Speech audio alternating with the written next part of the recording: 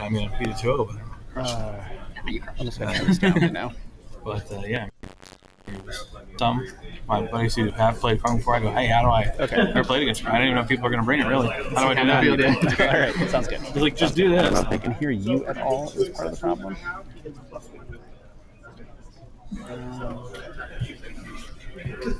Come on. Are we good to go right now? No. Okay. All right. No. Can we mulligan or you want to? Okay. All right, we have this guy. We need to know because I know what Dean does. Let me know when we're live, Ryo. And then, Jason, can you make sure you get a mic check in? Can you hear yourself? I don't know if we can hear Jason then. I'll keep 8. Oh, dang. I'm dead. It's over. I think I'm done. We'll find out when I get roll. Do you have Jason, Ryo? I prefer to be going first. Okay. I wasn't really sure. I was just like, I'll pick first. We're both going to go first one. I think first is like what you want to do. Yeah. Yeah, This is max information. going to be bothersome. That's true. Okay. Alright, so I'll get straight. Okay, this needs to come over. Put down on the cord. I can't hear you. Alright, jump again. Can you hear Jason? Give me the crisp. Cool. I don't know if Jason's mic is coming. The Bluetooth turned this off? Huh. All right. Is your volume turned up on these? All right, that's all the way up. You can hear him? Yeah, he has a Bluetooth mic on. You can hear both of us? You just can't hear anything. He can't hear anything. How many players are there? Because you can't hear 37? anything, right? Oh, I didn't hear them. And Oh, you can hear the table, and you can hear me. Yeah, Fine. We'll work with that. That sounds good. I don't need to hear. I'm fine with no cameras. I don't want to hear elevated. you, True. which is There's elevated weird. above. Yeah, Because we I just... want other people to we're hear the me. best, I didn't say it. All right, Ryo. I agree. Let us know when we're live. He can't hear us. So I'm gonna give him the high sign that we're good. We'll work from here.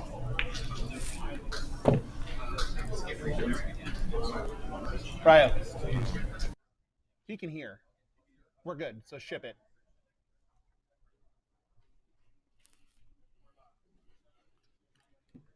Hello and welcome to round 2, randomly, the Progenitor's Gambit here in Des Moines, Iowa. Now, we've had some technical issues, and that'll happen, but we're here to determine our first U.S. national champion for Alpha Clash.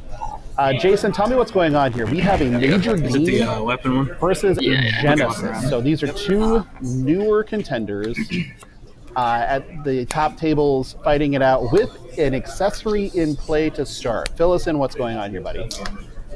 All right, so for ours, we're going Put it down on there. to I'll negate this trigger. Sorry. somewhere in Des Moines. If we say yeah. Event card. My bad. It's a All right, run. yeah. the I'll be last careful one. next time. Both Yeah. players start with it in play.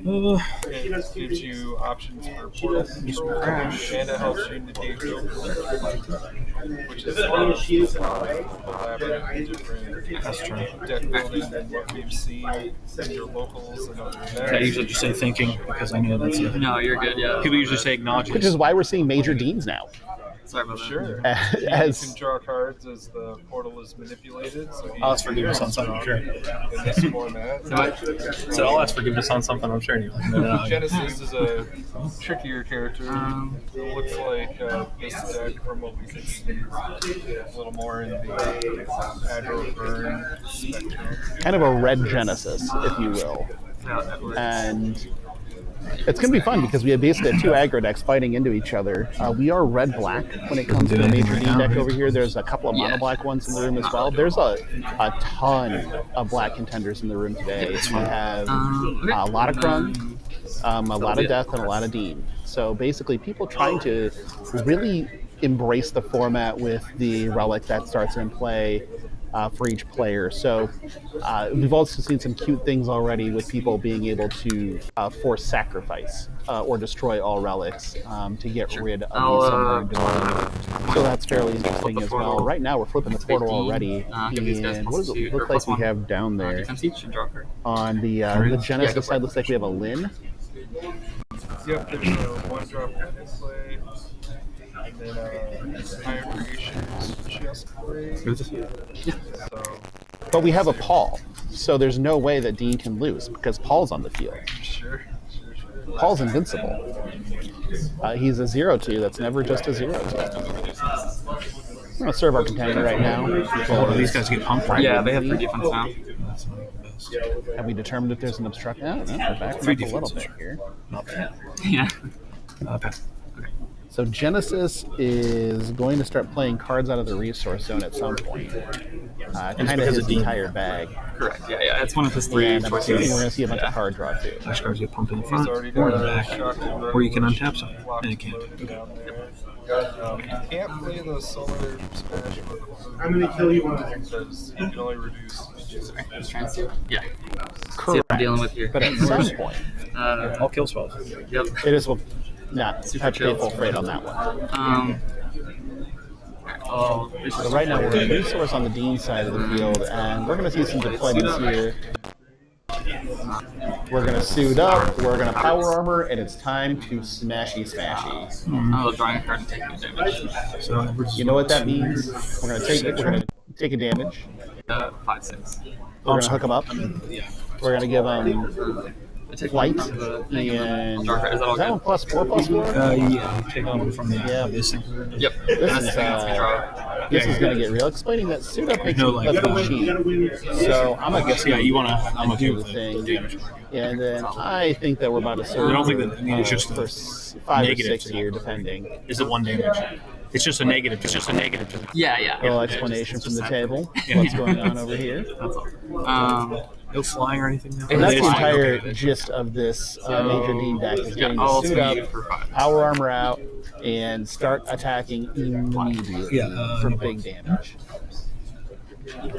So we're just going to crash in. That 30 life, that's getting reduced real fast. And now it's completely contingent on the Genesis player to find an answer for this one thing. Irrelevant of the fact that there are 3 more suit-ups in the deck, and 3 more power armor in the deck. So this is going to be a recurring theme. The Dean, well, both players, but specifically the Dean player, is here for a good time, not a long time.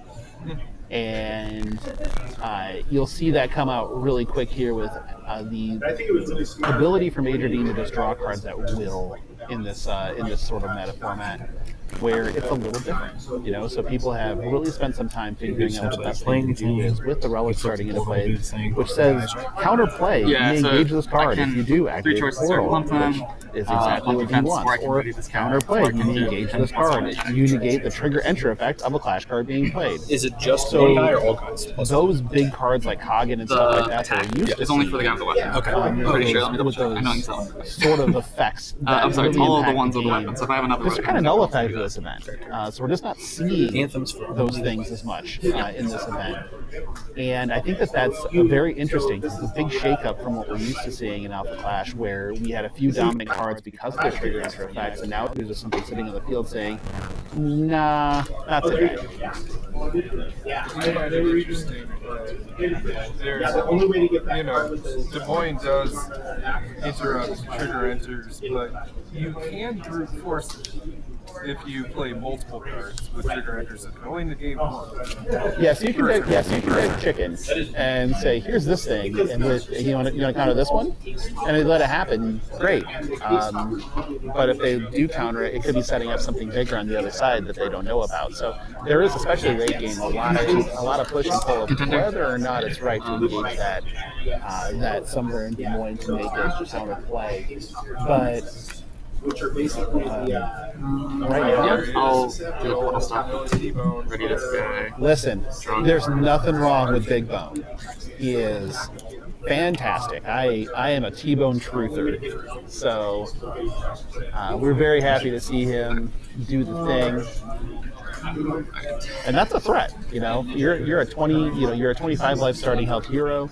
That's a contender. That's a threat, right? That's threatening to take a big chunk of your life every single turn if you don't handle it. So now with all these small clash cards that are in the Dean deck, it's kind of start thinking around. Do I win this race? And the answer might be no. How many of those good bones we got in there? These are 4 of those. Oh. Well, we can't have everything we want in life. In this case, we can't get more techniques. So now we're just going to go ahead and use okay. Do you know this one? Okay, and then I'll get rid of the T-bones and do Let's crash in. And the death wanted that stake. And death got that stake. So T-bone down, right off the field. Pretty much the exact thing that the Dean player needed to sort of level it out, because now the race again is right back. Deflating building. I mean, sure. Clean it up, draw a card. Take 6. 5. Just 5. This is getting real funny all of a sudden. So into a clean board like this, and you're the Genesis player. This is where you're just hoping yeah, it's when I have to kill another thing. I can probably boom this board at some point soon, and the Dean player has to start thinking, time to stop developing this win with what we have. Opponent's at 20. You have a good way to bust them down on board. There's no reason to overextend here until the Genesis player gives you a reason to. So I feel like we're getting into that range of we need to clean things up on the one side as best we can. Might require some development. You may have to take a couple on the chin, but that being said, nope, we're just doing it now. We're not even waiting. We're just doing it now. We're just going to boom it up. Here it came, and all right. I mean, this is just the point in time where if you are the Dean player, you just kind of shrug your shoulders, go, okay, I'll just rebuild. That's fine. Draw some cards. I do want to. So, engage. Do this. Engage the portal. Ready. So draw some cards. Untap my dude. Draw a card. Lose our board. Yes, let's keep the power. Bump. Also, his resource row, now she is effectively free. She only costs 2. Or wait, it would only reduce it to 1. It reduces to 1. Yep. Still, it's a bullet in the chamber. It's something. Yeah, it's something to use. Right now, the only prohibition of the power armor is its attach cost. But at this point in time, I think the Dean player is pretty comfortable having an extra one in play. Just needs to develop a board with more clash cards. Has drawn a bunch. Does need to really think through on their side of the field what they need to resource, because there isn't while there's a density of clash cards in the deck, you do run the risk of overextending too many times, just not being able to draw a threat again. So while you have those power armors on the field and things like that to make your clash cards bigger and big threats, if you run out of threats, they just don't matter. Right. So here we did have to resource a clash card, which again doesn't feel great, but this is where we're going to start the snowball backup. So that's Weber Explosives Operator. Yep, that is Weber Explosives Operator. And we're going to do our best on this side of the board to mitigate any problems by just maybe deploying 1 or 2 at a time. Sure. There it is. There's the big Dean. Yep. Defender of Freedom. So that's Major Dean, Defender of Freedom. And honestly, I don't even know what this card does. That's how recent this development is about people playing Major Dean. So Defender of Freedom's a 4-cost 4/3. He has exclusive. When he enters, you can activate the portal. As long as you control 3 or more Alpha Hunters, the opponents can't activate the portal until the start of your next turn. And then at the start of your turn, if the portal is closed, you can draw a card. Well, there you go. So we've huge body. He's a big old body. You've activated the portal. We do have a couple of free swings in here. Not much else to do. There's really no reason to leave them back that I can see. There's our card draw. Flipping the portal about 1,000 times. Let's figure out which side you want it to be on. All right, swing with Big Dean. Might as well. I mean, damage is damage. Bust him down into the 16 range. Get another 2 in there. 1, sorry, in there. Yep. With our Weber. And again, force action out of your opponent. Make them have it. But you have reduced them into the threat zone of Genesis, though. And so now those non-clash buff cards in the resource zone do cost the 2 blue less to play. We've turned them on.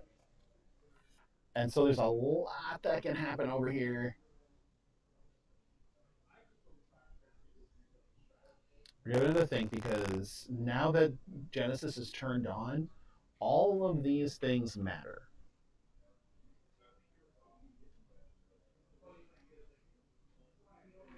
Every card that you put in the resource row is a potential card that's still in your hand to play. And now they reduce cost when they're in the resource row. So Weber's an interesting pick. He seems to be just the efficient body to survive some of the effects people throw around because there's no grenades. No. No grenades. 1/2 is a 1/2. You know, Alpha Hunters tend to be frail by design. That's not frail. That's not frail at all. That looks like a Nova. That's or a flare. That's a big 5/5 flare. You know, that's one of the most common. Everybody calls it an ogre. Yep. We should still call them by their proper names. Their given names. I agree. But it's a Nova. I don't care what anybody says. It's a Nova.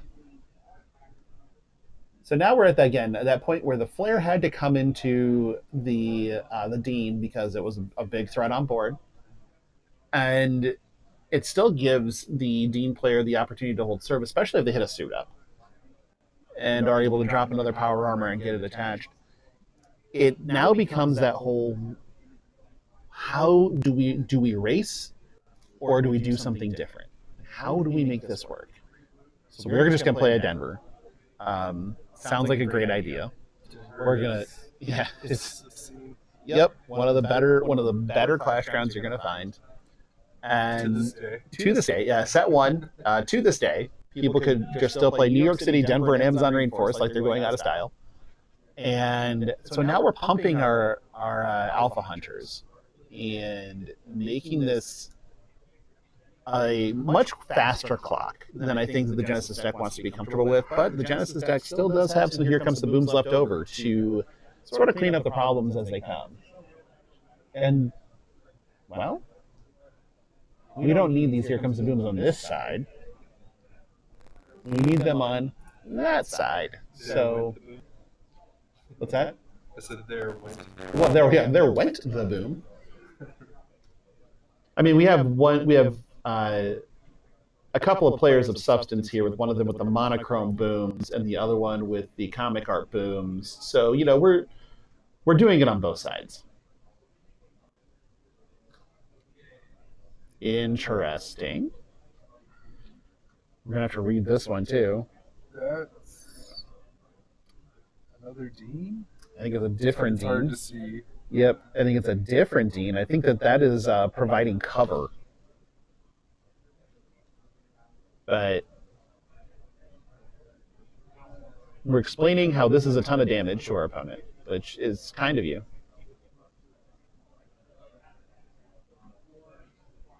Yeah, it's providing cover. So, 3 cost, 4/2. Trigger attack. Other alpha clash cards you control get +1/+0 till end of turn. Trigger obstruct. Other alpha clash cards you get +1/+1. So doing some good work here. We're going to go ahead and activate the portal on a trigger enter. He's left 2 red up. That's interesting because there isn't a ton of red in the list. So leaving 2 red up, I'm not sure what that exactly is going to mean here for Merrick, but we're just going to expand a bit. And it meant Paul. We're just playing Paul. Oh, Paul, get that color draw. Paul draws great. I love his little plate of weapon. Listen, it's important. We're just going to serve in for 4. That's fine. Oh, sorry, 5. We do have a Denver in play. Denver's so good. Serve it. Paul tapping to equip the power armor. Because reasons. We're going to take a damage from it. And then crash in for a bunch. Yep, pick them up. We're done. Okay. That's a major Dean victory over Genesis. So it doesn't matter if you are an omnipotent, or not omnipotent, but an immortal, all-knowing space god. You can still get beat up by the U.S. Army. So it's good to know that the military has that going for it. Going to sideboard now. I'm not sure that there's, obviously, I think in the case of Dean that the booms just are going to come out because this is not a Here Comes the Boom matchup for them. So it looks like Corey's got some war zones, which would disrupt the Denvers. We also have some alternating strikes, which is a form of removal for the heavy power armor. We're going to put that 4th boom in the list. Need to put the 4th boom in against this deck. It gets in the Dean thing. We're going to take out. I think we're probably taking out the 4 booms if you're Major Dean here. But what are you bringing in? Because you kind of already have things set up. You have a Clarity from the Shadows, maybe. Weapons Depot is. Doesn't get very far. I don't think he needs the alternate strikes. No. So Is Weapons Depot something we want here?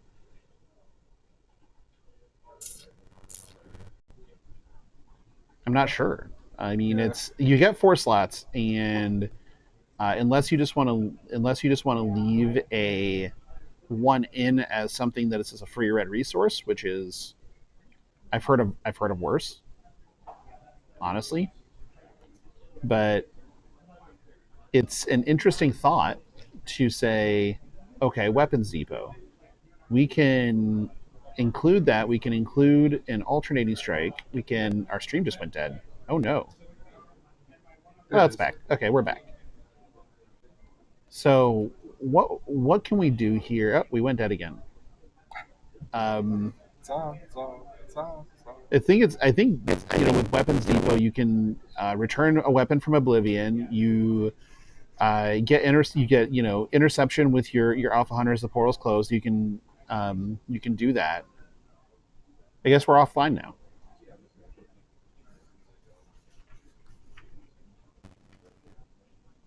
So if you can still hear me, we'll be back here shortly.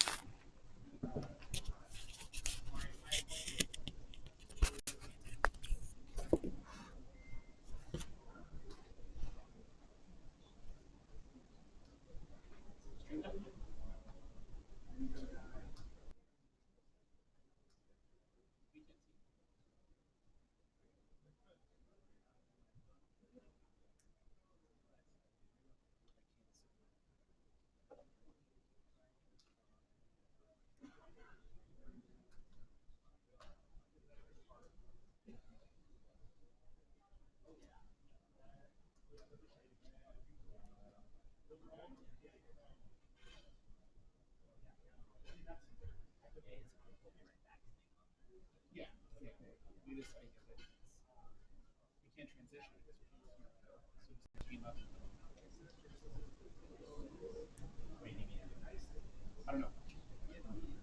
We'll back up. So.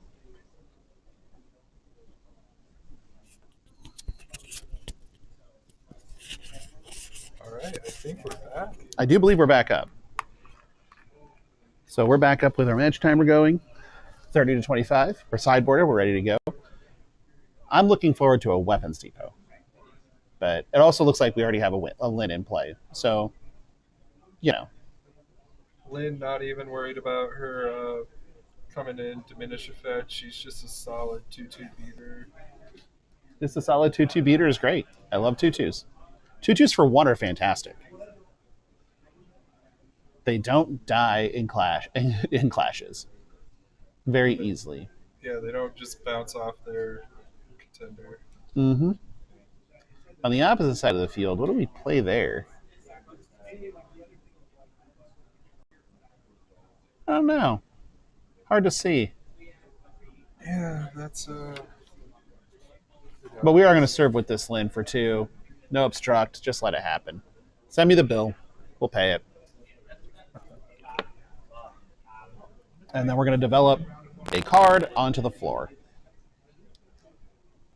I've heard that that's not a legit play space, but we're just going to make a second Lynn. It's another Lynn. And we're just going to tap our Des Moines, counter the diminish effect. Diminish. Take the 2. At 21. That's a good start by the Genesis player here, going full aggro a little bit.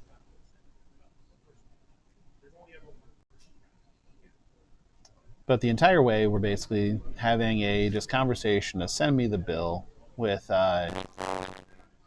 Major Dean over here. They are the aggressor, and as a reminder, these are just best of 2. So a split matchup here is basically the best that the Genesis can hope for. Oh, that's a Colonel Edwards. Okay. That's the 1-cost mastermind Colonel Edwards. Oh, okay. I should have known that. It's okay. We're allowed some grace, I'm pretty sure. If not, chat will let us know. And are we countering the trigger enter? Up to you. We have countered the trigger enter. We're using Des Moines to flip the portal. Okay. We're just flipping the portal. Seems fine. Portal open, portal closed. There's also a war in the resource zone right now. That sounds like fun. If that comes into play, I think Genesis has to feel good about winning this one. They do have plenty of time for this game, too, so they can stop and think about it for a bit. That's we're one gonna advantage of scooping in a best of 2 is let's just give all the time I need to try and secure the other point. That's right. And so the Edwards has decided to leave in defense mode, and it's probably a wise decision seeing the 2 Lynn across the field just to save some life, and be able to draw some cards off of our major here. So let's see what happens with the thought process here. We're just going to send, obviously we're going to full send. If we're on the Genesis side of the board here, we have a 9 health advantage. There's no reason to just not full send. And flashback to defeat the other Lynn. Yep. And then still take the 2. And you're still living a little dangerously because they can still develop the board. We can still attack with it. Yeah, there's no reason not to contender swing right now. You're chipping damage in at a pretty constant rate. And thump. Let's play some war, shall we? It looks like Bloodlust Commander. He is a beefy boy. 3 cost, correct? He's a 3-cost, 3/3 exclusive trigger attack. If you control a Harbinger contender, you get to make a 1/1 token. And so we're going to make some tokens. And I've heard that having a wide board of 1/1s against somebody who may or may not have boarded out there, here comes the booms, is pretty good.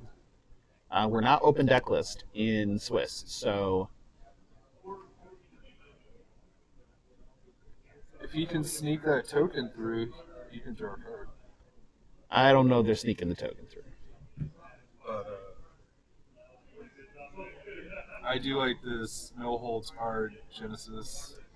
Yeah, just throw everything you got at the board and smash. Let's see what happens here. The token's back on defense. I don't think the life totals are correct here, but I'm also unsure. Genesis just divided by 2. Yeah, it just got hacked. I don't. Is there a card that does that? Not a card I made. Made some weird cards. Well, I mean, sure, but like pay half your life and get a 3/3 for 3. That doesn't seem right. If you're paying for that, I mean, I got other stuff to sell you because that's overpaid. That's the bloodlust. Now we're gonna suit up. Okay. You're gonna take a point. You're gonna draw a card. Again, you're not exactly in the race. So there may be a thought process here where the best thing to do is to no, I think that you just serve into the we have our life totals inverted over here.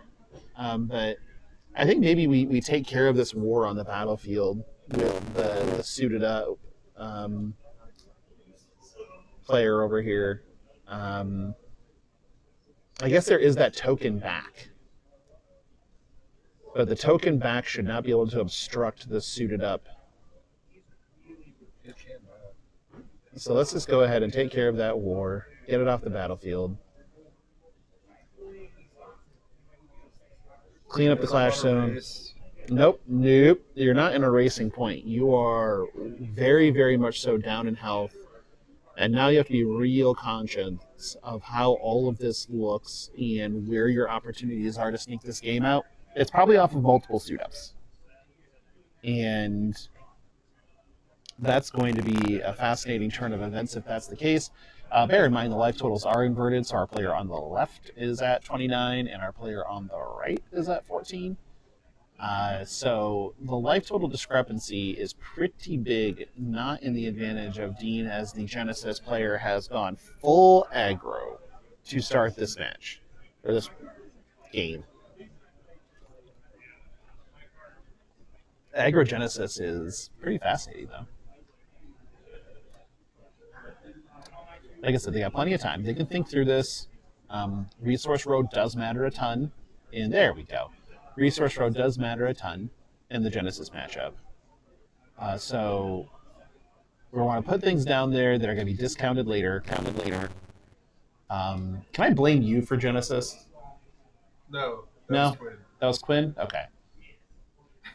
I mean, I'm just making sure I just get the blame correct.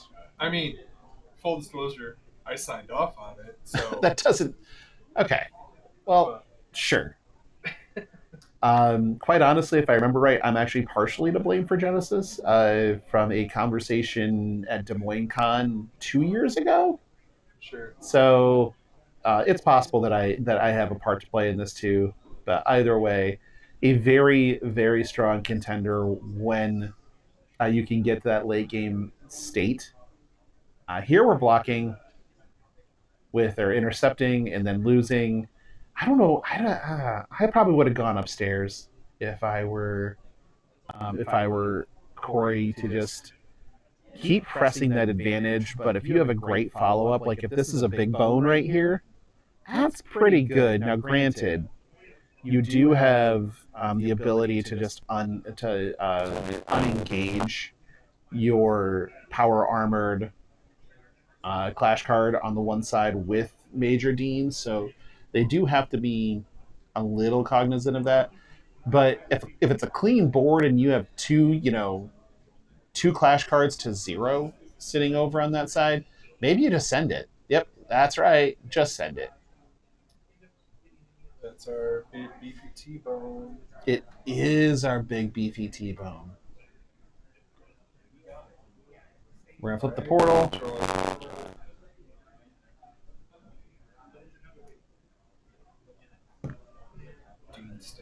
Dean stands up. And then it's like, I'll go ahead and just... T-bone not attacking just feels antithetical to me.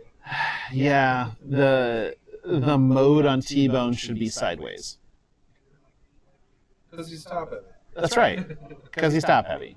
You get it. I mean, look at him. He is, I mean, it's carved from granite, but maybe skipped leg day a couple of times, and that could have an impact. We left the booms in, clean it up, and I still have this donkey. Yep. Major Edward survives with his EP6L. That's why he's got these 1-2s to survive booms. That's right. And now we're just able to serve in. We could that's a huge turning point to clean up the board a little bit. Now, again, count all of those cards in the resource row for Genesis as basically being in hand, though. So you have the opportunity to still do some nasty stuff, but having a suited up Edwards right now is really the hallmark of this game. Again, 14 to 23, there's still a lot of game to play. But the Dean deck did what it wanted to do. It got their guy out, it wiped the board, and it still has the ability to defend on any of the counter plays. Like we're still pretty healthy right now. I believe that's the last Lin. So now, does he want portal control? Does he want a fish? Is he trying to set up another? I'm not sure how much that the Dean player at this point in time is going to care about the diminish. Well, it's also a bounty counter, and if he follows it up with Cybernetic Assassin, he does draw a card. That's fair.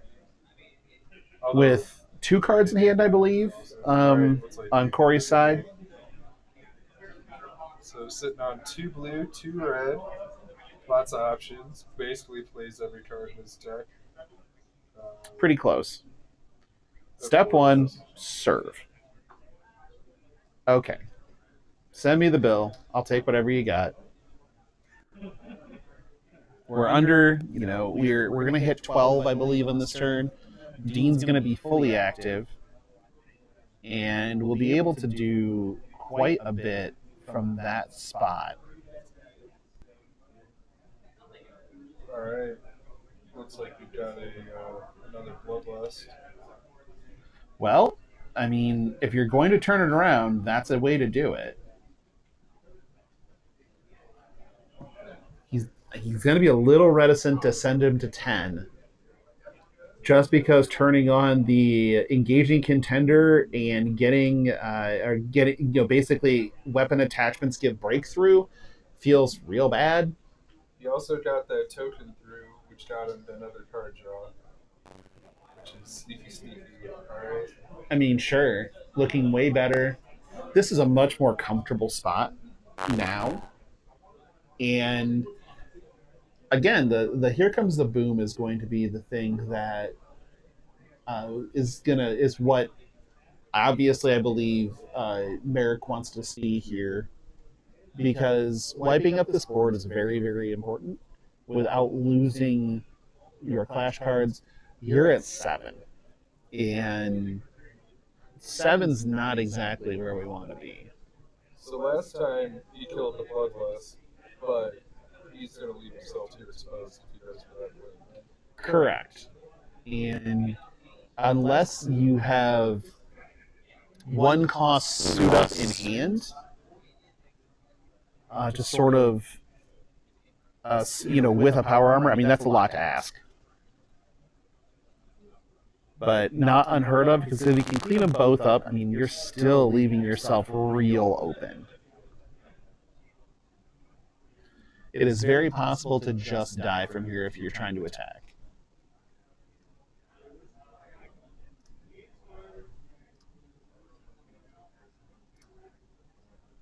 But with 23 minutes, they can think all they need to. No problem. Right, we're resourcing Dean. We're Denvering. There it is. There's Denver. I mean, if you're going to find a way back into this game, this is the way to start. Dig a little bit. Sort of think it through. What lets us live?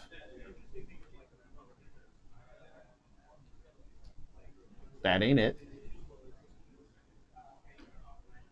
And now you might just need to assemble a board of clash cards that are there in defense mode only. Almost like you need to play a Moxie game now, where you're looking for that one turn to swing with everything for a gigantic amount of damage. So he's attacking. With the ability to unengage the Edwards that has the suit up, that has the armor on it, I think that's fine. You're unconcerned. We can just send some damage, send them to 16, and then we're gonna play the Edwards, or that's one of the Deans. That's Dean. That is Major Dean providing cover. And so this is trigger obstruct. It actually pumps the other alpha hunters on obstruction.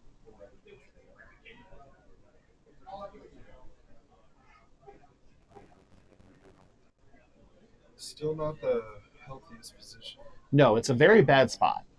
And being in this spot with, looking for a split on the on Corey's side of the board. Merrick wants the full points. Both of these players swept round one. So they're still, even in a split, 1-1, they're still well in contention. It's totally fine. But, I mean, getting those extra points feels way better. All right, one more body in the way. Just trying to wall up. Yep. Now, as we saw last game, Genesis has some solar flare blast. Yes. And Smash. smaller smashes. Smash blast. I mean, it's something with the sun, and it obliterates a thing. What more do you want? Yeah. So Flare ball. a flare ball. That's a good word. Flare ball. Also just has flare. So I'm not about to start giving it the Ric Flair, but we're getting close. So what's the path here? If you're sitting in this seat and it's like, okay, I've got a 3/3 that makes a body, I've got a 2/2 that is a solid beater. I can't get through the one thing on its own. You obviously are just sending stuff in. So, Genesis's second ability isn't active yet, but he could, if he was willing to take some damage by swinging in. Now, it's risky because there's a couple of heavy bodies over there that could block him, but maybe he tries to sneak something out of his resource row. And that makes total sense. He did put the cybernetic recalls in his deck, which would have popped up the Weber and the Edwards. Mm-hmm. And his Lynn. Alright, so he's debating if he wants to swing for 3. I mean, I don't think there's any reason not to at this point outside of losing the card, but you also have a here comes the boom in your resource row. So it's like, not a clash buff. You can play that, right? And the token. Alright. Gotta decide if he wants to obstruct. I think here's where you probably obstruct with the providing cover, just because it gives the other alpha hunters the +0/+1 till end of turn. Alright. Cover traded for Bloodlust. Genesis still has all of his resources.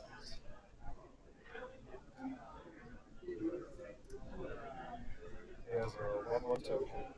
Has all of his resources and his entire resource row to play. The cheeky serve in is still in play, honestly, because even if even Dean dealing 1 damage back it sinks him to 15. Weber chews up that War Minion, so the War Minion's off the board. No card draw. Correct. We're not sad about that if we're up on the Dean side of this matchup. Genesis looking at his option. I mean, got plenty of them. There's an entire resource road. Again, has that little ability. If you want a cheeky swing in, you may take 6 back to the face for doing it, but it also reduces the cost of everything in your resource row, so not the worst.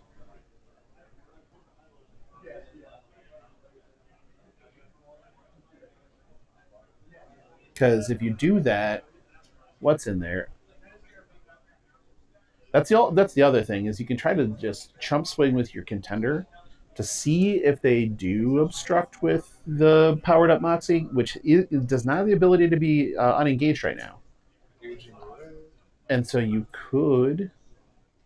Oh, let's just get rid of Denver. That's somewhere in San Francisco. Somewhere in San Francisco. So their contenders both punch a little harder now. And if it gets removed, draw a card. And drawing cards is good. In every single card game that I can think of, drawing cards is good. I can think of a lot of card games, too. I mean, there are some bad ones. Oh, you want to do that? I mean, sure. X-Files, Primal, Rage, Hex, Magi Nation. Magi Nation, Spellfire. Like, we can go deep if you really, really want to. And we're just passing. That's... Couldn't clinch it. I don't know about this, but again, better safe than sorry. However, you are leaving yourself in that position. Now, what could he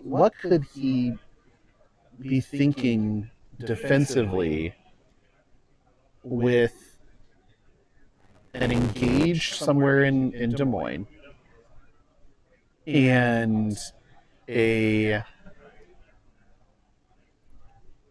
then 5 resources up?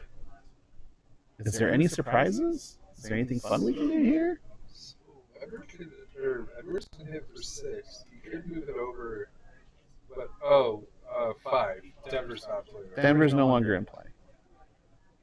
But we are going to come in for 5. What I'm curious about is if that 2 attack power on Dean himself might clinch the game now with the somewhere. Is somewhere going to fight back?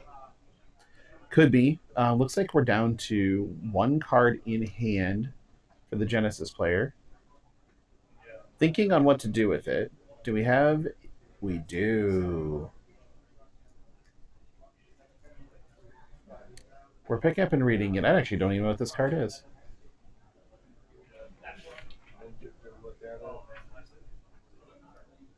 It looks to be a 1-cost blue. And It's not recall. I don't think so. Is that from Life to Death?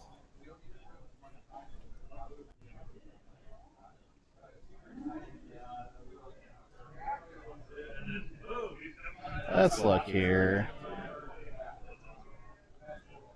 Nope. I don't know what that card is. A little too much of a glare there. We'll figure it out for later, though. It's not 5 card. It's an equilibrium card, Yes. which would explain why I don't know it as well.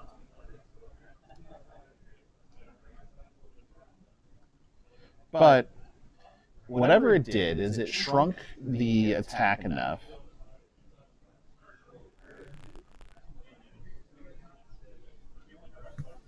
or it negated the attack, one of the two. We played a Paul, so we have another little Paul back.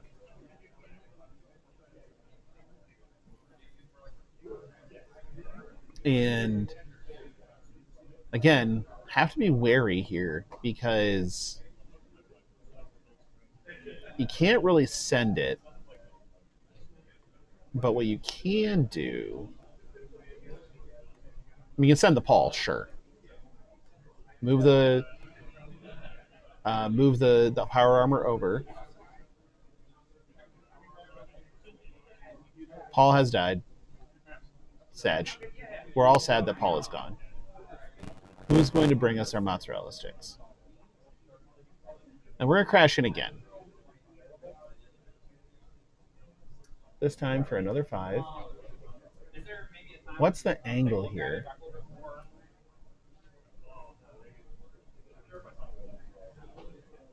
I'm not sure I know. Like, this is... I can't see the hand, so I'm not sure what we're going to do here. Unless it's just deploy 2 more clash cards and pass.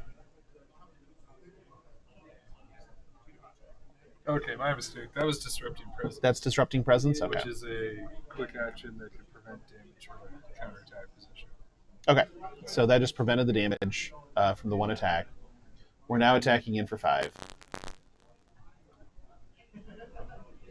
Now we're deploying. It's just a little 2/1 Moxie. Listen, having shields up is pretty important right now. You have a lot of things that you die to. Including, but not limited to, a flare if you're not careful. Recall. Yep, looking at recall. Returns 1 or less cards back to the player's hand. Mm-hmm. Which would affect the Lin. You don't mind playing her again, though. No, not at all. It's a lot of bouncing. It also makes it so that blocking is super important here, too. Just obstructing that Lin so that it doesn't get the value off of the recall is good. Genesis is going to try to deal 5. Yep, and we in our resource row we don't have any clash cards. We do have 2 Here Comes the Booms, and we do have a recall. So the recall costs 1 at this point, I believe, right? Or 0. Is it a 1 cost?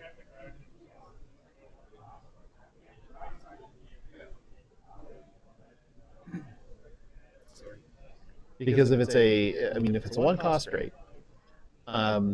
You also have 2 more of the preventing damage sitting in the resource row, so you can start fogging a little bit just to maintain a healthy life total. We traded Moxie for Lin, sure. That makes sense. Can bounce, can just boom the board away. So we have options.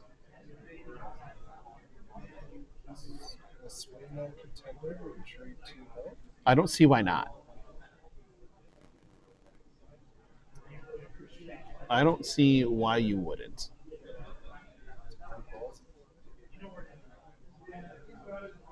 Well, you have multiple ways to prevent damage sitting in a resource row. Sure. You have... Looks like we're going to get a revelation. Yeah, we're just going to get a revelation.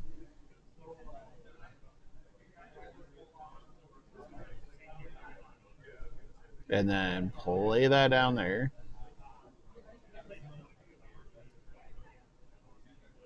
And then that one is... So he has to match his number of creatures on clash cards on his board, which is 9. So balance, basically. Just making them sacrifice their creatures. Or sacrifice their clash cards, I should say.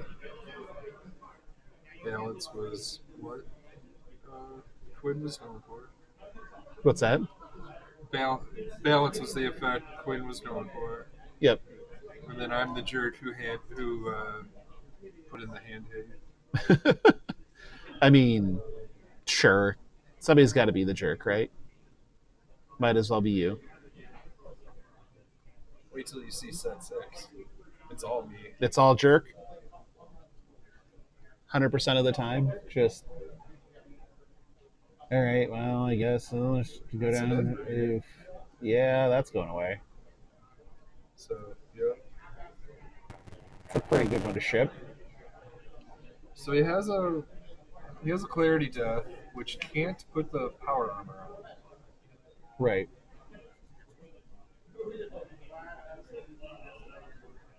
Can't get those. Can't get that cloak to fit. No, it's a little too small. Yeah. So we haven't seen any of the super big, any of the super big, powerful like power cards out of Genesis this game at all. None of the over cards. Like we've seen a suit up out of a suit up into the power armor out of the Dean. We've seen a, we've seen some switching around with Paul's. Yeah, we just Big Flare was last game. Right. But this game we've only seen one big bone, and none of the the big haymakers really. It's all just been little pieces of aggressive damage, and now the clock comes into play. Because even though it's 5-9, it's still okay. Well, you knew it was there. Yep, So there's freedom. Yep. Interestingly, and it makes sense, but Genesis had the option to run the War Legendary or the still very good Genesis Legendary, but he went with War. Arguably still the best Legendary in the game. Yeah, it's on the short list and has been for a very long time. I remember back in my days working on the game, that card was one that was in the crosshairs the entire time. A lot of rework.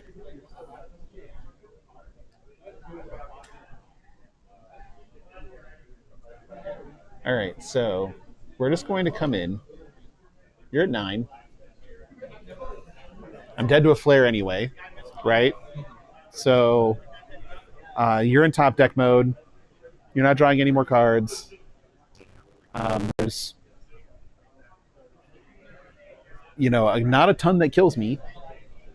And if you took out your top end, I guess T-Bone would. Well, T-Bone wouldn't because we can always just unengage and obstruct. But there's not much. Make them have it is definitely a game plan that you can have.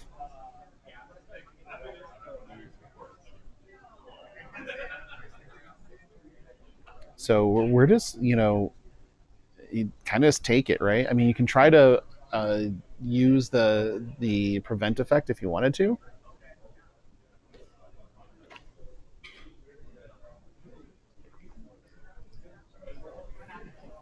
Just a little over 4 minutes. So they've really used it. Yeah, they definitely have used the clock really effectively. Yep, we're just going to go ahead and do it. Prevent the damage. Lose this effect as Genesis continued.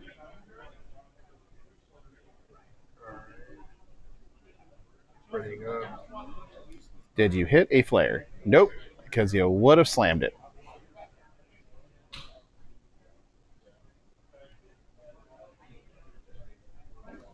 Again, chipping in is a little. Well, I guess here it's fun to chip in, and. Mm-hmm. Just you take 2, I take 1. Okay, sounds good. Well, no, they'll hit each other for 2. Oh, right, because of San Francisco. Yeah, somewhere is in play. It's glared. Yeah. Makes things hard to see sometimes.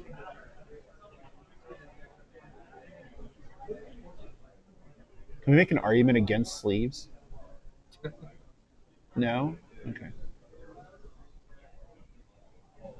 He drew another somewhere. Oh, yep. Can't replace somewhere with this one. Alright, he's going to try to swing for 4. That's a trade, but it goes right back to his resource row. Mm-hmm.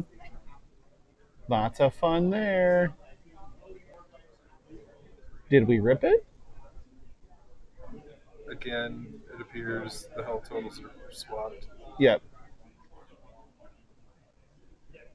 Not sure what wins here. So I can see he's got the 2-1 Moxie. Because attaching the power armor now is bad. And playing the power armor is worse. So there's little Moxie. Baby Mox.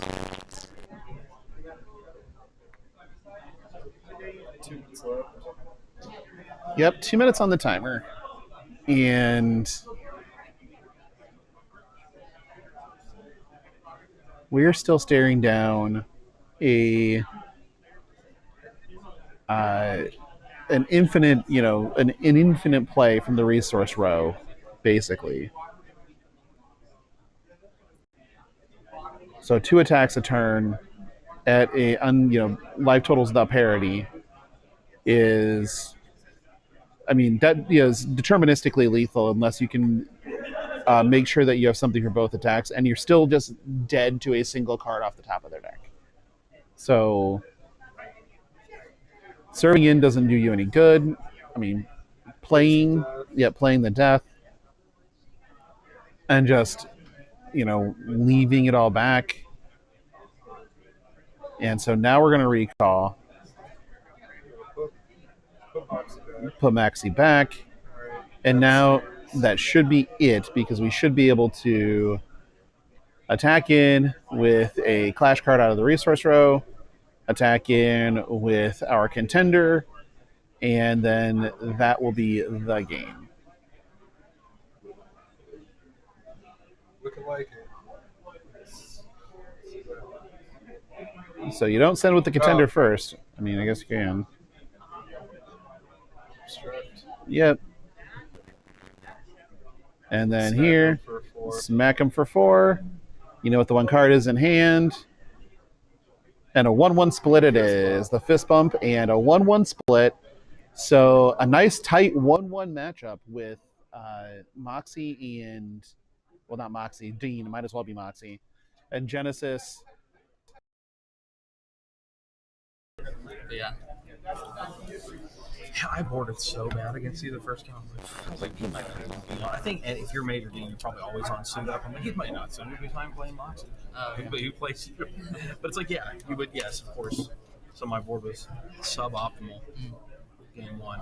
Yeah. The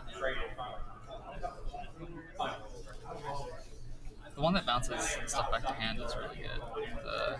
The counterplay guy, the one that you finished it with. I was like, oh man, he's only got 3 black. Yeah. I was like, if he plays this other one, because you would obviously play the other one. Right. You get God here. Yep. Yeah, I was kind of dead either way. If I had, obviously if I had a red one, it would have been a lot better. Yeah.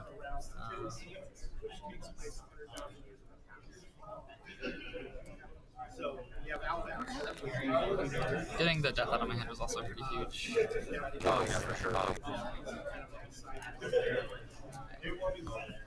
Maybe I was supposed to go for draw there. Yeah, flip it and see what happens. Yeah, I just didn't want to give you more. Like, you're stuck top decking. I kind of wanted you to, stay there. Yeah. Because I had no guy. All I had was, mostly Right. trash. Yeah. I was like, man, if I just put, a 5-drop flare or something, I'm like... Yeah, for sure. Well played. Well,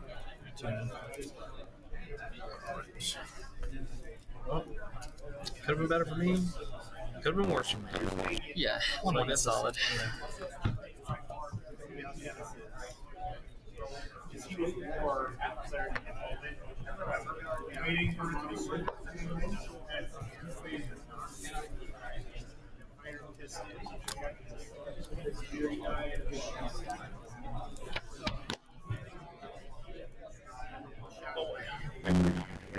Those lens, I feel like, are what got me. They did so much damage to the early game.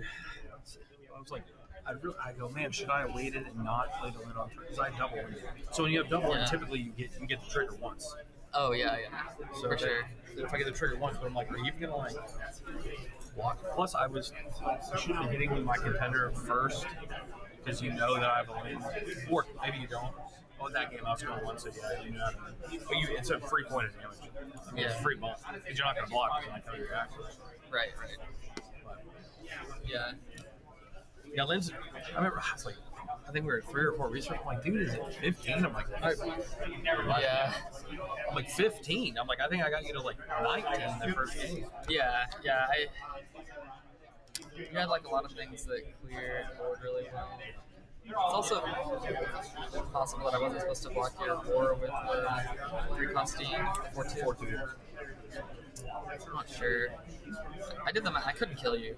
I was close, but I couldn't kill you that turn. So I felt like it was better to do it for them because otherwise just gonna keep pinging me with the little war minions. Yeah.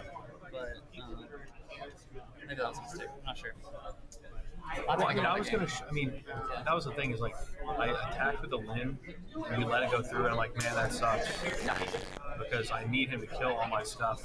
Yeah. He's not doing it, so that's bad for me. But then that was the turn where I'm like, should I play the San Fran? Should I not? Because then most of my guys die no matter what. Right. So it's pretty good. Yeah. Makes sense. For sure. Yeah, dude. Good game, man. Good luck on the next one, dude. Absolutely, man. You too.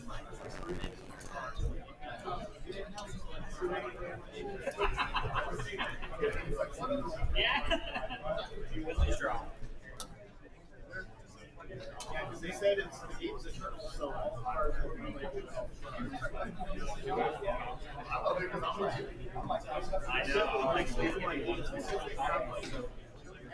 round 3 is paired.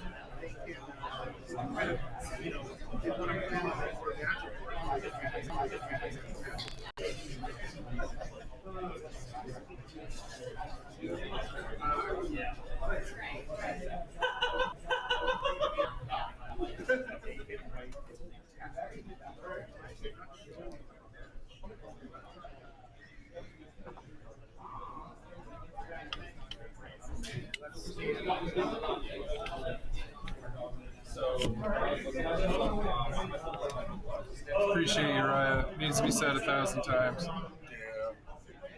I'm about to try to switch you guys' mics.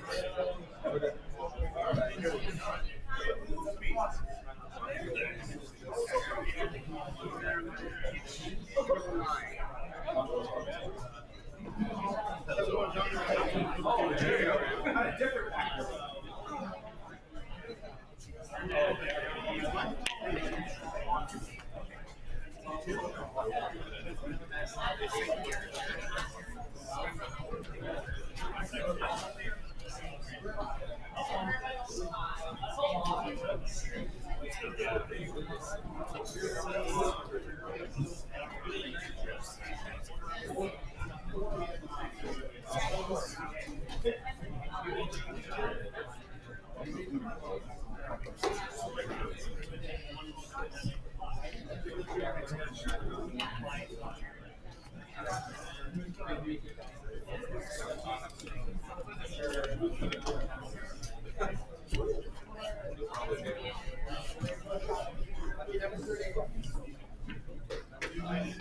Sorry. I try not to.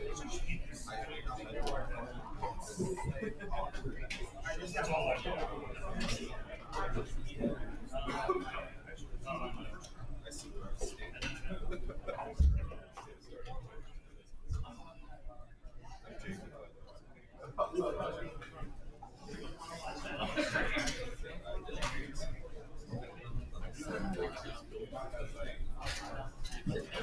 That was a thought. It's certainly easier.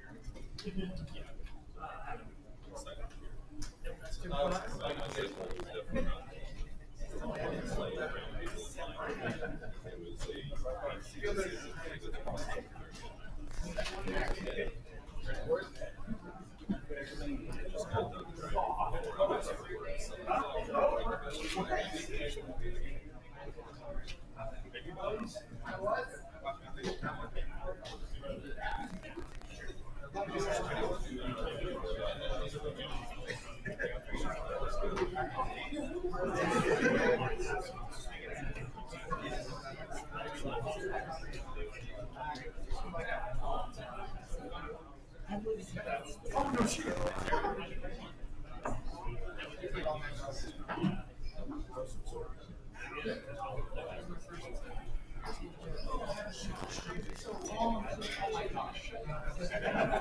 three, time started.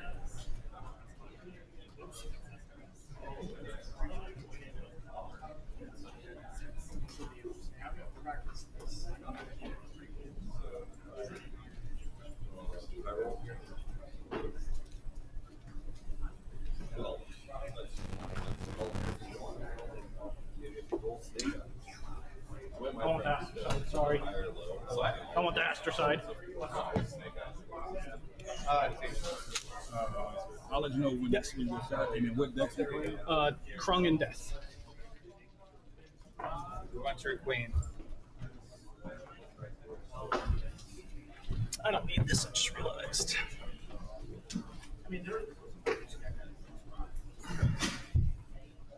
You get the player cameras working?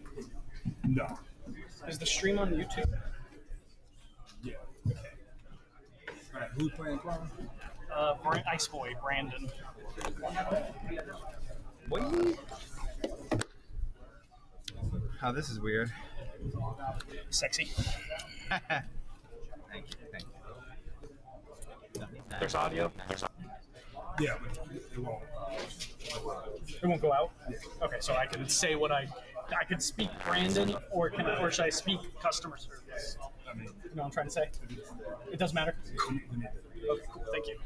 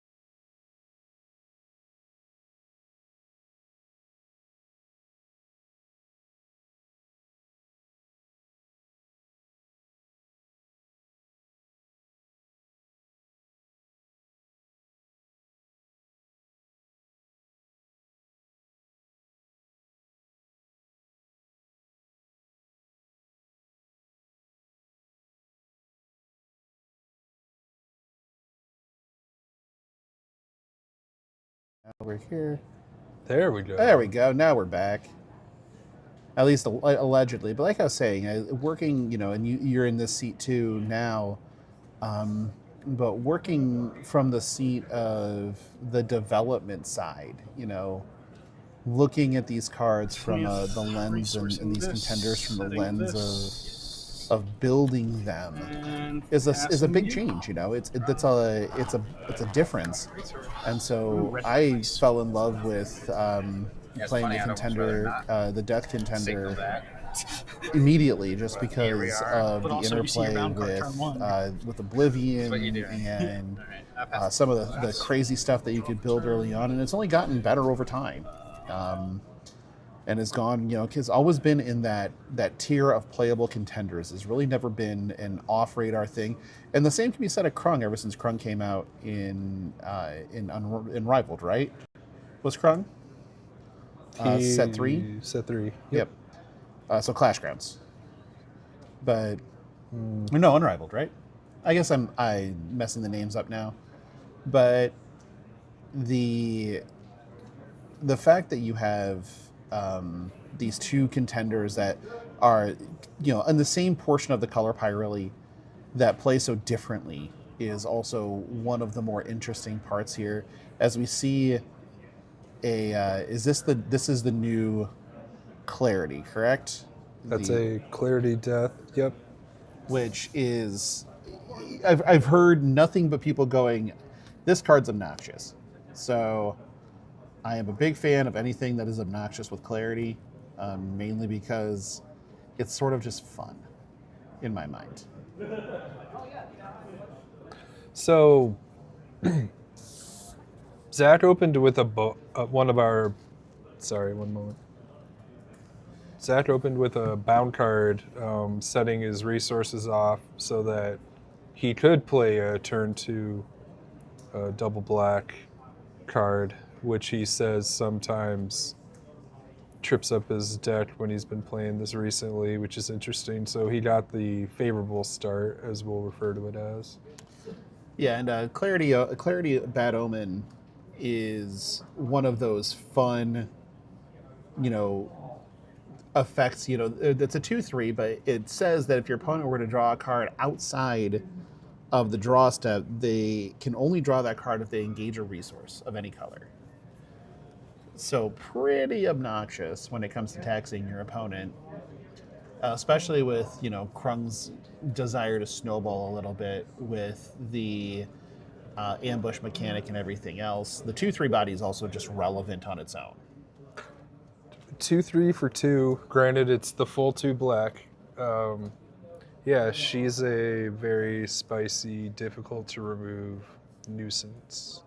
Nuisance is a good word. Comes with the exclusivity, but is a good way to handle some of the ambush options. Oh, we have a Crimson Scales. Might as well play Crimson Scales while we're at it.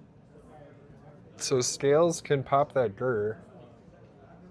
Scales probably will pop that Gur.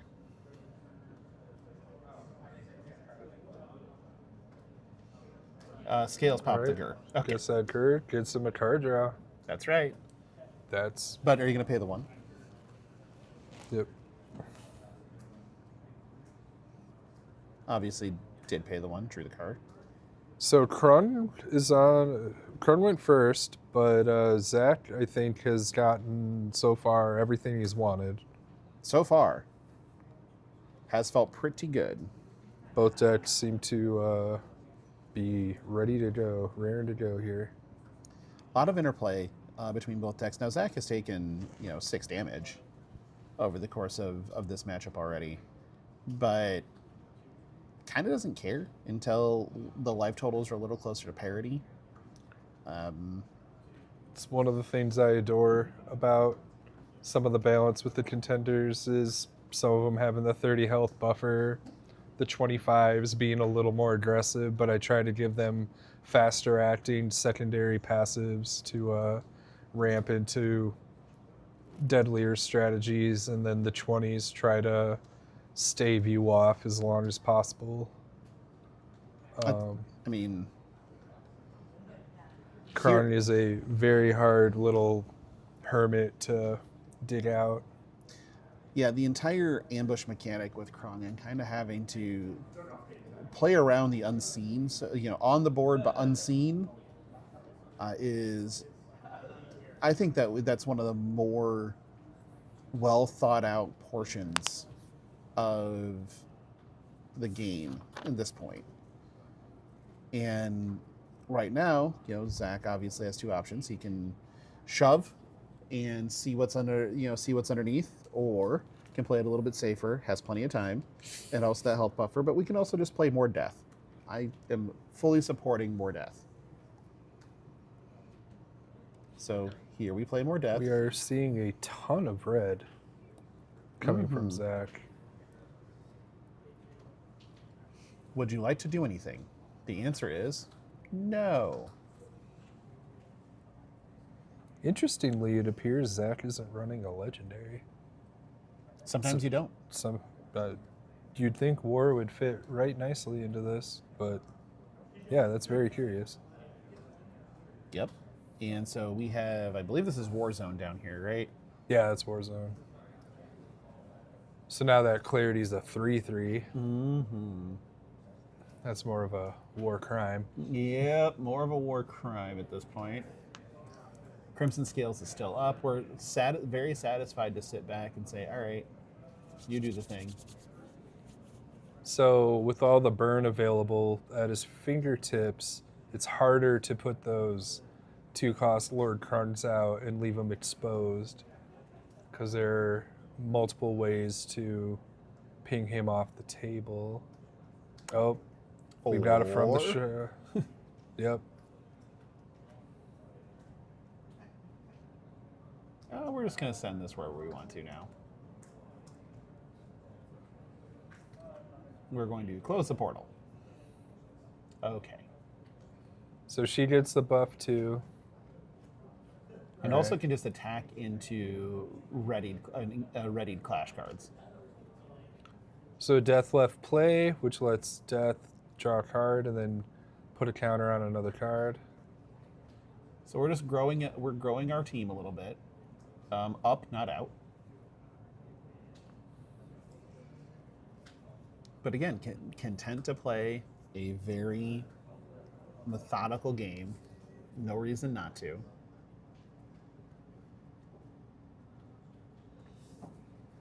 Yeah, so that Clarity is the 3-cost 2/2 triggered feat. Send another clash card you control to Oblivion, but during your primary phase, you can engage it. If you do, just send a clash card to Oblivion. Yep, just get rid of it.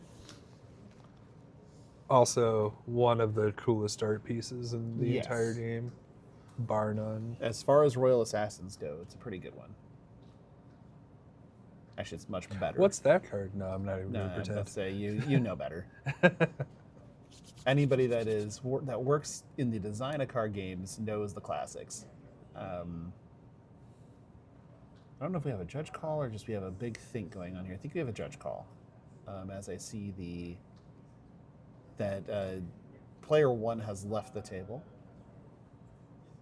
So probably some clarification going on. He's back. All right, they're back. They're back.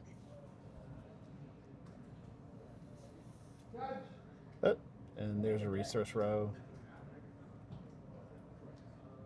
And baby flare. I do like baby flares.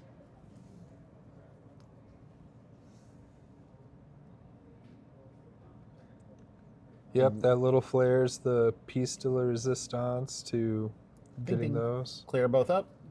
Man, that is such a drawback on From the Shadows. It can be. And now we just have a death in play. Probably just going to stay in defense mode. I don't know that he serves with this. That death is a respectable 2/2. I mean, it's respectable. And so No, now send it's going to disrespect. Yep, a lot of disrespect. All right, we got a Morak. Yep. People play that card? Allegedly. It's in the clash zone currently, so I'm going to say yes. Yeah. It's a wall of text. That much is true.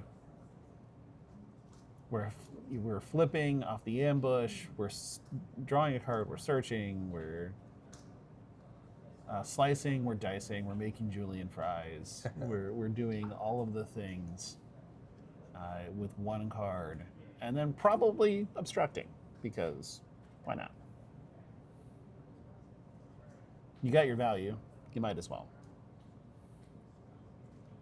All right. Huh. That's Aster. Mm-hmm. That's interesting. We don't have the deck list for that player. We'll try to remedy that between the 2 rounds here, or between the 2 matches. But that's a fun one. That is Alpha Aster Intergalactic Titan, correct? Yes. So that's going to be a 3-cost 2/3 exclusive. If the portal's open, draw a card, and trigger defeat. Ready 2 resources. So that's a pretty good rate. Just going to go ahead and throw that out there.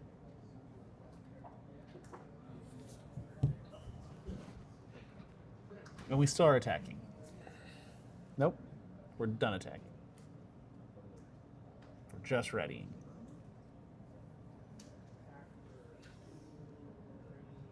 You feel pretty good. Oh, ready. Yeah, ready because of Warzone. Yep. Yep. You're feeling pretty good as the Krung player right now, I'm pretty sure, with just kind of the setup you have. We're going to play an ambush. We're going to probably play an Aster. So right now, when playing Krung, it's a little bit of a meat grinder, and time is not on their side. No, it's a very grindy deck. But All right, you we can play that snowball. Aster.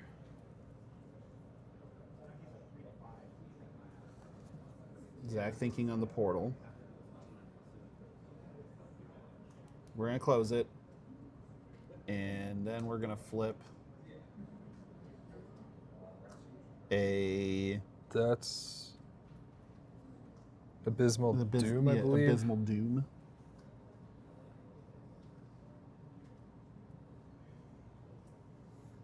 And just get rid of that Aster. Yeah, it's an Abysmal Doom. Counterplay. You may activate this trap when an opponent plays a clash card. When that card is played, it's -X, So We still get the presumably trigger. paid We still 3. get the trigger defeat to ready 2 resources. So in all reality, you paid 1 resource to trade cards. That's probably fine from the Krung point of view. Content to pass with a bunch of resources up and 2 cards down, and a Morak in play. That Morak's looking pretty tasty for the flare. The flare scales. Flare scale combo again. I mean, you might as well handle them at that point.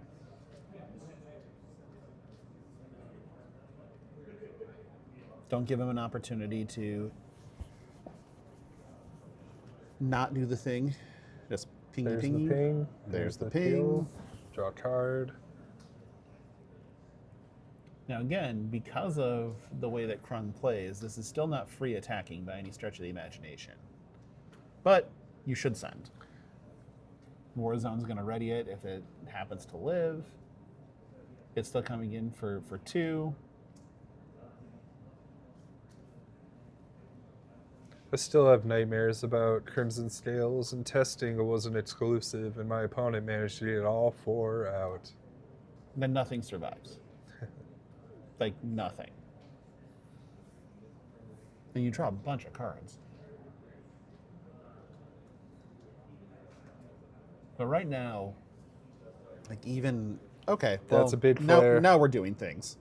That is a huge This is flare. yeah, we're just going to play a 5/5. All right, we got a Gur.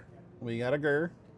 Get you a little draw, because Bad Omens isn't in play anymore. That was a while ago. That was a while ago, yeah.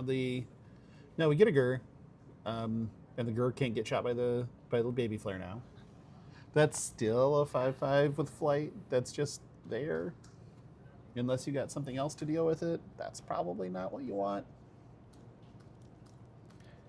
Impressively, we're seeing this big flare show up in a couple of decks. We saw T-Bone. I saw the big 5/5 flyer Lynn in a different deck. It's a bunch of set 1, efficient bodies. Nope. All right, Just that's Swarm of Monsters right there. One of the nastiest removal cards in the game. Listen, I mean, you need clean answers to some of the giant beaters from, again, like we talked about, from the first couple of sets that are just efficient bodies. And that's a good way to do it. Time to set some more traps, more ambushing. Do we just serve in with this Gur?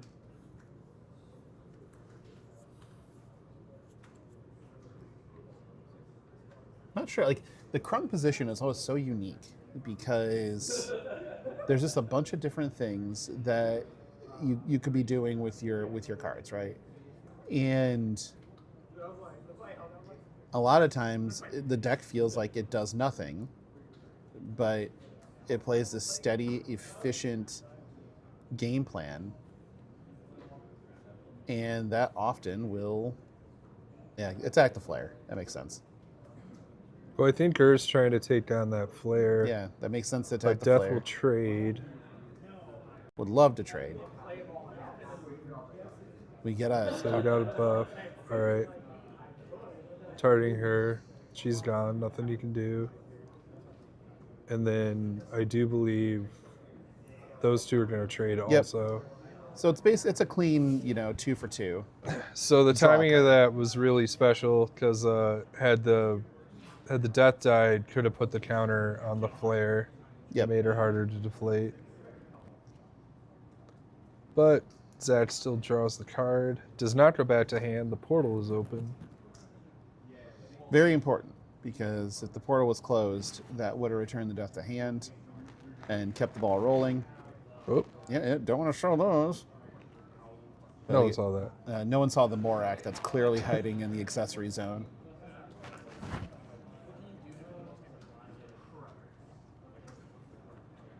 What do we have here? Well, with Zach being more or less tapped out, we're going to close the portal. We're going to open the portal.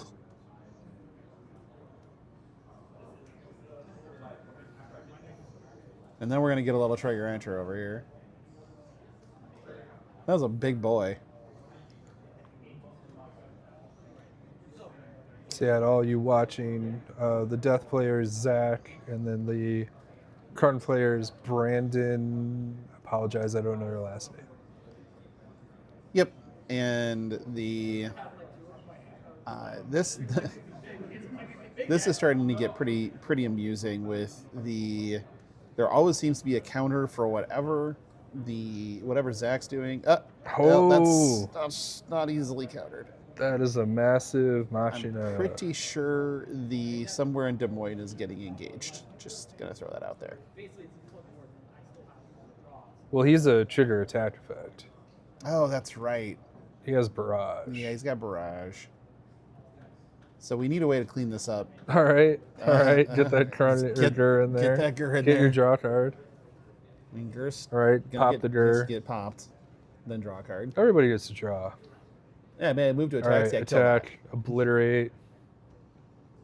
Trud never knew it hit him. Nope. And then we're going to All Morak. right. We're going to Morak. do maybe all the things.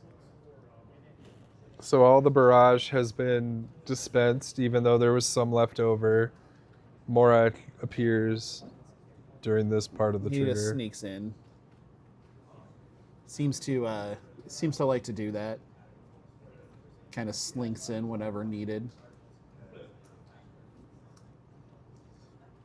Like, Morak has always been one of those weird ones to me and doesn't make a ton of sense in a lot of the ways that it's built. But I mean, it's a 3-cost-ish. And All right, going for the From of the Shadows so that he can drop that and blow up Machina. Pretty good play. Yep, just can't do it right this second, but we do just, obstruct with Morak. Draw, draw, draw, draw, draw. It did deal double damage to that. Oh, because it hit that an knockout. alpha, yeah. It just didn't, do anything else. It died. Kron's still stifled by the war zone. He can't play some of his better clash grounds to try to hunt for some of his pieces, which is hurting him. Yeah. I'm happy to see more Warzone. I'm so happy to see all these traps and clash grounds. Well, I mean, it always seemed like, especially early on, that playing cards that didn't, that were not board impactful felt, I don't know, felt bad, I guess was the best word for it. From the shadows. From the shadows, yep, just, kill them up. It's fine. So we just get to, and I mean, at some point in time, you probably just like send a clash ground into the war zone just to pop it. I mean, maybe. I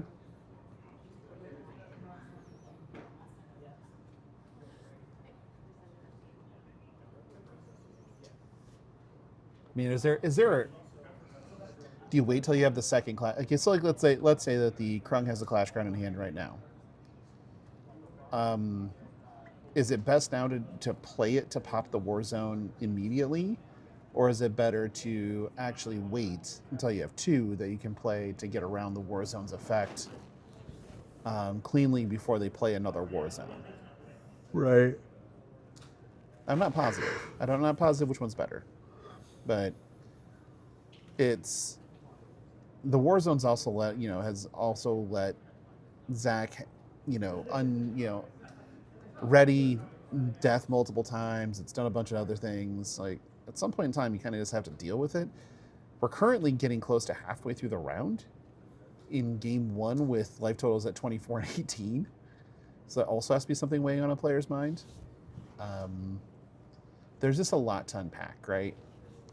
And especially with these decks like Krung, which are designed to just counter everything your opponent does, slow the game to a crawl. And talking to Zach earlier, he basically, said that the Krung matchup doesn't feel great from their side, just because, again, lots of answers, and your threats are, are good, solid threats, but are very susceptible to one-to-one removal, and that from the shadows is just hanging out,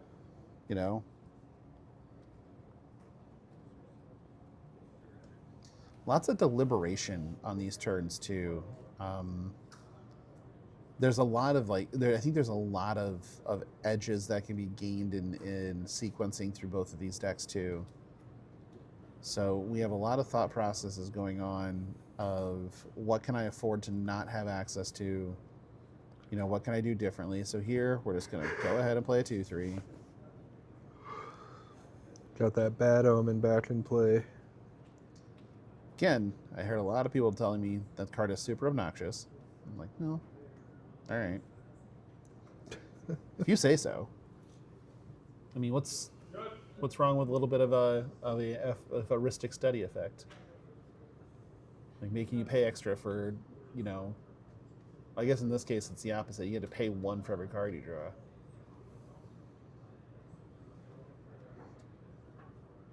Again, can you imagine just would I ever, oh, never Big mind. flare. You just flare again.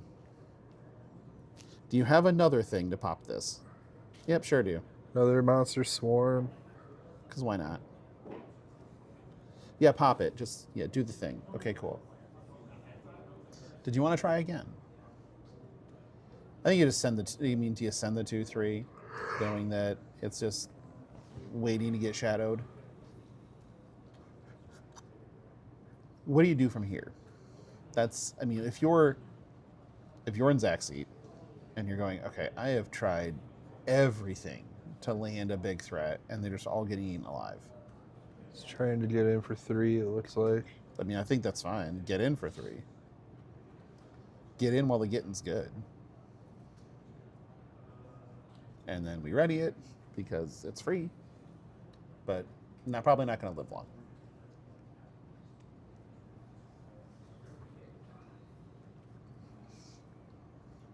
And that's the interplay of Krung, right? Like, so even if you're playing against a swarm deck, you can also just like deploy a bunch of your small threats alongside theirs. Like the removal aspect of, oh, we're equipping Krung with a giant weapon. Yep, his war club. Sounds good. Start hammering. I guess it's a club, not a hammer. A hammer is not a club. Hammer is also not a gun. We can see in Zach's resource row he's running alternating strikes, so we can blow that club off. There are 2 alternating strikes in his accessory zone right now, though, right? Or is it just the one? This looks to say 4. I mean, in his resource. Oh, in his resource. Yeah. But can blow up the club. It's just now Krung be clubbing. And speaking of, alternating strike, yes, boom. Get rid of it. And that. Kill that. Kill that. Pretty good trade. Yeah, I mean, yeah. 2-for-1s I've read somewhere. Maybe it was in Glamour, but I read it somewhere that 2-for-1s are really good and that you should get them as many times as possible. So yeah, we're back to a clean board. It's so much just, I mean, it's tug. Like, see whoever can get something to stick first. Sure. We're back to this.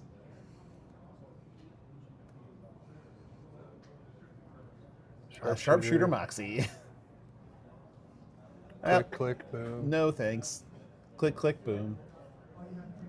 Yeah, no. Yeah, she never entered play. No, never entered play. So, no card draw for you. Instead, click, boom, go away. No more obnoxious. Thinking.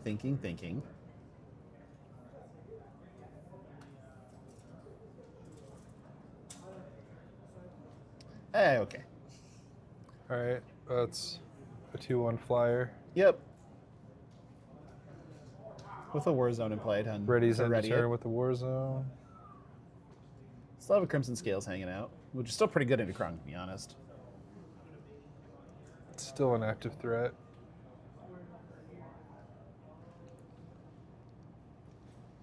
But like, so is there cards in Krung's deck that are intended to win the game, or are they just kind of there to string the game along? We've clearly seen cards out of Zach's deck that are intended to win the game.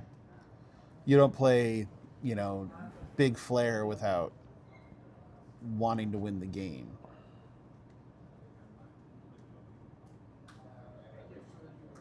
And then that trap down there is just bees. You know that, right? It's just bees in the trap. It's always bees in the trap. I mean, Zach's probably passing on resources for literally the rest of the game. Send for 2.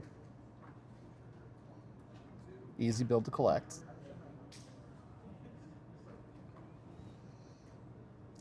Sure. All right, from the shadows.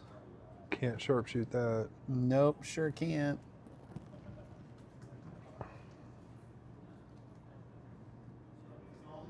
Can you tarp it?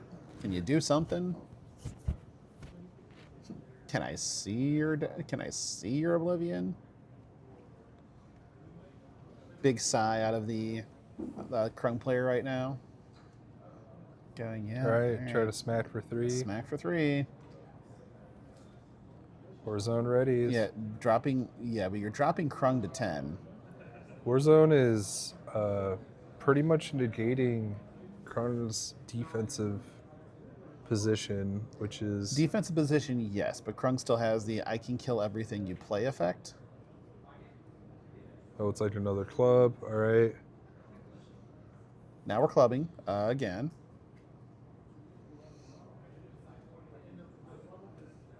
You might as well serve now.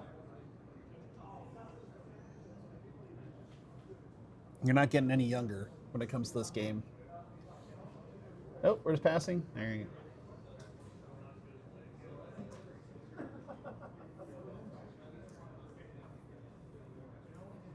What in the world? Again, the Krung side of the board just seems like it is not.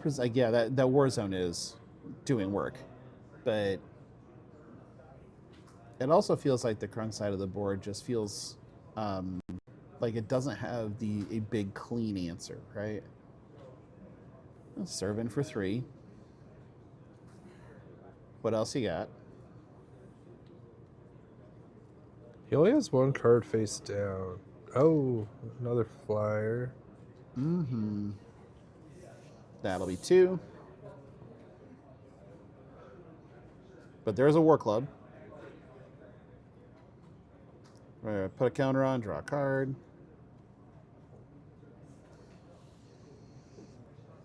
We're going to play another death. We're going to attack with this death. We are shrinking the life total of the Krung precipitously at this point. Just bash in, bash in, bash in. Death over here being a real bully. Well, sometimes death's got to be the bully. You've seen all the other things. Like, at the end, there's only death. She wears her bones on the outside. She does wear her bones on the outside. What are ribs if nothing? Ribs, at least. Yeah. What are ribs if nothing but armor? Like, most of us wear them on the inside, and I think that's inefficient. We should really start looking at outer ribs. Like an exoskeleton, I think, would be far more efficient.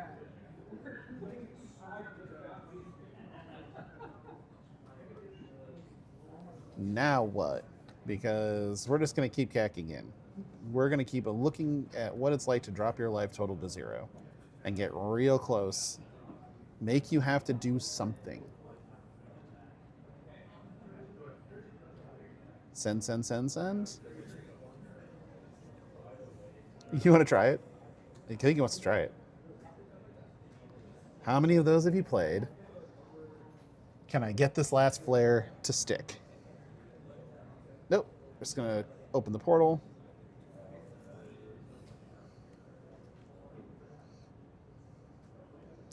And clean out some more X. Banished Dems. And then untap, remove the counter.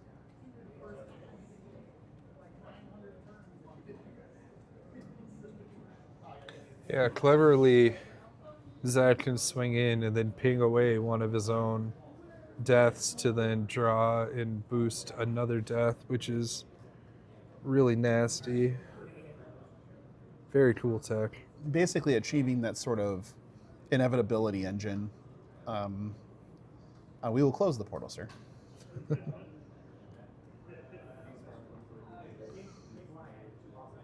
I think that might be the... There's a Krung we all know and love. There's 2 of them. 2 of them. Rumor has it that those are good in multiples. Live for the Swarm.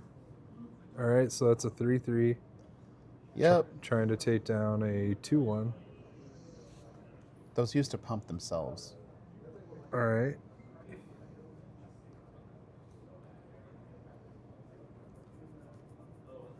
So from the shadows, just sitting pretty right there. Yeah, I can just take out one of them. It's fine. If Zach has another flare, things are about to get nasty. I'm talking about the 1-drop. I mean, if he has the flyer, then... Now, if he has the flyer, it's not over, but it's... So Krung's sitting at 4 available resources. So it could be another swarm. Yep, 3 face-down cards. We've seen 2 swarms for 2 flares, which convenient. A flare unanswered is clean. We'll see if we get an unanswered flare, though. I mean, sure. Take damage off the board. Good idea. Do we contender bash here? That's a relentless death. That is a relentless death.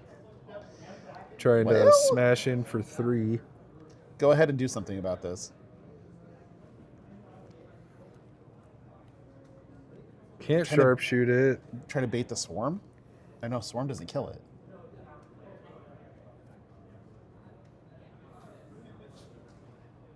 Yeah, we do need to bait. That's couldn't see it. Nope, nope. It is definitely something with the ambush, though.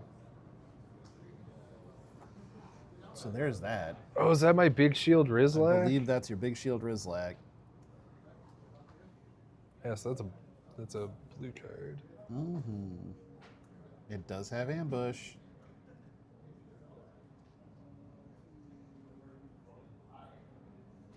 And let me go find him really quick because if I remember right, that one's the monstrous. Is that one monstrous defender?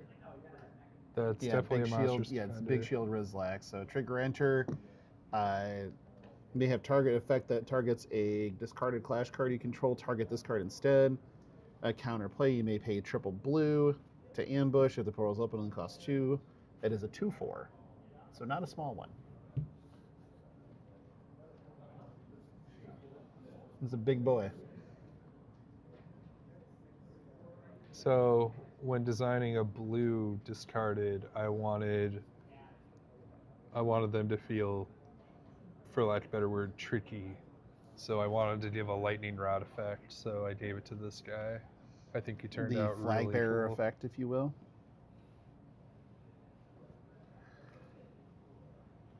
So potentially, if you But try those to are solar two flare death a relentless, Kron, he by can the just way. eat it and laugh in your face. That's true. But Zach's being relentless over here. Being a relentless bully is what Zach's being.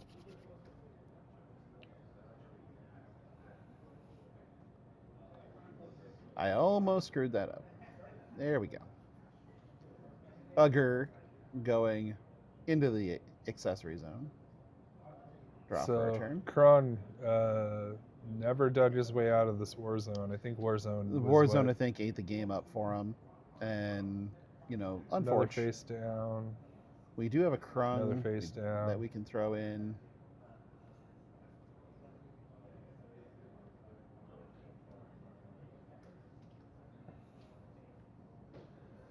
Our 4th Krung, I believe, because there's one in the resource zone, 2 that were in the clash zone already. The 4th one's now in hand. But at 24 life, I'm pretty sure that Zach's just sitting pretty, knowing that he's got enough stuff to clean the game up that he doesn't have to really worry too much. So can Zach clinch it? Cleaning up 3 health. That's really all you got to do. Like, you play into it. I think you just start throwing. I think you just start swinging. Throw for 3. Yep. Make them play. You know, make them play the trigger attack stuff. If they don't have anything that's trigger attack, you just get to win from that position. All right, we got the defense. Yep. We're just They gonna both obstruct play here. nice. No one Yep, dies. no one dies. Just a nice game of tag. And then serve for 3. All right, going in.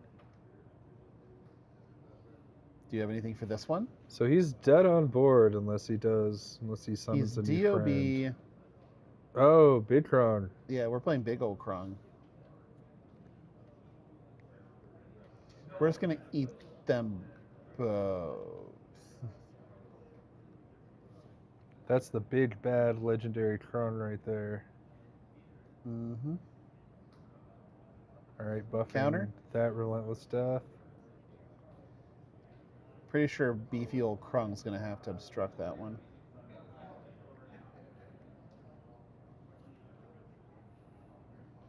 Not sure if that's Zach the still only hasn't played option? a card, hasn't spent a resource.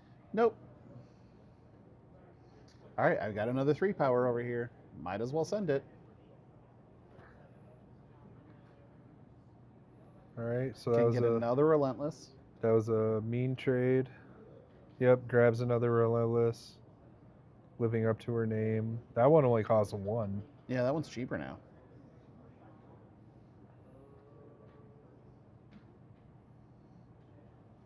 A discount, if you will.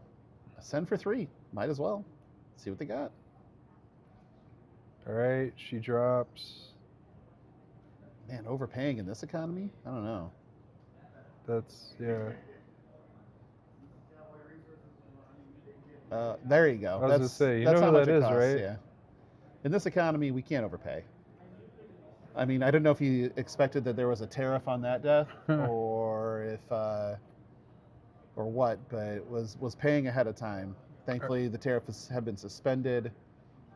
So here's just a Gur that's going to get shot by a claws. Yep. All right, Gur is legal. Oh. This is a very shiny card. That is very shiny, but it's going to get rid of this relentless death. We're going to All right, shoot the pop Gur. the Gur. We're going to draw a card. We're going to play another relentless. All right, Death living up to her name. Just like, yep, keep coming. Oh yeah, can't attack yet. Can't attack Technically yet. hasn't entered. All right, Abysmal Doom. Sure. It's been doomed. Oh, buddy. What else you got? Zach can get him to 1. No, Zach's got more. Oh. Oh. Let's go ahead and pick up the cards. That's good enough. Zach was not out of cards. Krung was out of answers.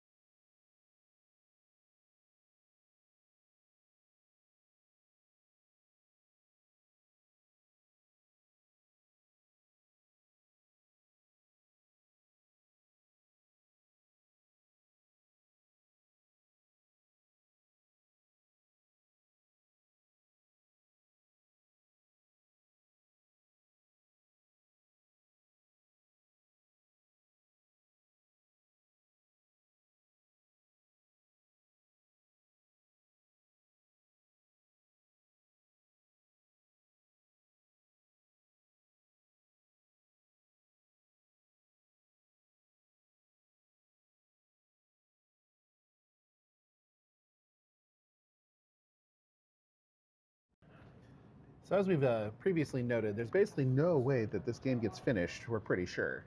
But they are going to give it their all. And that's as important as anything, is to give it the old college try to finish out this matchup. Wow, Zach found his 1 bound card again. So another great start. I mean, there we go. There's the Omen. Sometimes Look at him, speed playing. There's the Gur.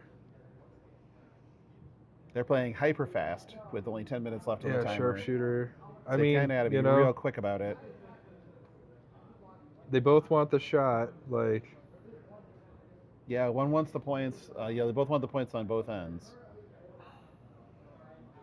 And on the Krung side, there's no reason to ever slow this down. now does Zach drop the scales on his next go. I mean, if he has it, I think it's the right thing to do. All right. Cheat Rizlak into About to play. say, Pretty good. assemble an army. You're going to need to do 30 damage in 9 minutes against a deck that is very good at not letting you deal damage. And also has Pre-killing 30 the life. Gur so that there's no value on the scales. It's probably a good idea. Also, just you need damage and you need damage. Let's resource Alright, the I scales guess, if that's the case. if that's what we're doing. All right. We have another Um, bad omen. I would like to. Bad. I would like to just be in play and cause you consternation. Yep, I get it. We're just gonna play this. We're gonna shoot All your right, thing. from the shadows. No fun allowed. Nope, no fun allowed. Just fun policing, through and through.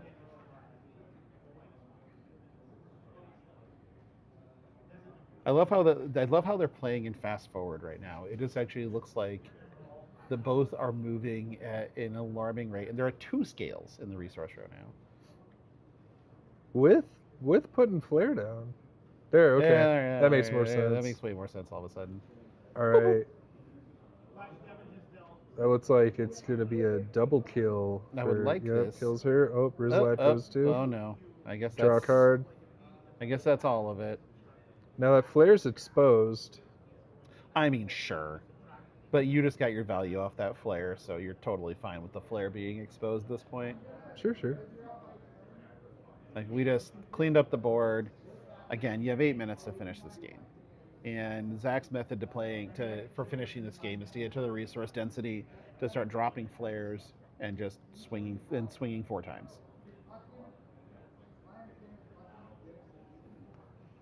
Discard, portal, play the card, draw the card, kill the flare, kill the flare. No shenanigans. No here. shenanigans needed. It's like, okay, I get it. And you think you do a check right now of do you have it or don't you have it? Because now it's like it's best to just play big dumb thing and see if they have an answer. If they don't, big dumb thing will win. That's it. Now, granted, he could drop a big flare. That would be pretty pivotal right now. Yep, that's a quarter of your health every swing. We're going to engage our death. Oh, attacking Rizlak. Interesting. We're baiting. We get a Morak. So we get the flip. We get the search.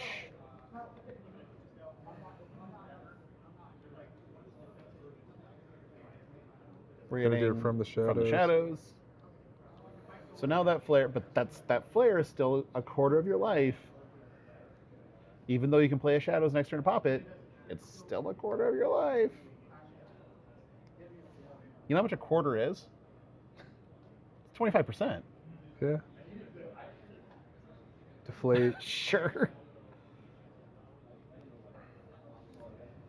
Okay, this game is officially a Little sure. I guess we're just gonna kill this thing. Ping draw. All right. Oh, and okay, and a tarp. We're doing all the things. So go ahead and play your From the Shadows. I think that's got to be a setup to just like say, I don't really care about your From the Shadows anymore.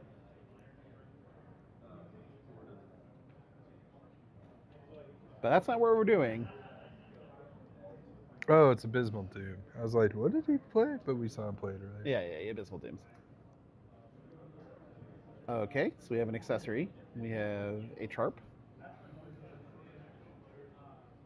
I spent all of testing calling it Abyssal Doom, only to learn Only to learn that there's not an what it's extra called. letter. Sometimes there just is. All right, we got Relentless. Relentless number 1. There could be up to 3 more.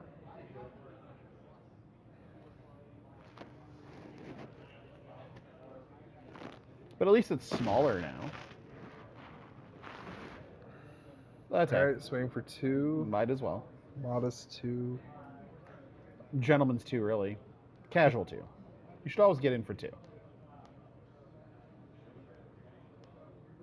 I was really expecting the war zone to fall. Yeah, I was waiting for it. I was like, okay, we're gonna warzone here and make things, criminally bad. Instead, considerations are to be given for other things. Timer's at 4 minutes. Krung's got to be going. I'm better off not giving up the extra points. And Zach's going, give me the extra points.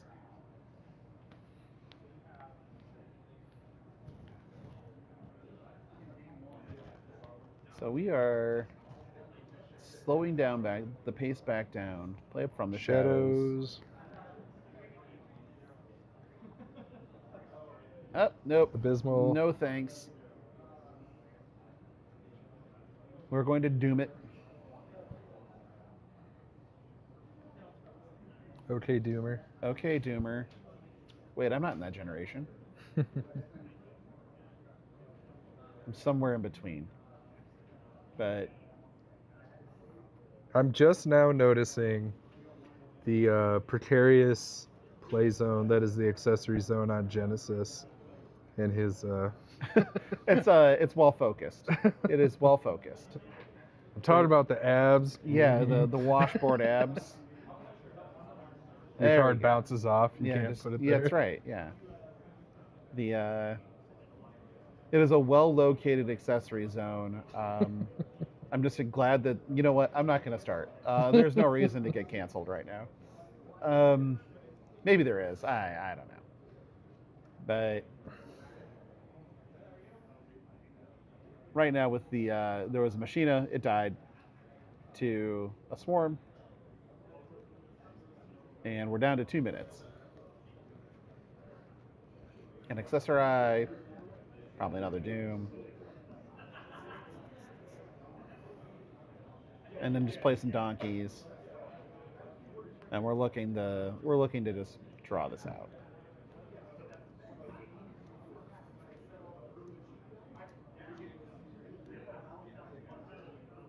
Hook it up.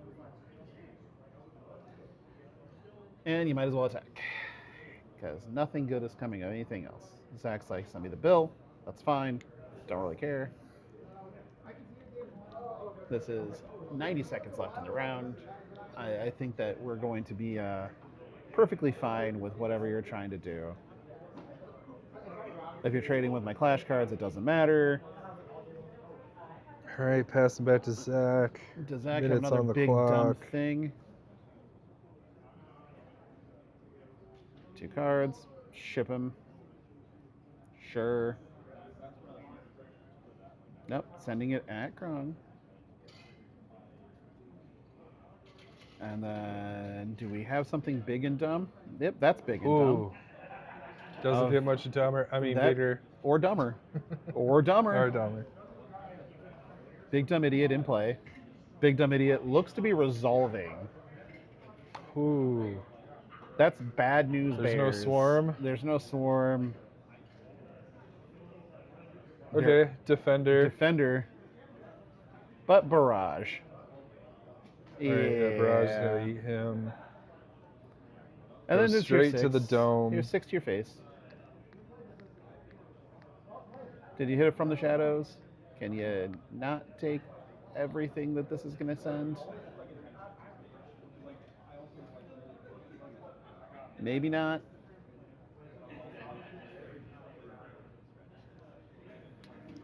Blocking Machinas with your face is typically not recommended. Mean Street tried it. Didn't go very well for him. It's true. And there's the timer. Where are we at? So we have an accessory. We're on player turn for Krung. Dropping a Krung. Play an accessory face down. All right. We got an obstruction. Play another Krung.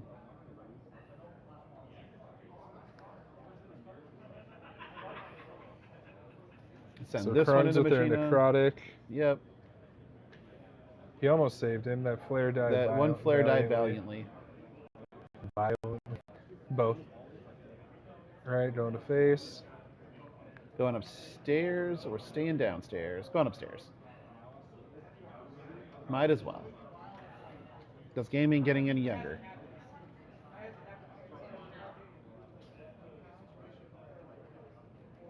Turn 1. Does Zach have enough to kill him in turns? Just play another unstoppable force. Sure. That is one way. That is one way to do it. Again, pretty sure if had would have slammed. But if you have time to think about it, I guess you take your time to think. Or you admire the abs on Genesis, whichever. All of these things are in play.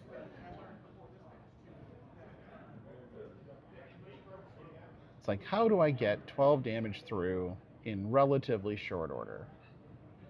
2 at you. He's going to try to take Oh, out 2 at the Krung. Krung, so they both die. Eh. I'm going to draw a card, though. All right. We're looking for big stupids. Did we find a big stupid? Yep, Big flare. we found a big stupid. Oh, hamburgers. All right, it's another Rizlak, but Rizlak can't stop that. Can't stop that.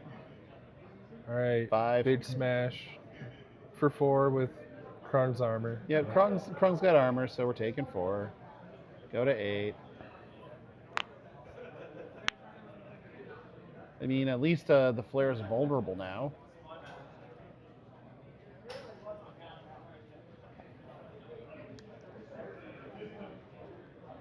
We're going to set another accessory into the accessory zone.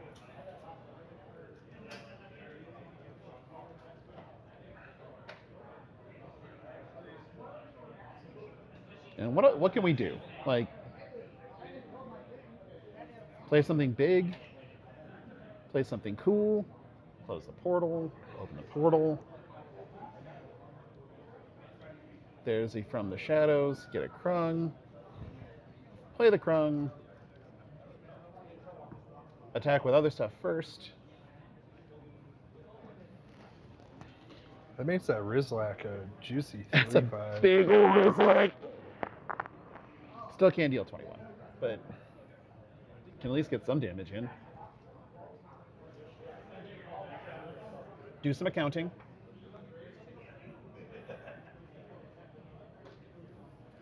It's a lot, but it's not lethal. It's not lethal, but it is a lot.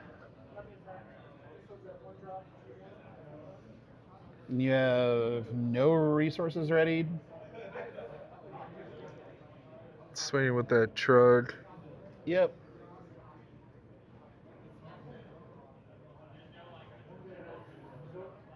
Swinging with the Krung into the flare. Trying to trade for the flare. It's a good trade. High quality trade, pass it up. Pretty sure we're heading into draw territory for the last game. Give us a clean 101 match, which is anything but clean.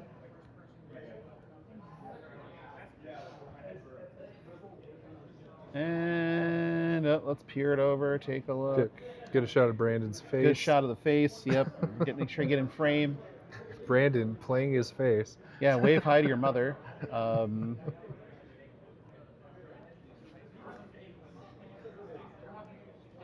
Richard Zach's like, I got 8 damage, technically 10 damage in my hand. that gets through the things he left up? Probably not. But no harm in doing a check.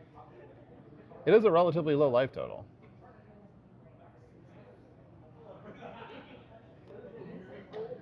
But in reality, I think that the thought process is I'm okay with, taking the majority of points in this game.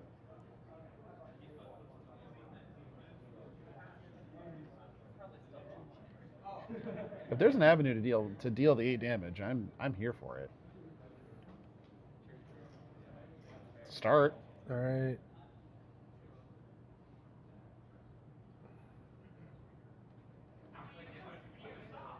Alternating strike. So alternate strike is going to hit Grr. Blowing up the equipment. Killing the guy. Shoot the Grr. Shoot the grr. Alternating strike, not cheap. Oh, well. That's a big flare. It's a big flare. It's 4 points. That'll knock Krung down in half. Yep. But it's the what happens after that becomes the question. All right. Okay, here's 4.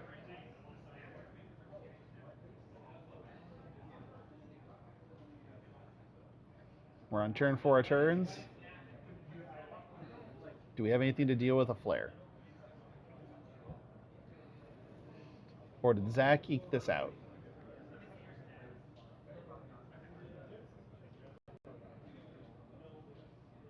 I mean, Zach still has a lot of gas to draw too.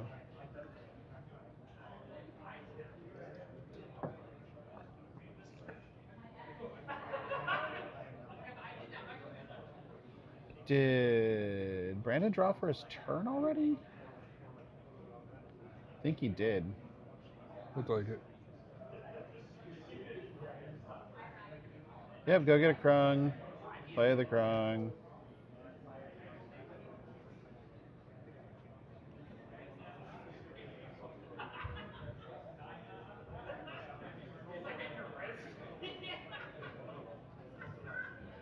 Open the portal. By discarding this idiot. Banish that. Go get another Krung. We have 2 Krungs in hand now. Play a Krung. Play a Krung. So now let's count up some damage. 3, 6. Huh. Huh. That's lethal. That is lethal. Huh. Holy cow. Well played by the Krung to get out of that jam and come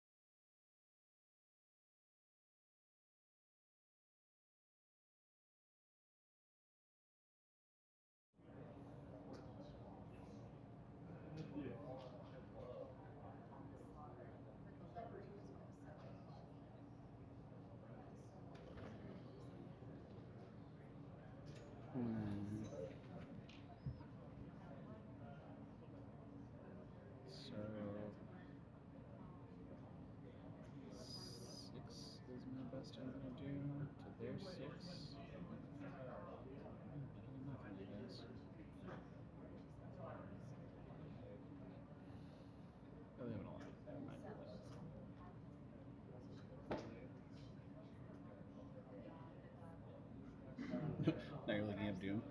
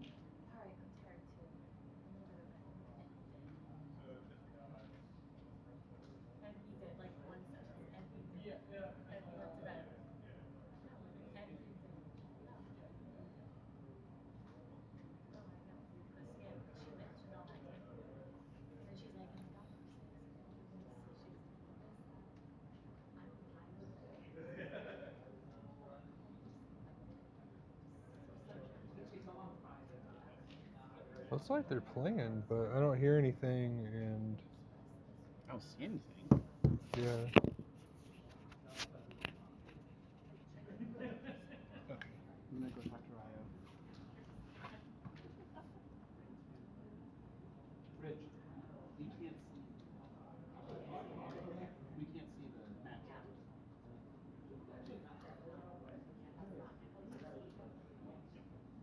Whoa. All right, we can see it. I don't hear us. I could hear us last time. That's okay. I don't need to hear us to know that we're doing a good job. Hello, hello. Listen.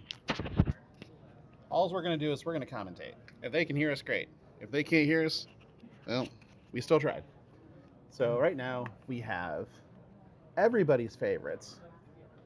Oh, we have player cams now. We do have player cams now, so we can see the things as they happen, They're both which is facing super the same important. We have direction. Moxie, what is it? The Bounty, Yeah, Some- Red Moxie. which I love Red Moxie personally. That art is absolutely killer. Her staring down the barrel. Mm-hmm. I like me some Red Moxie. And then we got Death. Back in the game. But sometimes you just need to play bounty hunters. Normally I would say we don't need their type of scum, but different game. This is an entirely different deck than we've seen out of everybody else so far. Ignore the Lomo cinematic video portrait that you're seeing on the right there. That is trying to improve the situation, and we're not necessarily doing it the best way possible. But at least we got gameplay up and going. And bounty counters. We all want to see bounty counters. Oh, more dying.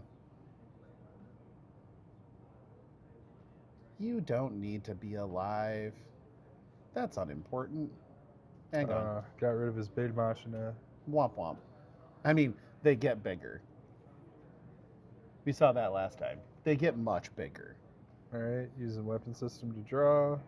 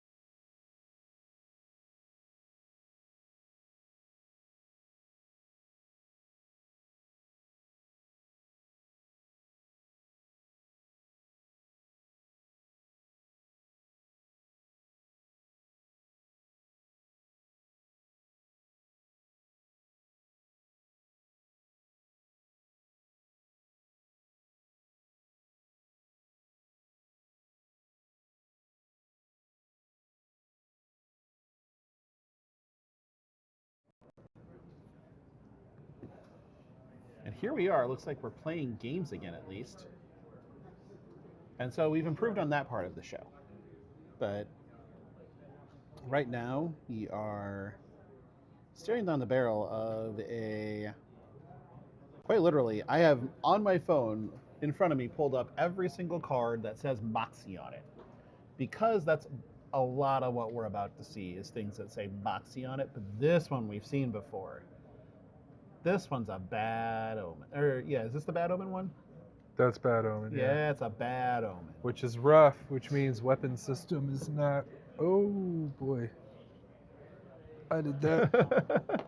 Well, weapon system is online, but neither is our monitor, as we've just got unplugged by my co-host.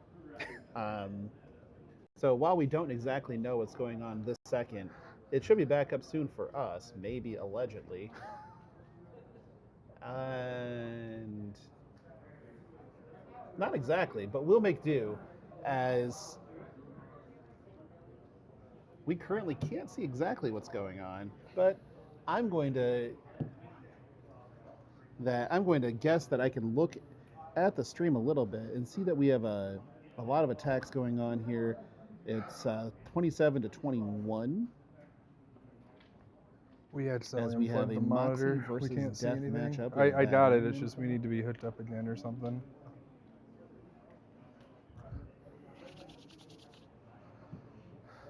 Jason back with me right now as we surfing through a lot of technical difficulties.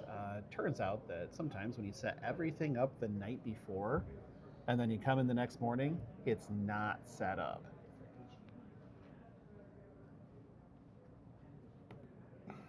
Hey, We're back. We can do stuff again. Hopefully you can hear us. We have a bunch of things that say Moxie on them. And the one in play currently looks to be...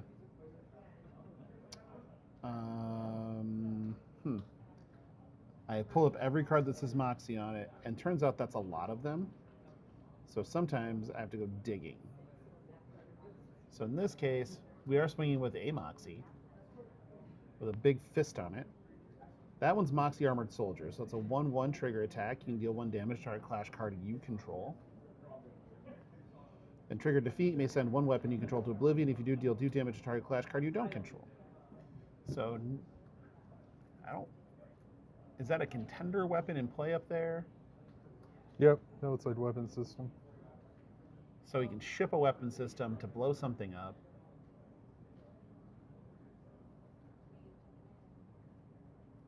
Sounds like something you may want to do. First, we're going to pay 3, and we're going to play ourselves a Clash Ground. Jason, which Clash Ground is that?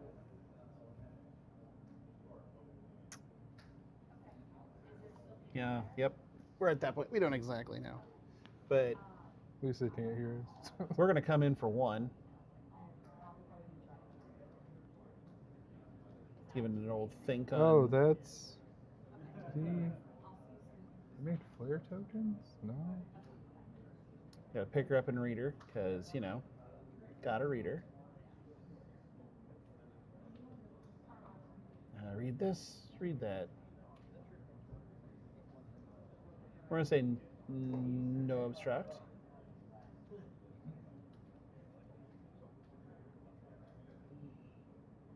Nope, we're obstructing now. So we're just going to go ahead and obstruct with our bad omens.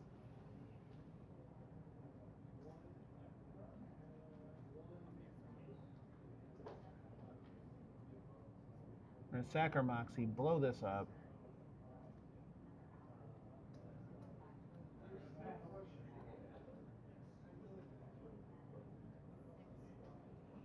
Engage. That's a scorched Draw. earth. That's a scorched earth. So Yeah, we'll a make lot of our it- burn more burny. Make burning more burny. Moxie's going away. We're going to kill 2 things. We're going to... Look like we got a Paul going. Oh, gonna portal go was back to closed, hand so we'd 'cause the have to portal keep is that death. closed. That's pretty lucky. Or planned, you know, however that works. Weapon system, engage and draw. Pass the turn back over. Looks like Moxie was on the play, judging by resources here. All right. Death is just big.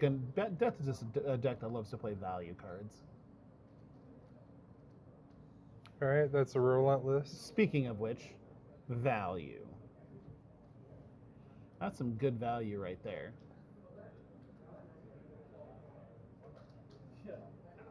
And from the dark. Portal's closed, people. Let's just do the thing. All right, a little poke for 2. Mm-hmm. All right, passing back. Leaving Death Relentless in defense mode. Scorched still active. Tell me what Scorched Earth does. It enhances all the effects of non-clash damage by 1. Weird, a burn deck doing that. That's odd. Why would you ever want that? Just to confuse your opponent. No other reason. Just so you can play these small cards that ping damage and it just kills everything now. All right, that's the flare that you can pay 2 red to draw a card and create a Nova token. A Nova token. A Chevy Nova for 2. Looks like that's what he does.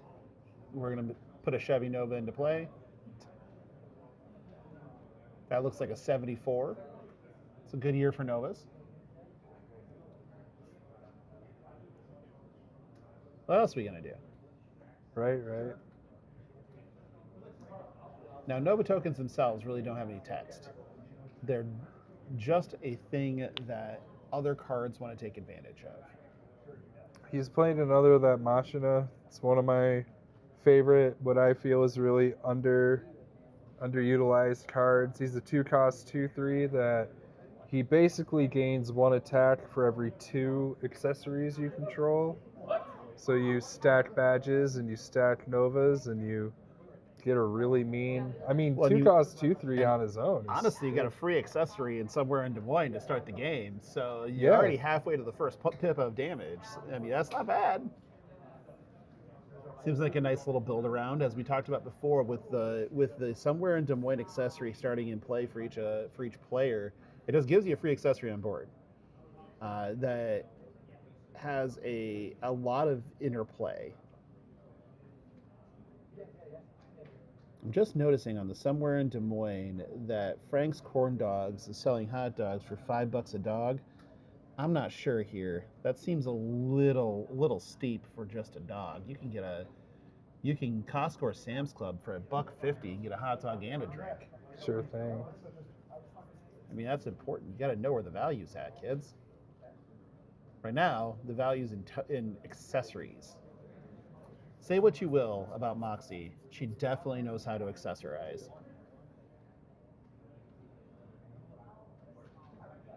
Right. I would say probably because it's Moxie and Weber, it's just more gross overspending from our military industrial complex to buy corn dogs at $5. When are we gonna get the $10,000 toilet seat accessory? Is that coming soon? I mean, if we're gonna be a commentary on military spending, we might as well go all in. I always laugh at the story at the shipment of bullets that ended up being toothbrushes.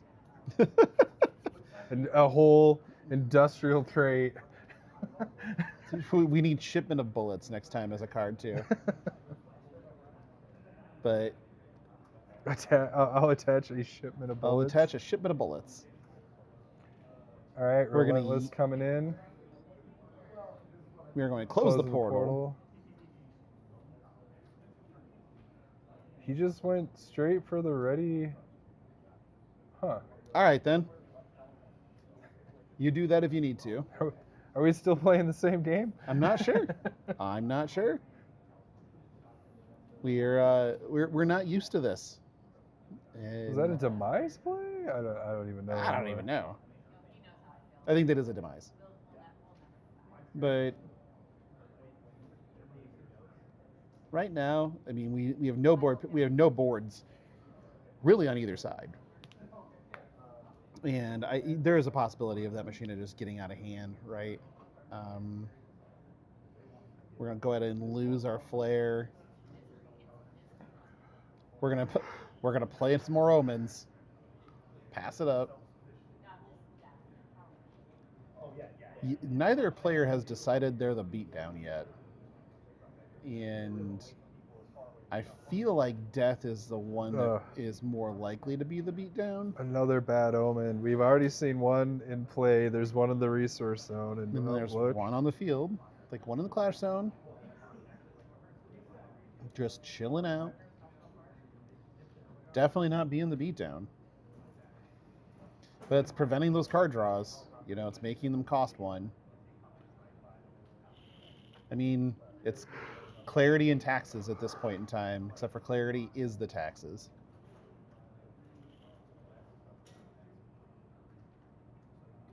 Why has it got to be like that? Kind of sit it down. We're either thinking or talking with our hands. Got another resource. What's resource cap you think on the Moxie deck? 6 or 7? Yep, solar. Straight up solar flare. Here, you get out of here. We're done with this. Solar Activate. smash. Draw. That was solar flare, wasn't it? It's called solar smash. We've been calling it everything. That's fair. Is that scales? It's very alt-art. It's glare. Yeah, it's much glare. It's the glare card. The glare matches the swirl of the portal, at least. At least it matches. Ugh. That's another Moxie with the. That's another of the 1/1 Moxies that trigger defeat to do to sack accessories. So a lot of accessory sacrificing here. I kind of just want to see this as the contender be Machina at this point in time to just start sending these. It's like, what are you going to do now? I've given you options. Which ones would you like to take?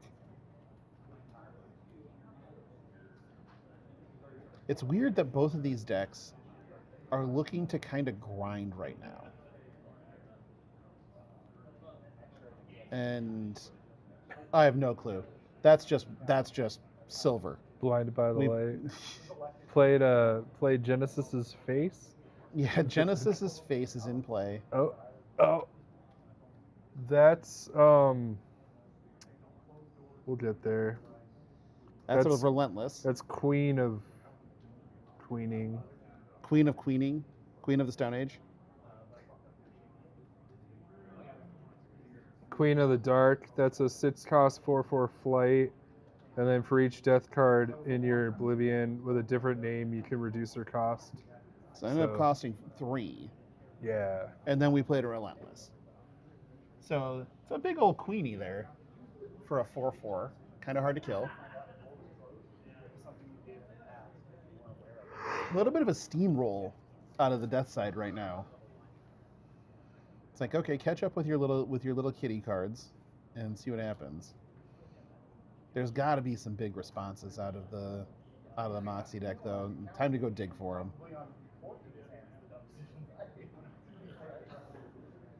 Weapon systems are go. Draw those cards.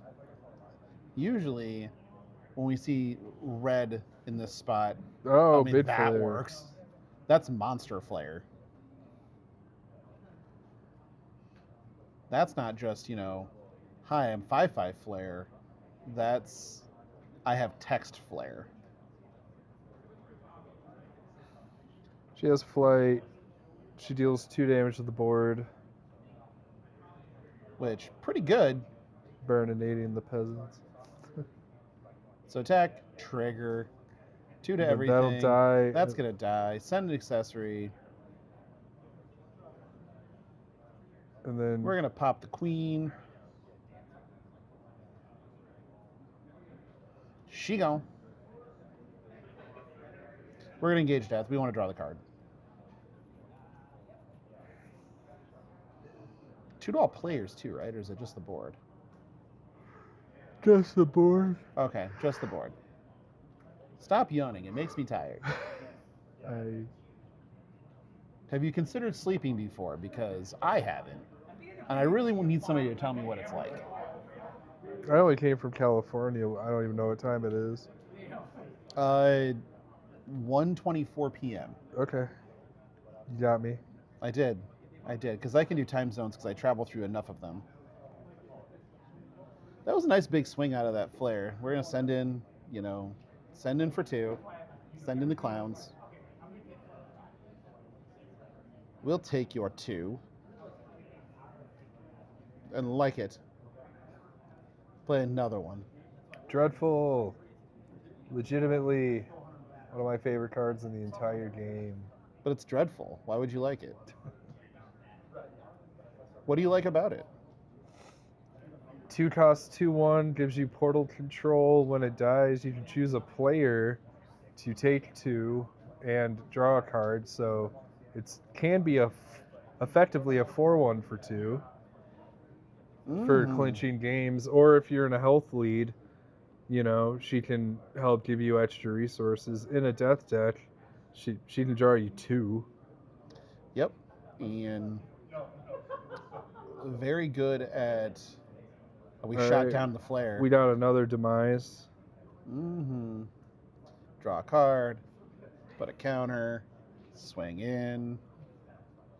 I always love the sort of Punisher draw effect on these cards because we used to stack them high and let them fly on this card, and then recur them as a way to kill your opponent, just recursively with Death's ability to kill off your opponent. And it was like, you don't care if you draw cards if you're dead. Like, you take 2. You take 2. Oh, she still dies because of somewhere in San Francisco. Okay. Man. Death is out for blood. Death is out for blood. This is a casket match, and Death's pretty well undefeated in those.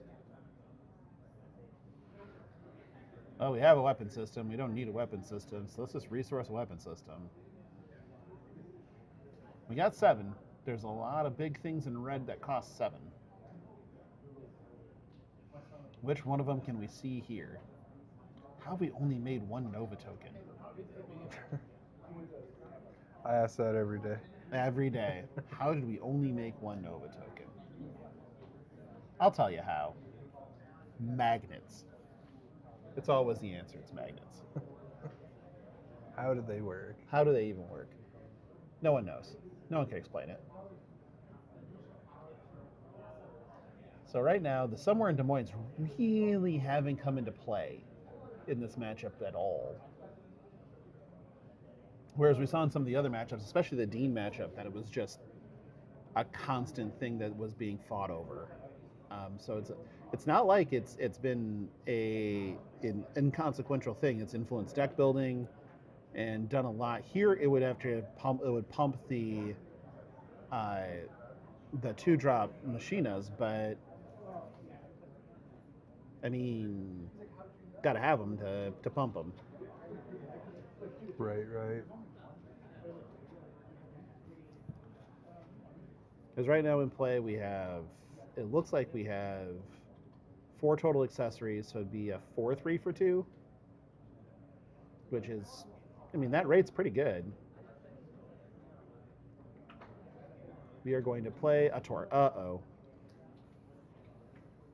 Just a small, unassuming Torkleton. Yeah, Torque Torkleton of the Kansas Torkletons. Oh, that's right. That does pain Moxie. Mm-hmm. So Torque Torkleton is going to hang out in the Clash Zone here. Considering what Torque Torkelson can do, we'd like to deal some damage to it.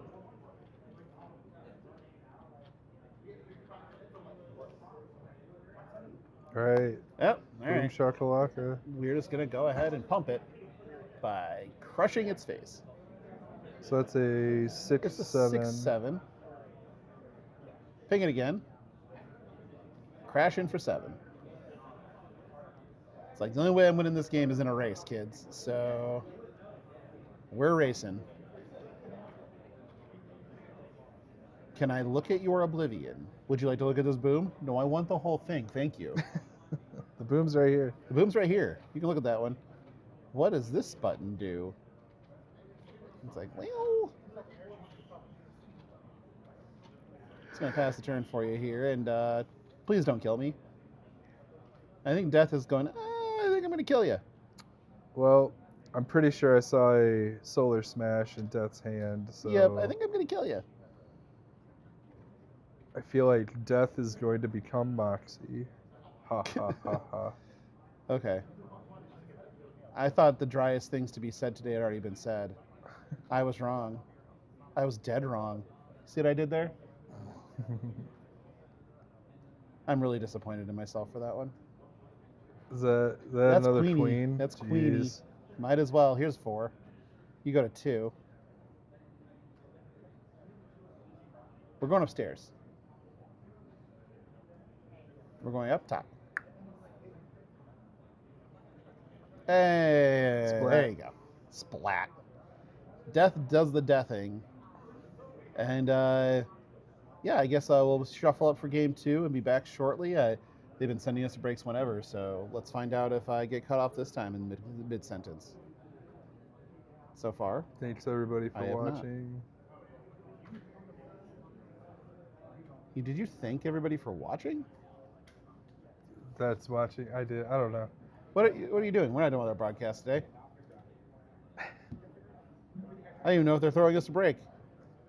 Right now, I can still see everything. For sure. You know what? I'm just going to watch them shuffle. It's one of the more pleasing things to do is just watch them shuffle. Every day they're shuffling. So, I meant to say thank everyone watching thus far, but thus far. then my brain stopped. It's not what I said. Well, on the bright side, you have a brain to stop. On the downside, woof.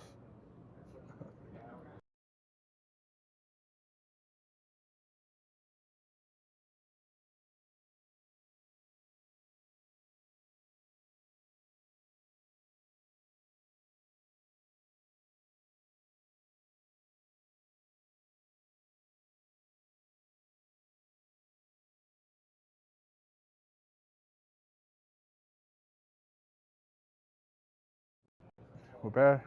We're back.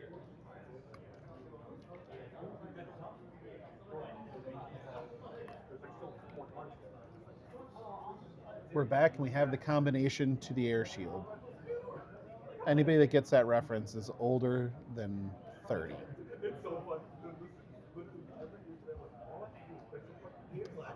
Camera's a little off. We're in the lap view on one angle, which is good. Getting shuffled up.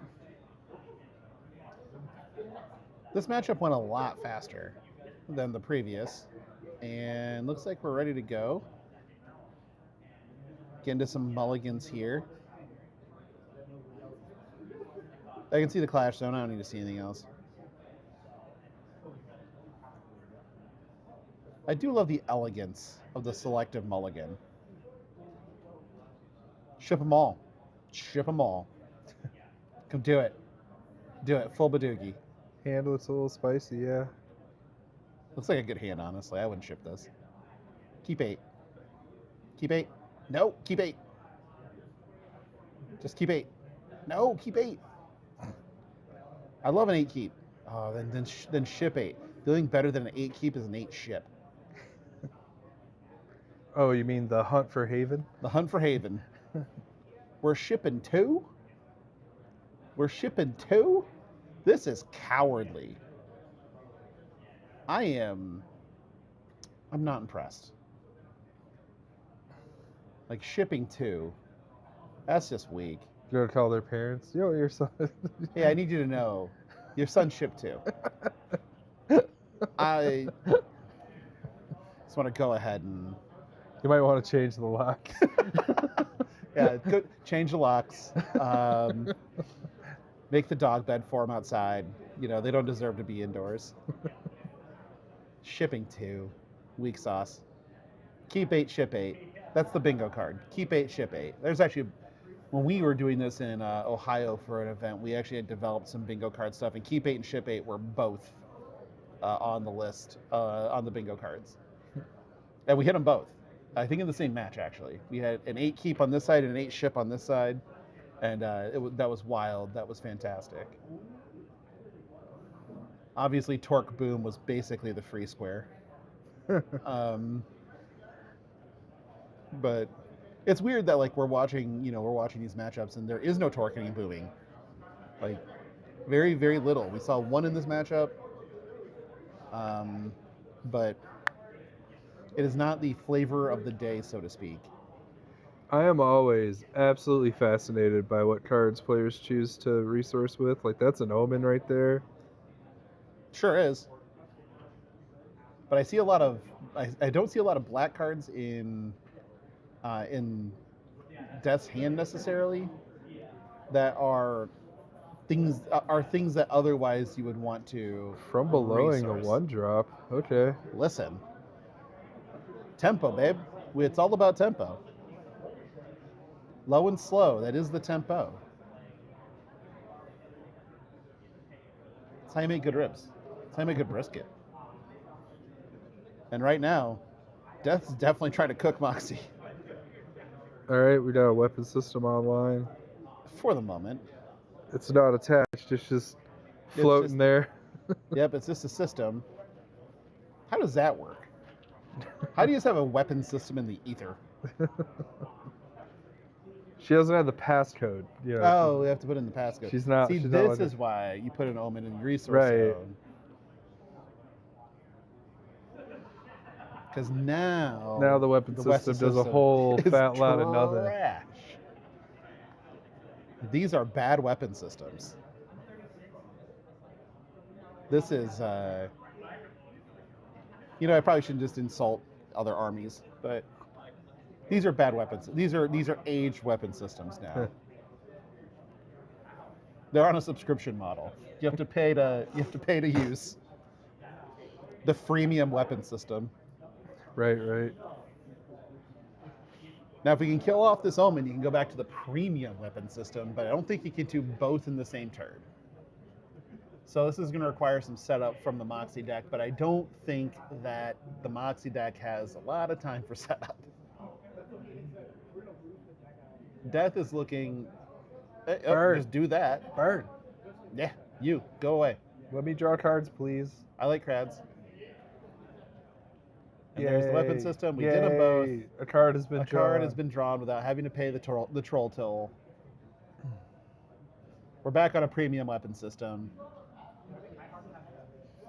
And now it's like, oh, well, here's a relentless. I guess we can just do this.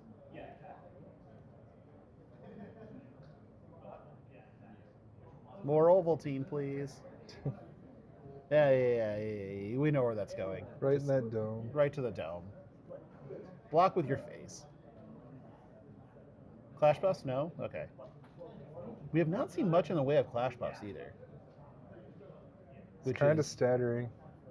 It doesn't compute with what our normal, what we see in decks. And yes, there have been erratas to clash buffs to make, to change the power levels up a little bit. But same token, they're still good.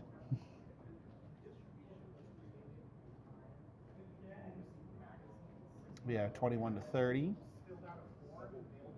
It's a proper score. We have a weapon system online, facing down a board with nothing else going on. Yeah, well.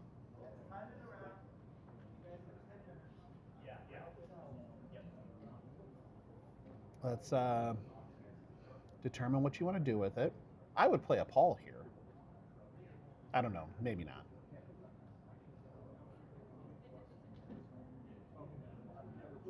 Consideration is being made.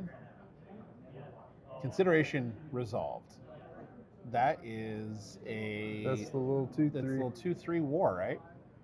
Machina. Okay. But it's a 3/3 right now. Yep. So get in there, get busy, or Draw that card. Draw that card. Oh, he's dealing the 1. He pinged that we away. Pinged it There you go. away. Should have attacked in first if you were going to not go to the face. Oh, but we can just play the second one. It's fine. All right. 3. And 3. No! Bummer. Oh, well. You have another one. 3? I will take 3. No, you're fine. Yeah. And we'll think, wow, almost. That was obnoxious. But we're at the spot where we're resourcing. Here comes the boobs on the right side of the table here with the death deck, and it's like, yeah, whatever. I just don't think that there's just the threat density to make the death deck care. It's like here's a donkey. I really don't care what happens to this donkey. It's just a donkey. We're just serving a 2 power into a 3 tough. All right. Of all the choices you can make, that is one of them. I guess to go get the next one. Makes sense. Reduce some costs. Draw some cards. Play another one. Nope, that's Queenie. Oh, yeah. And now the 4/4 can come in and clean up that machina if so desired. Yep. Brutal. Brutal. Absolutely brutal. That was fun while it lasted. And then, just because. Here's a tarp. I'm putting bees on the table.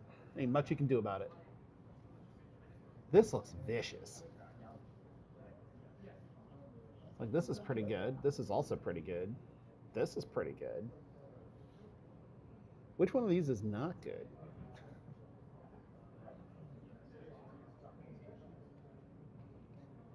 I know, in-depth analysis of good and bad over here, but...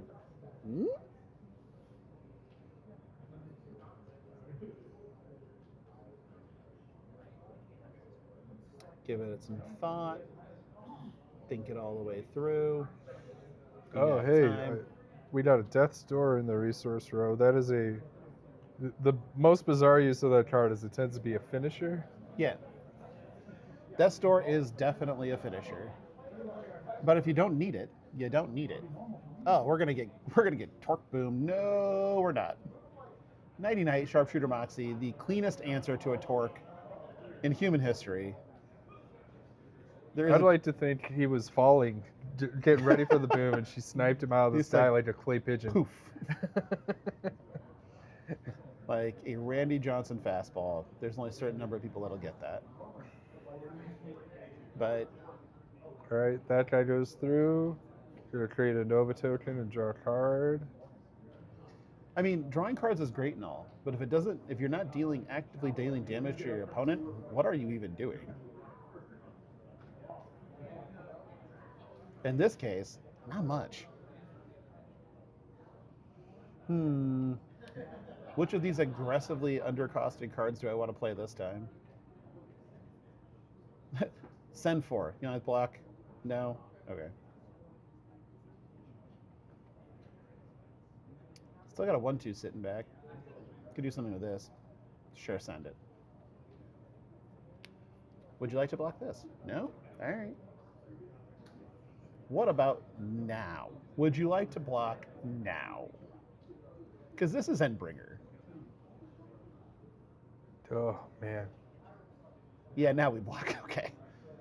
Now we're obstructing. We can't, we ain't handling this. This is bad.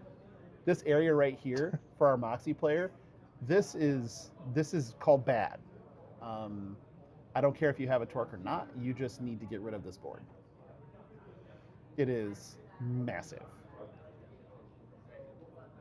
A boom would go a long way. A boom would go a terrifyingly long way. I do love the make 'em have it, attitude out of, ooh, Ooh. Okay. That is a clarity.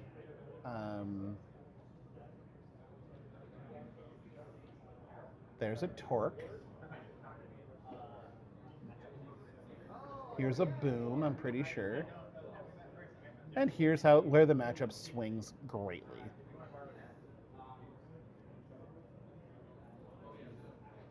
Draw a card, do the thing, make a 6-POW.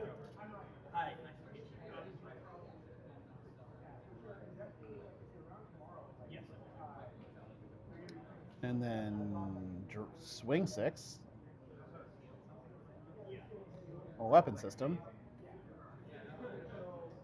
Pass. Easy enough. Cleaned up the board nicely. Torqued, then boomed. That is the third torque.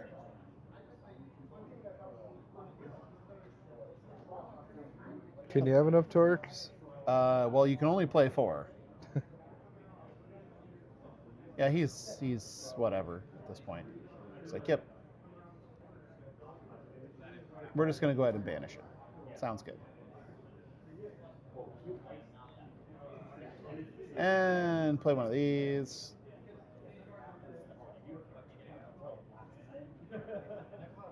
And then play one of these.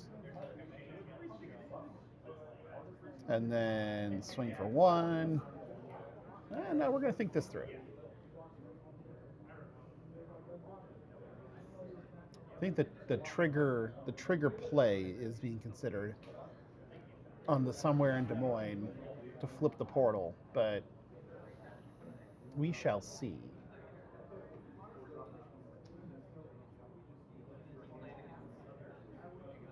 Attack for 1, attack for 2. You know, pretty common stuff here. Just knocking your life total down, because I'm pretty sure we can just out-recur you at this point. Sounds fine.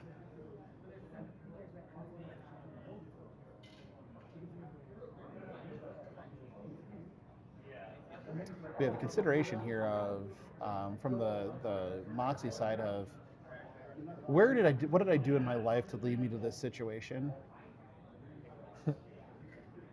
Currently going through that inner monologue, trying to make a decision on how do we navigate this. We can draw cards. We have that ability. We're going to do that. Weapon system's online. It's free.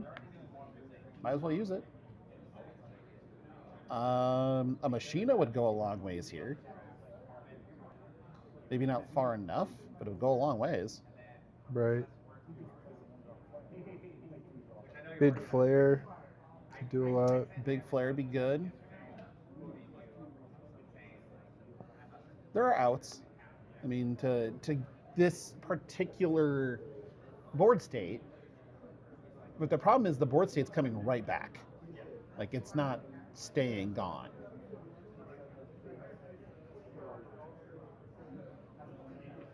Count them up. Tap them down. Throw thing.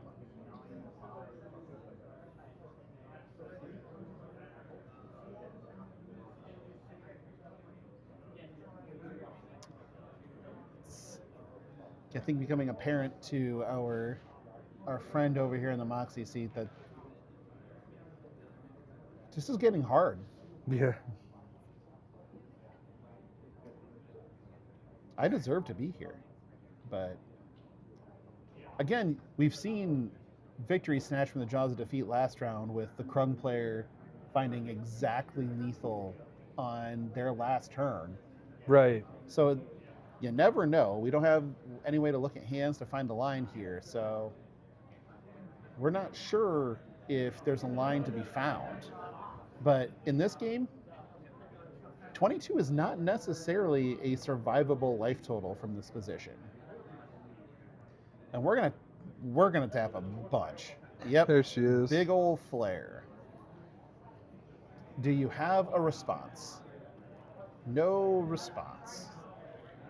Okay.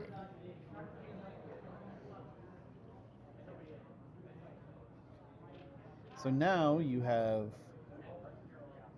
the dude. Nope. All right. Now you have the attack, the trigger,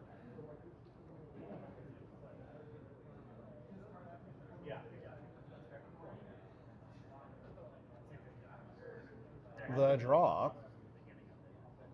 Yep, burn that death alive, right back into hand. Yeah, burn it right back to your hand. And then drop you to 16. And the death player is going to go, okay. Guess You're at I'll play more death cards. 10. I guess I'll just play more death. That's fine. That is a grip of clash buffs. It is.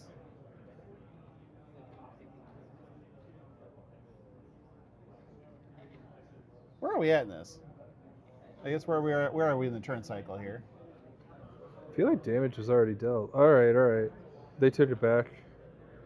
Kind of. Well, they kind didn't of the take all of opponent. it back. Well, no, he did 2 less damage because he used the clash buff to -2 it, Gotcha. jumping him back to 18, which was definitely after the damage. But Well, again, I mean, these players have been. now we're back all to right. 16. All right. I don't know what reality is anymore. What is life? It's a question we've all been pondering as we watch this matchup. I'll just stare at Genesis's abs. Abs. Yes. Nothing else. Clearly nothing else. It's got some meaty quads there too. Yeah. Yeah. How many things do you have to? This is a cursory check to see if I care.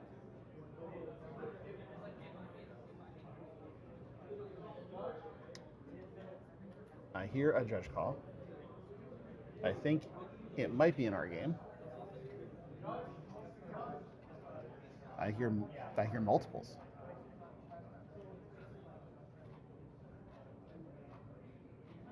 All right, we're back in it.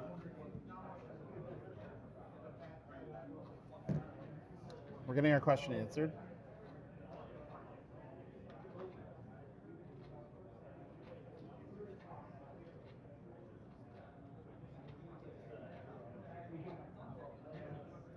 All right, so we're doing some maths. Math is important. We're just going to attack for 2. At your contender. Mm-hmm. Send you to 8. All right. We're going to send my contender. Put you to 7. We're going to play this giant donkey. Coming in for 4, right?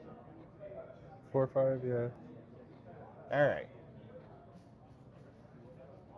So we've taken.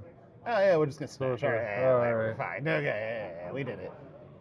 We found the line. Here it is. I had all the. He had the he had the horseman. ward. Oh, gross. No. Sometimes we die a hero, and we don't live long enough to become the villain. Wow, we haven't seen a lot of legendaries. No, not at all. That's crazy. All right. Well, That that one was 0. fun. Good game. Boom, 0.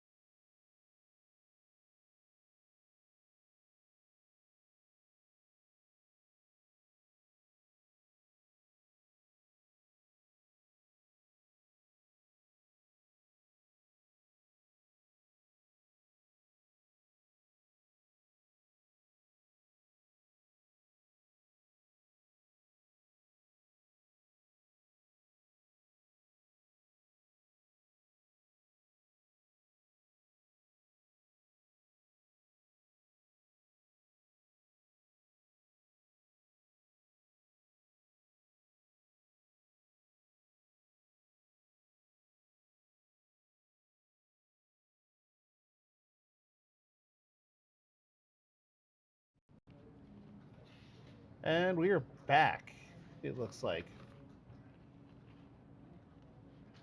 We have... This time we're looking at War and Krung.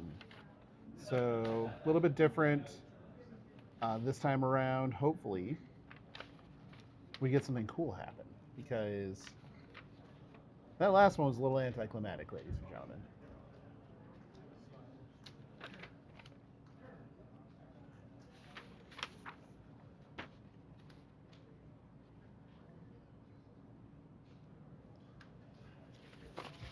All right, so we are just in the middle of mulligans. Or nope, Krung has resource. Krung is putting cards face down. Krung is doing Krung things we should expect out of a Krung. So no worries there. Out of the war deck, this is a this is a deck. Like, this is a masterpiece of guile and subterfuge, if I've ever seen one. And I personally am here for it. Oh man. In the words of Futurama, war were declared. War were certainly declared. We have Krungs in this. We have Torques in this. We have Javelins in this. We have Morax in this. We're doing some stuff, ladies and gentlemen. But first, let's just play a Torque. Javelin in a non-javelin war. Yep. All right, But we first- got Gur. Torque. Oh, that's the Covenant Torque. Man, showing off that bling. That is not a cheap card. That is not a cheap Torque. Not a cheap Torque at all. We're just redoing our graphics at the moment on the fly. Ignore us. But, I mean, not us. Don't ignore us. Ignore the, you know what I mean. I like that we keep using the iconic arts for the contender choices. Well, you It's should. been working out so far. So here's the fun part with this. The 20 health on Krung in a deck that, oh dear God, that's a lot of Krung. Speaking of Krung, Yeah, hi buddy. why are you here? Why? Yeah, what are you doing here? Oh, because we're fighting Krung. That's right. And so we have sort of an aggressive shell of a deck that can kind of sit around for a while in the war deck and do the fun stuff, as it were. And I'm pretty sure that we're going to see something really, really odd in a couple of cases here. So, War really likes to swing in to get the value of his draw. Now, he's not going to get that value with Omen in play, so he has to solve that hurdle first. Well, sure, but that's not that difficult to do.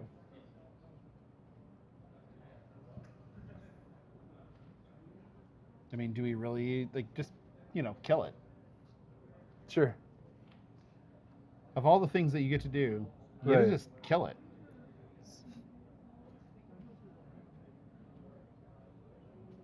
So we're just gonna be very warlike. I didn't see that one in there, but From what I can see, we have one Clash buff. kind of lack of clash grounds, though. Which Do is it, itself interesting. Warhorn. So we have a Torque and a Torque in play, by the way. So having multiple Yep, one Torques- cost Torque, two cost Torque. Yeah, just Torque and Torque. Torque and then Torque some more. So one cost Torque, two cost Torque. I don't think there's a three cost Torque, but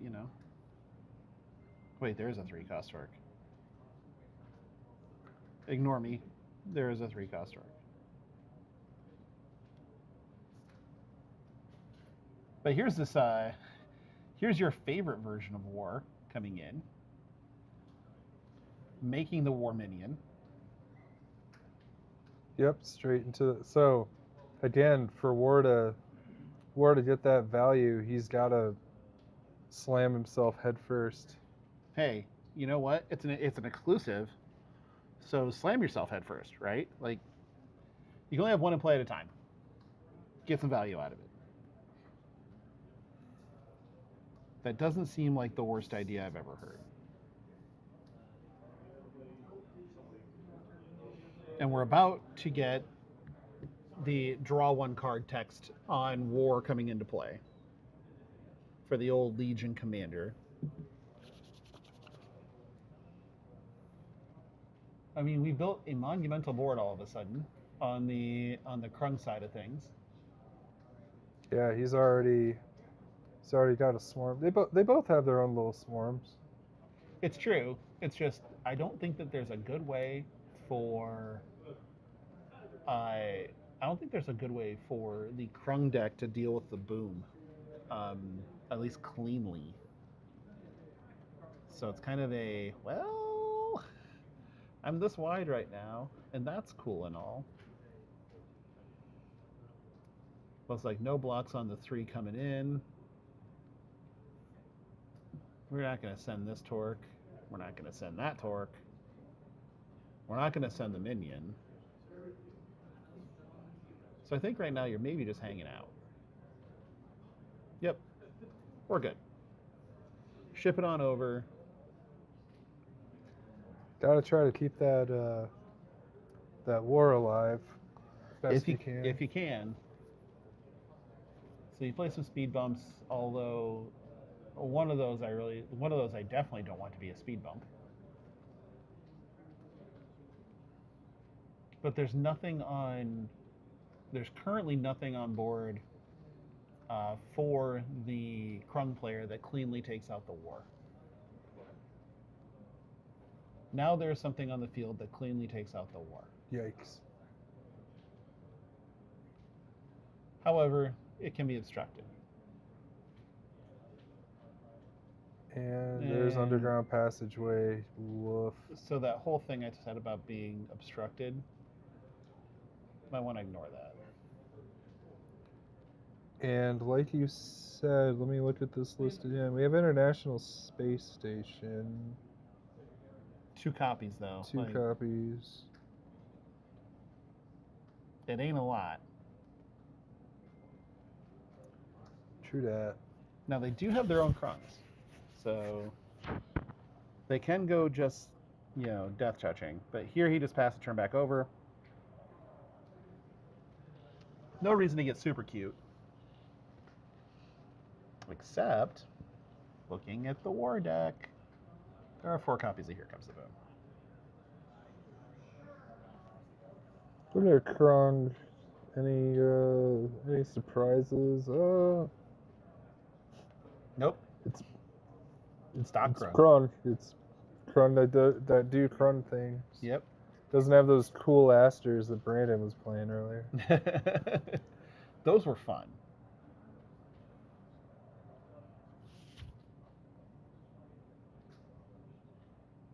I think that you do some serving here.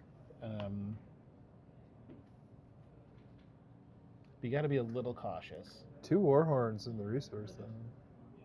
Yep, which makes me think the 3rd Warhorn is probably in hand. But Does he have the legendary? Is he just gonna embarrass him? Oh, he's gonna. This doesn't seem safe. Yeah, well, I mean, it's going to get a clean block from the Krung, right? I mean, well, it's not. You're going to get clean blocked by something that's terrible, so you just have to pass with 4 open. In a deck that, like, everything's really cheap. So now, well, I mean, it's a stare down now because it's boom or nothing. And we're just going to accept nothing. But your problem on the other side is if you allow the Krung deck to build to a more critical mass, you could just lose on the spot. And that's also bad.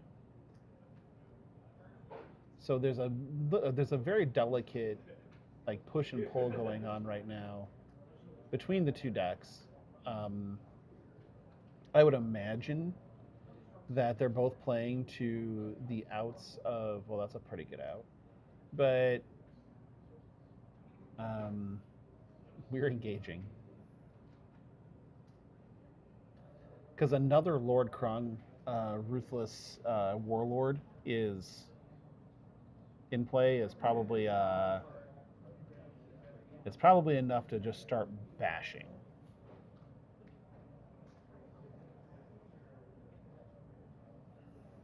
Draw. Did you find it?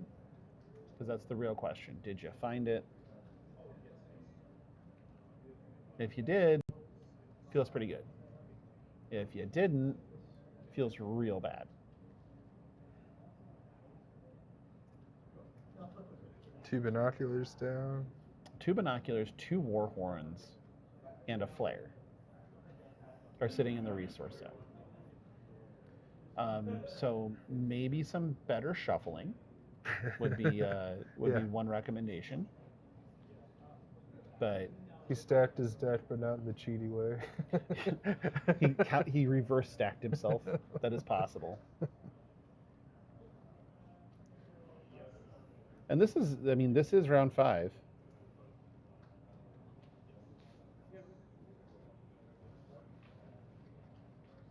So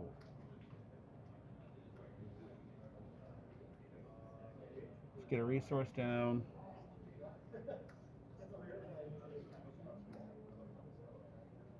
We just left 5 resources up and passed. Okay. All right. Okay. Where's your boom? Where's the boom? You need it now. All right, with the polite pass back. Yeah, the casual. Okay. You didn't have it before. Do you have it now? Better have it.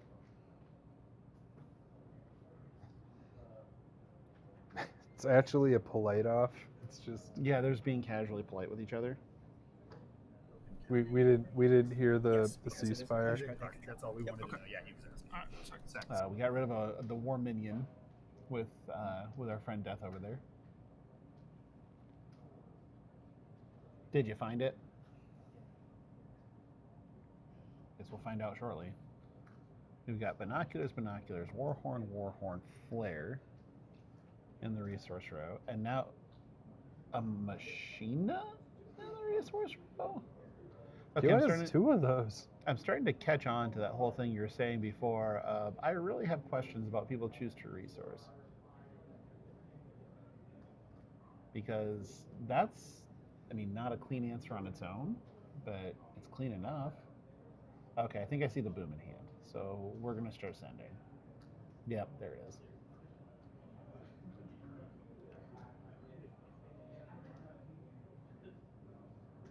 Sure. You got it. Sky dice. All right.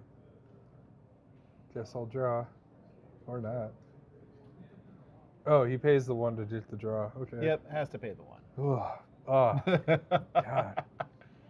Yeah. that's the Insert tariff joke downside. again. Insert tariff joke yet again. It's a good joke if you're in this economy. You might as well send the next one and then pay 1 and draw a card.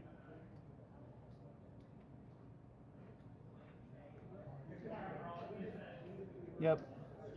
Pay the 1. Draw a card. That's a lot of digging, to be fair.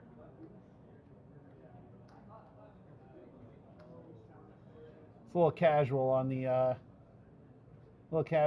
war token there. I think you pretty much gave away the trick. Although I'm pretty sure there was no question already. Watch him just pass.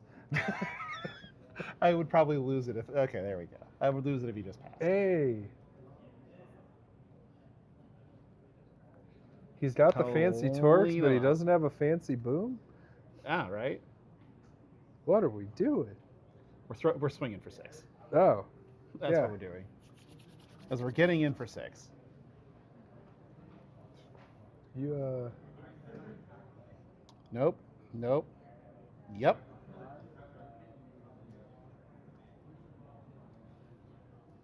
Sure.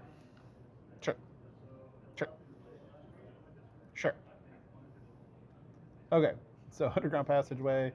Play something for free out of the resource after out of the accessory zone. Still coming in for 6. Still taking 6. Because breakthrough. give me a break. Give me a break.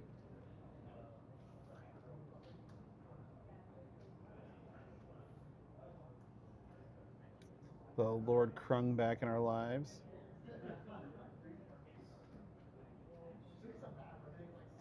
It looks like it's we're waiting on patiently on some alpha striking to happen. Oh yeah, and that thing That gets rid of torque. sure does. It gets Pretty rid of cleanly torque. too. Done good. That assassin is very very royal. It's Coming for 3. interesting. Just thinking about War's last turn, he could have swung with the. Oh, he didn't have the token yet. Okay. He had the minion. He got the minion off the first swing or the swing. But did draw 100 cards last turn, True. so probably just has answers. Oh, got a judge call. It's behind us, I'm pretty sure. So not to our left. So we're good there.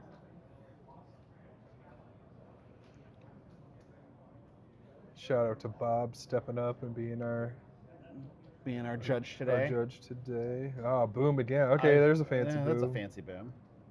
I've never seen a man love Uncrustables as much as Bob. He is pounding those. That's a card. Attack. Make a token. Oh, Shoot. That's Big War. Or big That's Krog. Big Krug. Lodi. That is a Big Krug. Krun the Barber. Us. Mm-hmm. The Barber of Seville. That's Sweeney Todd, I guess. Yeah. And that's the Demon Barber of Fleet Street. Yeah.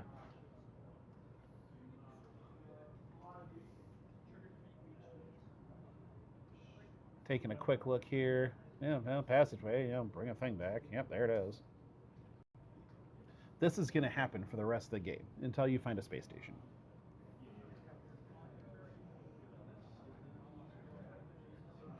So now that Big Krung is swinging for more. And then we get a club. He only has one club. Into club. Yeah. It's all you need. He's 50 cent right now. Might as well. Monsters Krung. Sure. Rather than eat a bunch of Pass. damage. We've seen 2 booms go away.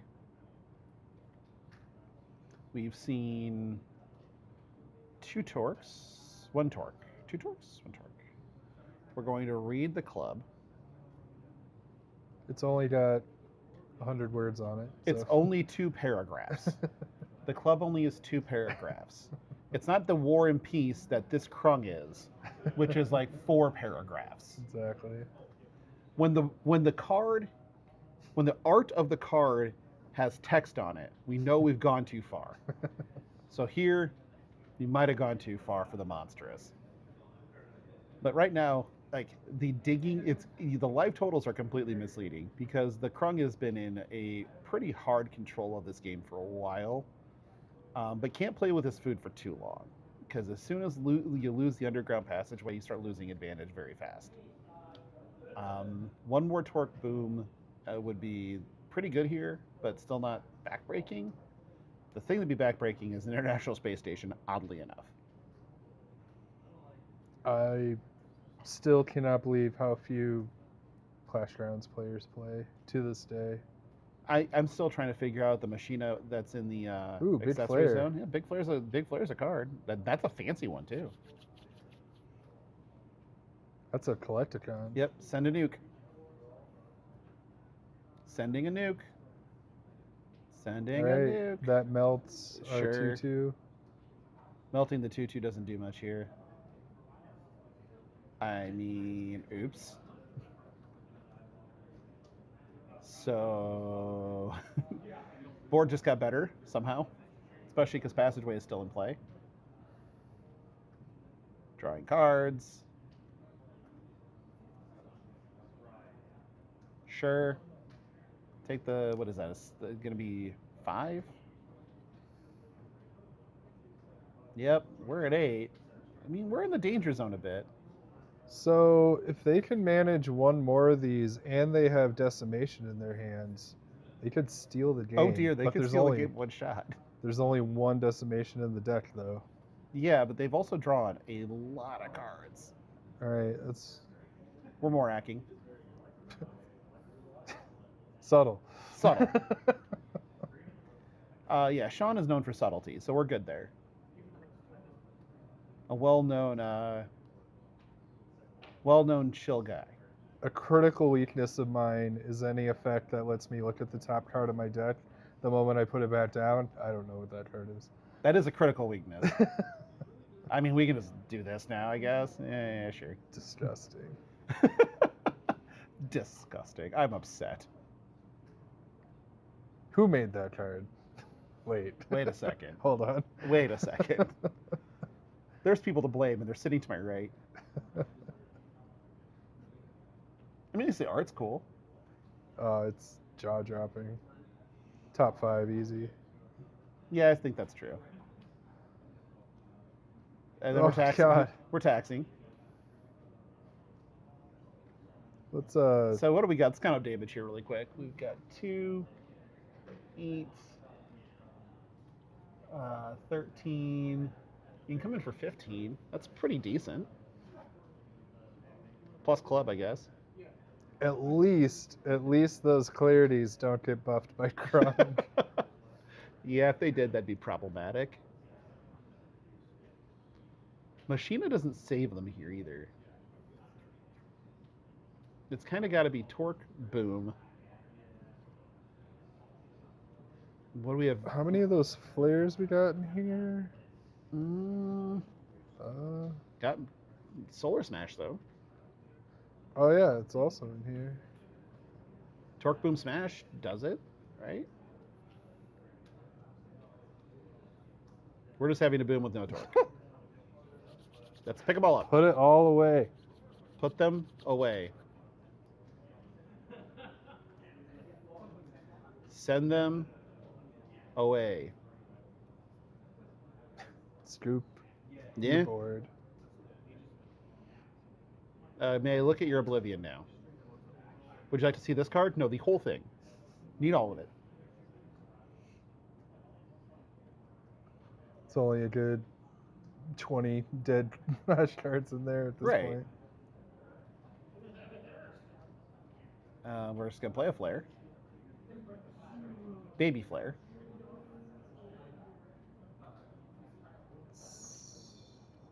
Send the Baby Flare. Oh, okay, yeah. Getting rid of Get rid of a Krung, right?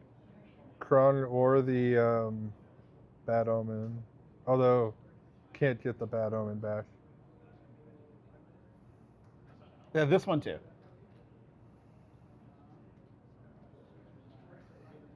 Pretty sure you got to get rid of the Krung now. Nope. I think the Krung was in there. Okay.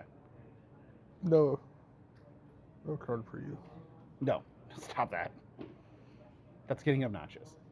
All right, so War's at a fairly stable health pool now because of all the booms. Because of the third boom. Because sometimes that's what you need in life is a third boom. All right, we got a Trug. Yeah, well. And by Sure. that I mean a Gur. A Gur. We're in here for millions. Or just a Gur. Sure. Seems great. Just gonna flip this. All right. Gotta remember the Morak. The Morak stack. Now, I can say who made Morak because it wasn't me. That's fine. That's before my time. It's just another wall of text. I would say reading a card explains the card, but you need to like read a while.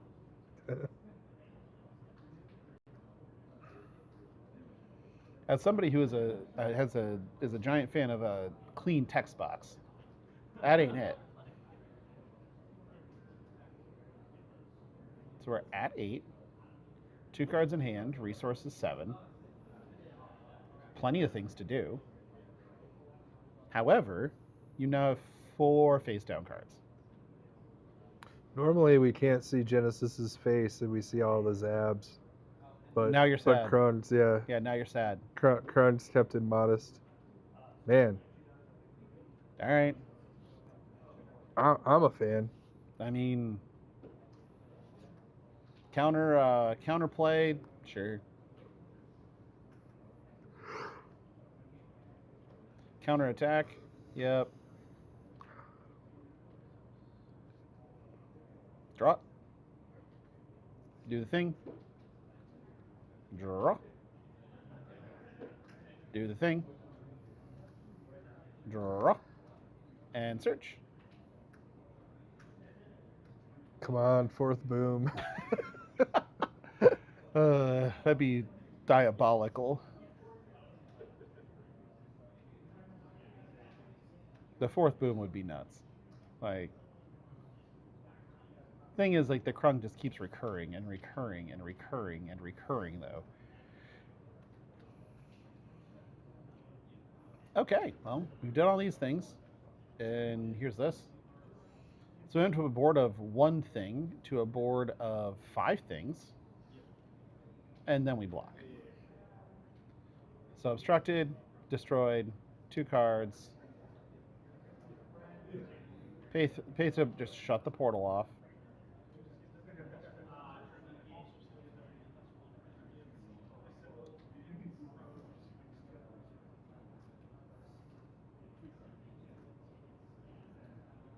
War token.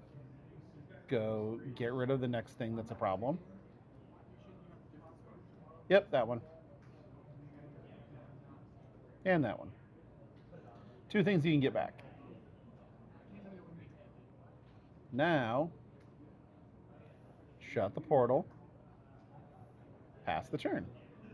Now, 18 is again, you pointed out that 18 is a pretty healthy life total, but we're getting to the spot where it's not a healthy life total with the board that Krung has. Because that's a lot, and we know that there's a Lord in hand.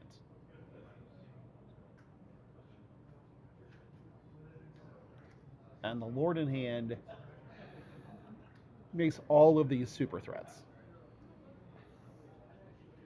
I want to see War throw a javelin. Bring out that jav. Because we've got 3, 6, 9, 12. Oh, God. Yeah.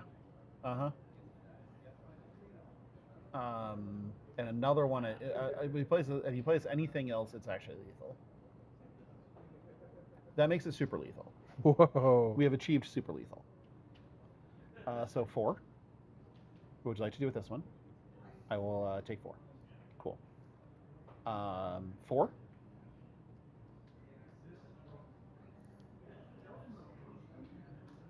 Send 4. What would you like to do with this one? I will take 4. Okay. 4. You see a pattern yet? Like, 4. Okay, well, we're just going to get this one out of the way. All right. So 4. 4. 6 more. And we're good. Okay. It just seemed like there that to 0. That war just kind of stalled out, right? And when that happened, like when war stalled out, it just needed a big card and didn't have the torques lining up with the booms and kind of hit that wall. So that empty turn 4 didn't do him any favors. No, either. that empty turn was very, very bad. But down a game, try to break an even match out of it. We'll see what they can come up with. That was, just under half the clock. So it could easily find enough in the next game. So let's have to see. The Mulligan for those space stations. Mulligan for the space stations. Send the full 8. Because I want to see you send the full 8. But the Krunk snowball is real.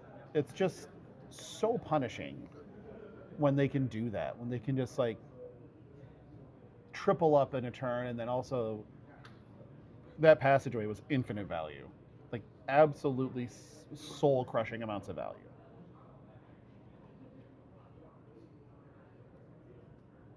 Man, I bet the war player's thinking, I wish I had a big bone right now. You had a big T-bone, everything would be fine. It does solve most problems. It does. Notice how he smoothed over Genesis abs right there. It was very obviously For good luck. rubbing the abs of Genesis for good luck. Just getting those washboard abs.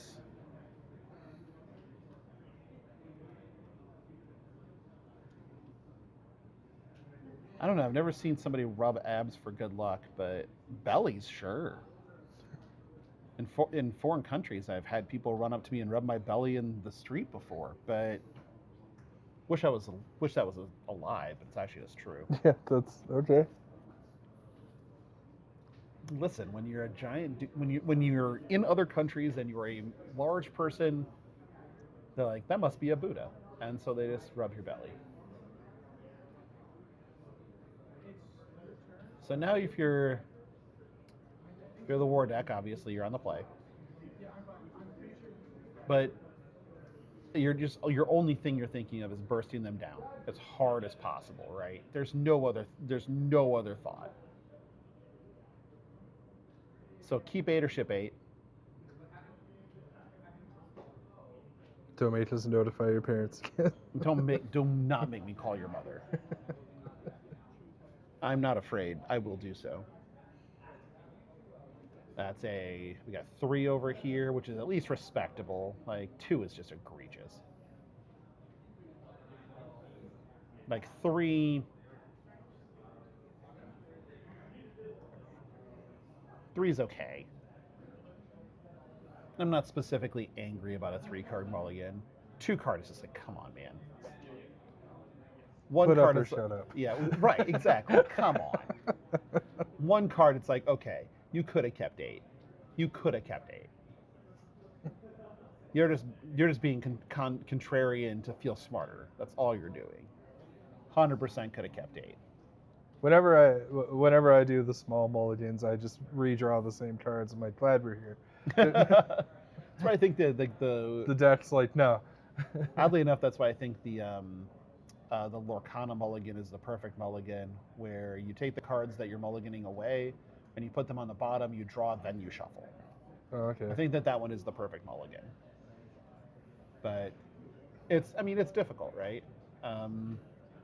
And there's plenty of games where mulliganing is worse. Sorry, just play a torque. Where mulliganing is worse in a lot of ways. There's a lot of games where mulliganing is...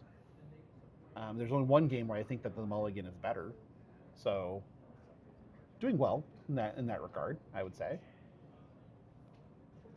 But I like a clean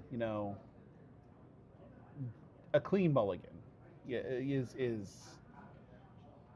preferred. I'm going to play 3 cards, and by that I mean put 3 cards face down in front of me, covering Genesis abs. Go on. I think that you, like, honestly, I almost think that you have to serve here. Yeah.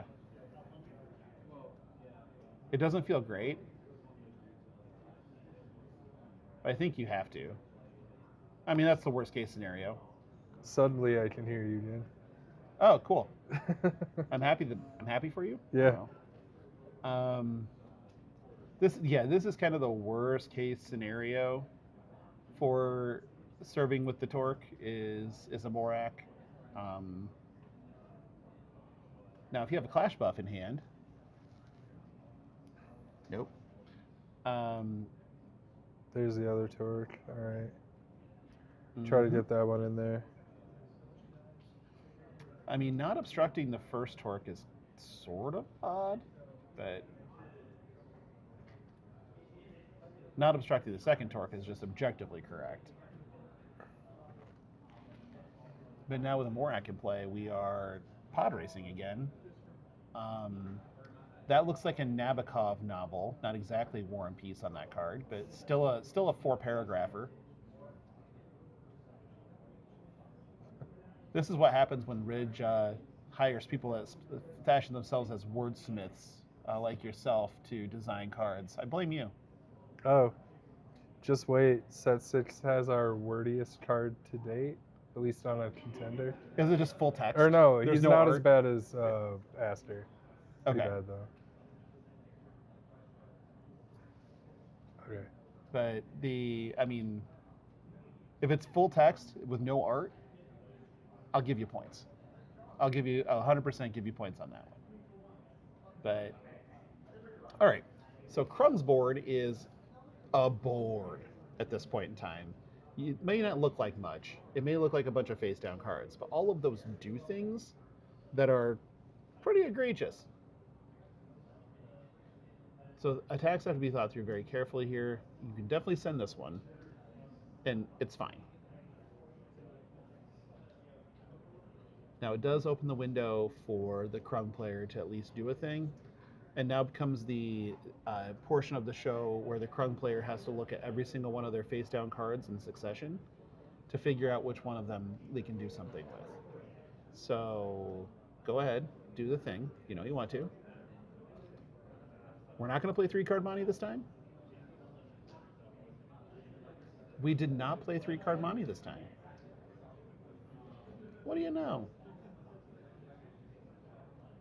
And now we're playing our own Krug.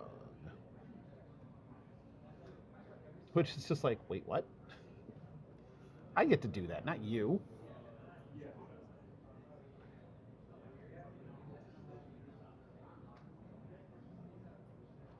And there's our second attack. Card draw off of our friend War. And he's like, yeah, well, send me the bill, I guess. 17, sure. And expand the army. Expand more Team Covenant toys. Yeah. Gotta watch out for From the Shadows.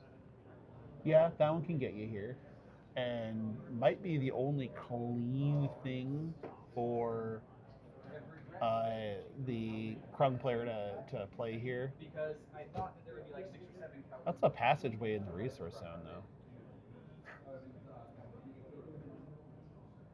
I mean, if you have the boom, you would just attack with your 2 dudes and then boom here, right? Like, Oh man. this could be a very short, a short ceremony, so to speak. If this is into boom. Oh, that's a really good roar to just resource there. Mm-hmm. All So right. send a torque. Send me the bill. Send another one. Draw.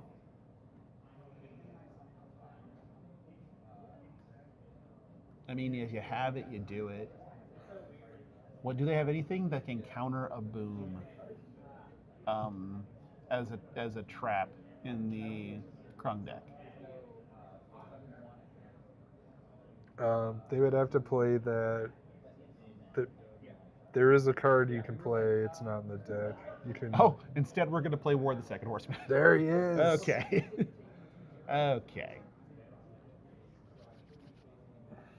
Now we're doing stuff. On turn 4, On You curve. know. Yeah, on curve. like a gentleman. Play this big boy. Yeah, send it. Speaking of abs, that card That's is. all abs. He's hitting you with abs. He has abs on abs. All right. Which one? Here it That's is. some whack, but that's really good bait out of our war player here to basically be like, encouraging the Krung player to not activate some of his discarded in the accessory zone, and in lieu of the boom, sort of, so to speak, to not take the extra damage or to not lose the extra cards to the boom. And then was just a war. And so now we'll get a bunch of flips.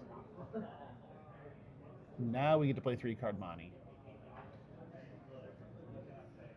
Draw a bunch of cards.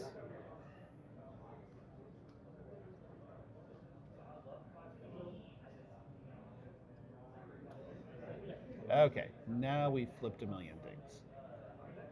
We're still coming, though. He's the second horseman, not the first.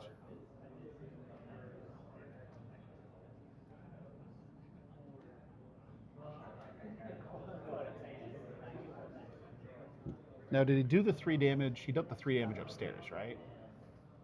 I would assume. Or no, it was countered with. Oh, right. It was no countered. trigger. Right. But now he has to decide to sacrifice one of these discarded or eat 2 as Right. part of the attack trigger. I think that they probably should, but it's really difficult right now. Nope. Yes, we're just taking it. They don't have a double Krung Alpha Strike available to them.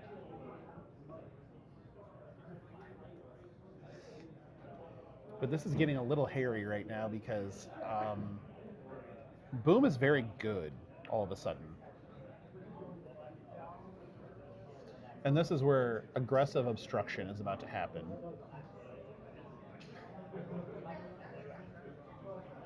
They could play a Krung to send into the war to take care of it, and that'd be fine. But losing the resources is bad. So I think that's why you saw them just kind of send it over, because they need the resources for the cards in their accessory zone. Otherwise, they're just kind of dead to Boom. So here, the funny part would be if our war player played a second Krung. That would actually be really hilarious. But You looking for these? yeah, Is this the one? card? Is this the Is one this you the card want? you wanted? So we're gonna send the first one, knowing that it's clean. Yep, play 3-card Monty. Well, in this case, 5-card Monty. That card apparently was upside down. Apparently, Had that to one was readjust. upside down. We're going to obstruct here. Okay, sounds great. Aggressive obstruction. Happy little trade. That's right. Now we send War. Would you like to sack? And the card draw. Very fitting. Very fitting. War drawing cards off War.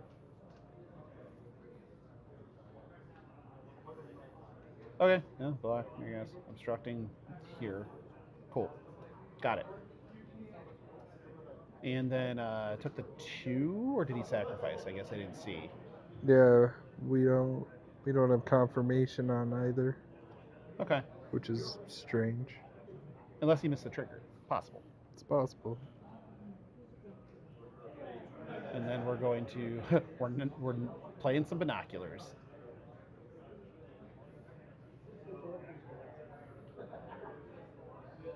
And then sure. The Flying Death. Yep.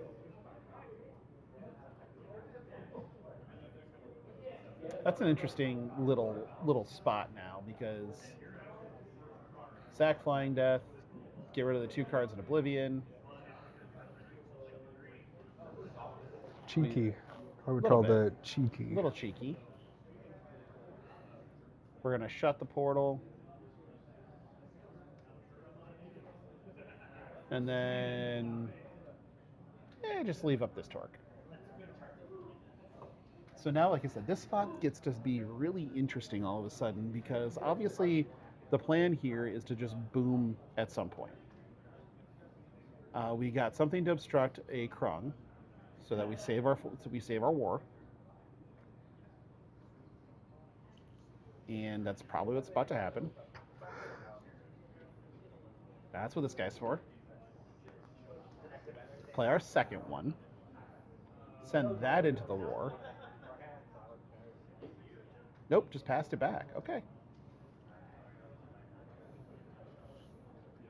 No card draw on that No torque? card draw.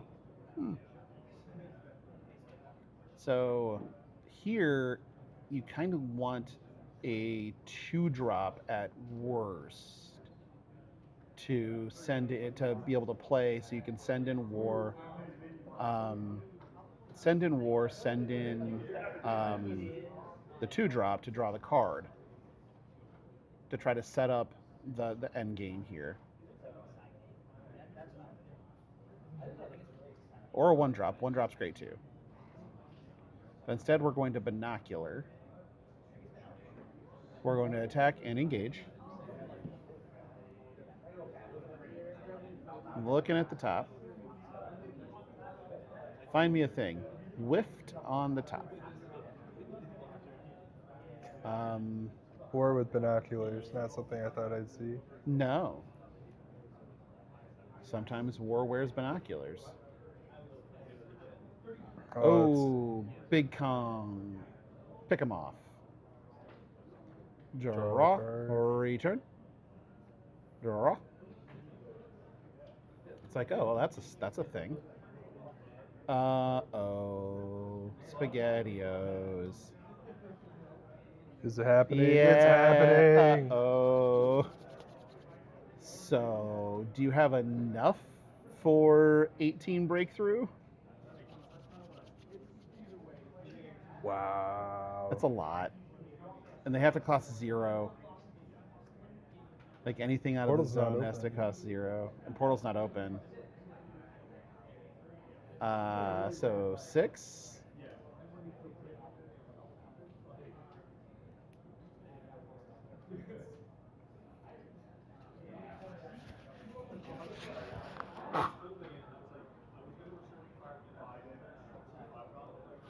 How does he play that? I don't know. Huh. Portal definitely looks closed, but it's still breakthrough.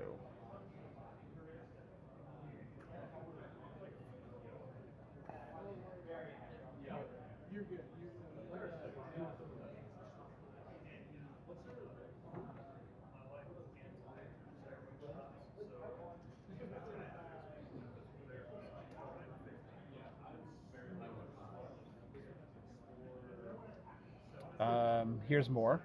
And 6 more. All right. Breakthrough. Sure. Here's 6 more.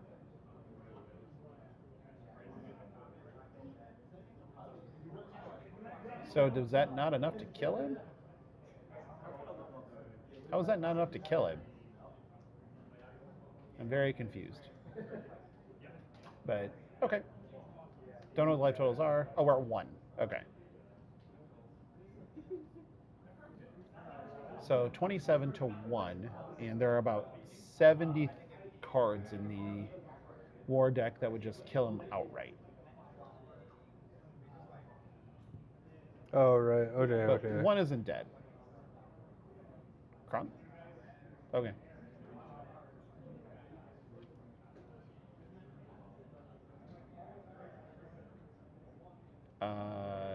Ullman? Okay.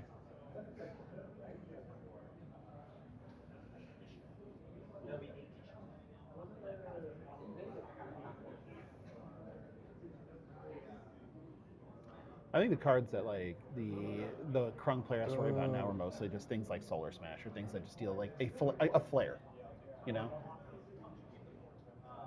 the dealing of 1 damage.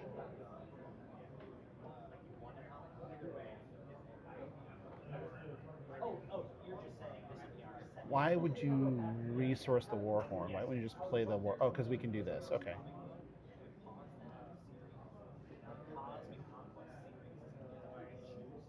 So he can barrage Torque. Yeah, you can barrage Torque. Yep. Yep, that's pretty good.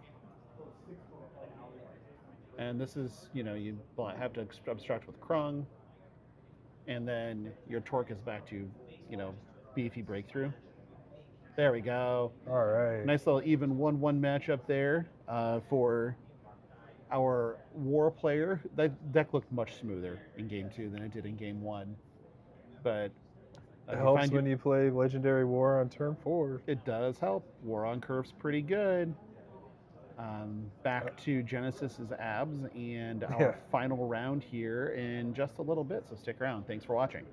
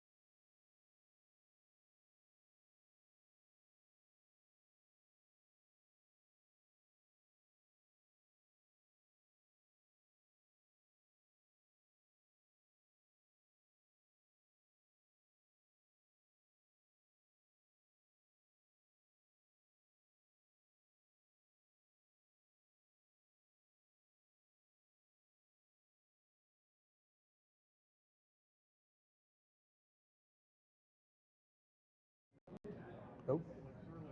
Hey, We are I can back. hear myself Yeah, again. we can.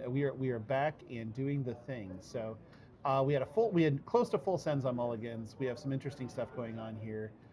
We're going to start with the binoculars and a face down out of Krung. Michael Hamilton on Krung. Ryan Roper on Magnates. Awakened. We were talking before. The Magnate deck is, I think, just a New York City get 'em dead deck, which I'm super in favor of. We're just going to get a flare out of our lives and okay. Easy money. Tempting, potentially, to just go and ping. But we're going Get that portal to open. get the portal open, get a dude out of it. I believe that's a Gur, if I'm not mistaken. Yeah, that's our boy Gore. Sure. Gur is something that dies very easily to flare. Just going to point that out. But Gur also can just hold a binoculars for some reason, a discarded, which is a alien pseudo Cryptid monster. Yeah, cryptid monster race needs binoculars. That's a Lord Krung in the resource pile, so it's usually not where we see that one. Here we're just going to trigger binoculars because searching is good. Try to find a thing. We whiff. A lot of them seem subterranean, so maybe they need the vision. Help. Maybe. Well, I mean, sure. Right, deflating that That flare. No value on that flare. I mean, the value is getting rid of the deflating. Sure. Which is not zero, but it does work out. So here, we're just going to take, again, the Magnate has got plenty of juice to try to just make a wide enough board and go over the top. So today, Ryan has had a pretty strong run against Krungs, except against the blue variant we saw last game. So we're going to get a flare, we're going to get a Magnate. Hey. Somewhat surprised we didn't send the Magnate, but sure. That Magnate is fairly cunning. Fairly. Well, he would swing for 0. Like, he would just bump off the defense. Yep. Forgot that Krung has that pip in the other spot. And as a reminder, this is Magnate Awakening, so he's the one that gives all of his guys an extra defense. Yep. And can, in a pinch, when he's at low health, he can start hitting your hand, which people tend to forget when they play against him. Right, which is pretty important. But it's a 30 health Magnate, so these are effectively both 1/2s right now. Good enough to do the job. Good enough to get it done. Michael, on a deliberate think here, finds a... From the shadows. Resourcing or from the shadows? Okay. Is nothing sacred. Nothing is sacred. Nothing sacred. We're just Attacking gonna with Krung. send a message. All right, deflate that flare. Flare is, again, trading for a deflate.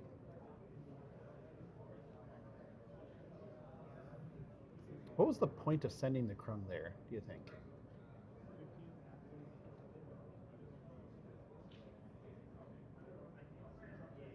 All right, Ryan's go. Now, both of these should be pretty much locked if they 2-0. I'm not sure if in a split. And there's a Machina in the resource zone as God intended, apparently, because happens a lot. As far as standings go, I think one of these guys needs to sweep in order to get to top 8, but I'm not. But don't quote me. Which Clash Ground is that? Is that from Trying to Doing? No. That is. Where is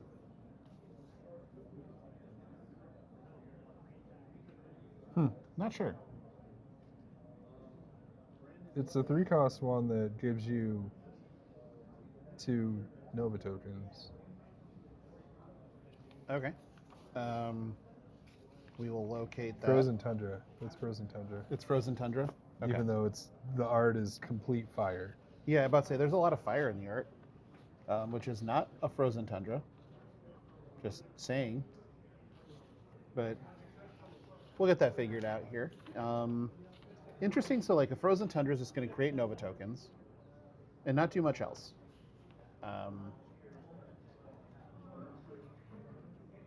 Yep, it's going to definitely demand some changes, but we'll see how that works out.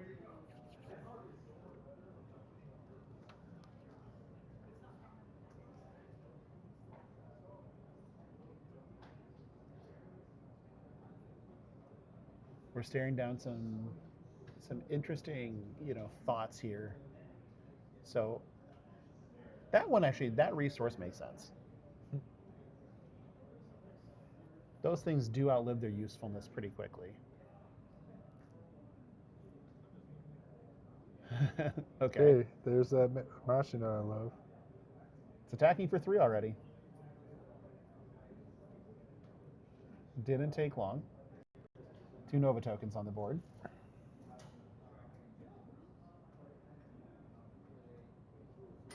All right, get that Gur out Get there. that Gur out there. Do we have another flare? Do we have the 3rd flare just to pop the Gur? Man, that Machina is a 3/4. He's healthy. But still dies to Swarm. Well,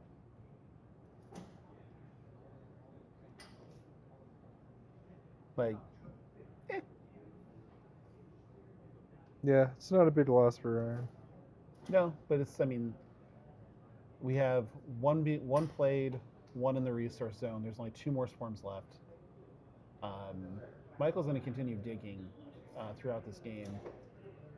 And effectively not giving a ton of advantage to the Krung is a good feeling.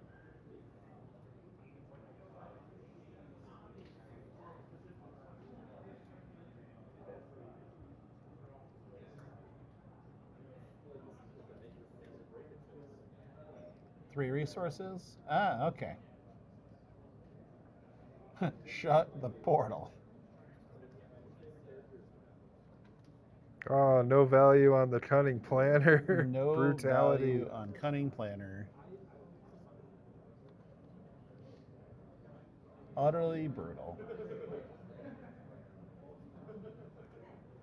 So how does this work when, there's nothing, there's stuff to start to get the board gone, but it's already looking a little bleak over on the Magnate side of things. Can't keep anything on the board. And Losing both of those Nova Radiators was brutal. yeah, not good. We're still resourcing up. We still got plenty of bigger things to throw out there. So Crimson Scales. Crimson Scales is good. That's a good start. We're going to take out this. Pop the Gur. We're going to then also get rid of that and that. nice little cleanup there. We take those. We do take those. 3 for 0s I've heard are good. So card is still on the field. So at this point in time, it's a 3 for 0. Could easily become a 4 for 1 if Michael has to commit something to get rid of the Crimson Scales.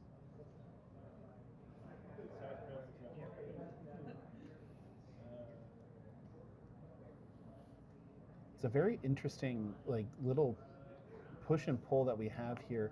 Brian's almost down to life parity already, and this will put him there. Trigger? Nope, don't want to shut the portal down. Or turn the portal on. So, okay, just gonna let it happen. Now, opening the portal makes sense. Putting a Gur from the graveyard from Oblivion into the accessory zone. And now is it time to send 4? It's just time to send 4.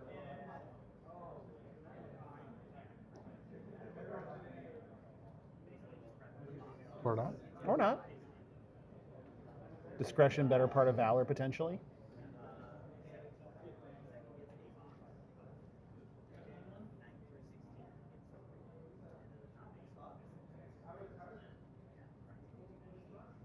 Here comes a big swing.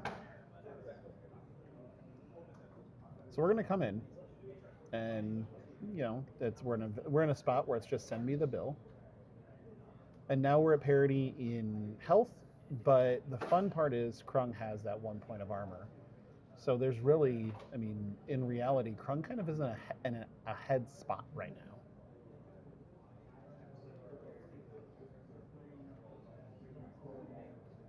What's the answer here? We're going to not resource.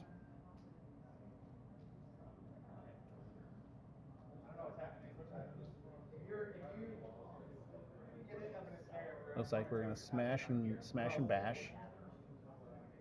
Draw a card. But again, looks like we skipped resource on 5.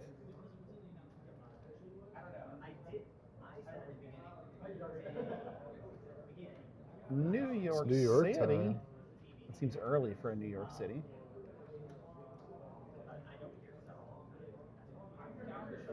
We do get the card draw. Pass it up. The problem is, are we susceptible to the underground? So looking in here, we have rainforest. Yeah, rainforest and underground. So we do have plenty of ways to get rid of that.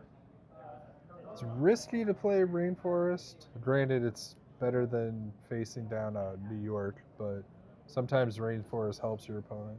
Yeah, sometimes rainforest does give a little bit of added juice to your opponent since they get to be the first ones to use it. Well, you get the draw on the enter, but it is a symmetrical effect. There is a rainforest in Michael's hand, by the way, so he does have the ability to say, all right, we're going over here.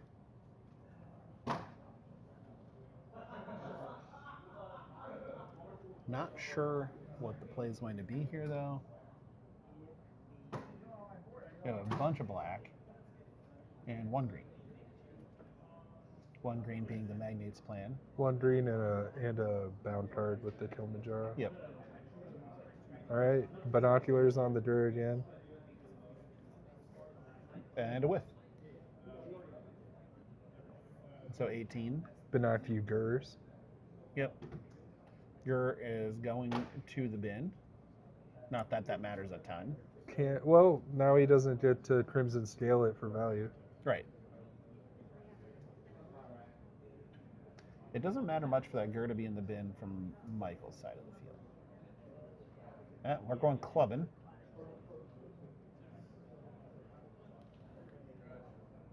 Tapping the green, we still have the unbound.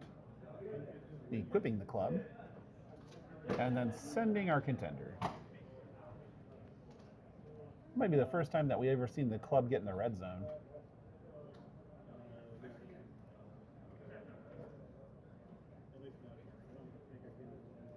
$17 plays 20. New York City stayed in play. Rainforest did not come into play. So this turns into a... Fascinating. How much of a board presence can Ryan get in one shot? I would assume fairly large. Knees weak, arms are heavy. All right, let's see. Oh, we're just There's going always to Magnate's plan. Yeah, there's always going to plan for the best. Now, can you put down like 2 or 3 things, or just one big thing for 4 red? Ooh, that's a big flare. That's a big flare. It's a huge flare. That is a pyroclasmic guardian, if I do recall, or is that scattering blast? I believe that's pyro, and I believe this is a hit for 7. Should be a hit for 7. We had a Morak. Morak was sitting in the bin, so Morak's going to get the search. Go find a Krung. Got the card draw. Got the search.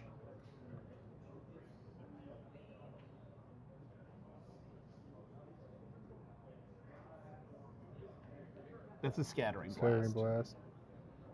So coming in for With only one red requirement. yeah, I mean What that's in the silly. world?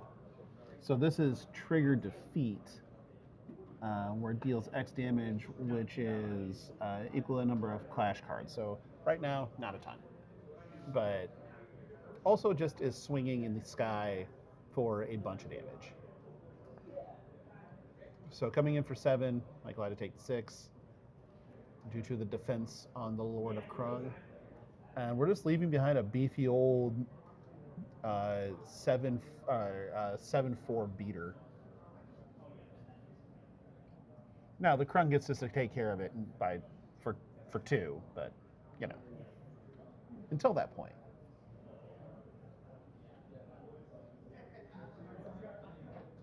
Taking a quick look, what do we got? All right. I notice how Michael, like playing Krung, doesn't just load up the resource row, but that just might be the nature of the deck right now. Might not be playing as many of the, of the discarded cards, really. Yeah, not as much. Leveraging that green a bit.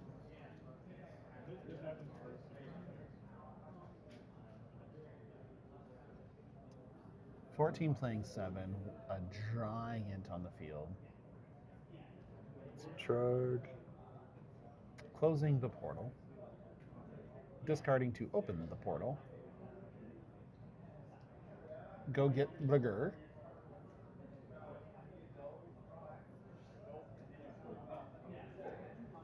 I already Now- forgot what card that is. No, I'm kidding. That's true. I'm pretty sure you knew. So now we're going to play the Lord. Attack with the big guy first.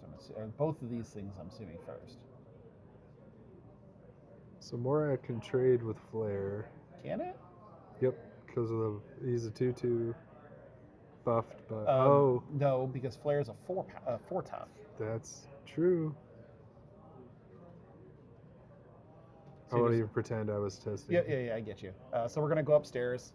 We're going to leave Morak back, but we're going to go upstairs. We're going to pick off the Flare. Wow, that was a trade. Flare's going to deal 1 to the Morak. We're going to put 2 cards as bees in the trap. Pass the turn up. New York remains. Yeah, that Rainforest is still in hand. This is very patient play by Michael to not just snap off the New York and potentially give some extra advantage to Ryan by having a little bit of the ability to search through.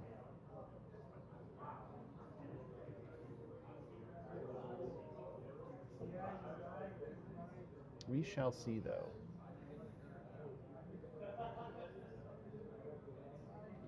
Right now, you have... Okay, we're going to light him up again. We're playing Pestilence. Okay. Sure. Yeah. Pestilence, Devious Servant. Let's go. Let's go have some fun. What do you got for this one? I can Swarm of Monsters it? Yep, that works. What's the next thing, though? Like, do we have a follow-up? Is that the best we had? Looks like maybe the best we had. So, Wildly Unfortunate. Ready it up. Get our draws. Take a look at our bin for recursion. I'm pretty sure that this is starting to look like Krung Snowball.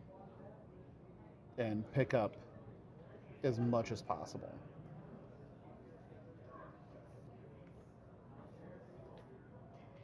I'm not sure.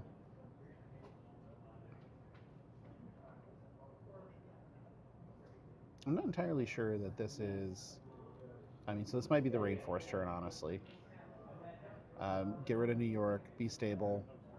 Know that you have ways to lock the game up with just a couple of cards. Krung obviously going to do a ton of work. Yep, there's the Rainforest. Draw. Turns out discarding is part of the discarded. So Rainforest, get rid of New York City. Bin is quite well stacked at this point in time. So plenty of options there. looks like this is going to be a closeout for Michael, unless there is some room in the inn at the top of the deck. We have a couple of pieces that it looks like, as long as that face down card isn't the final.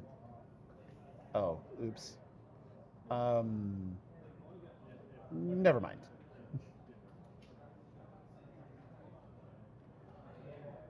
So we're just going to go ahead and swing a million times. Could be a remote cave.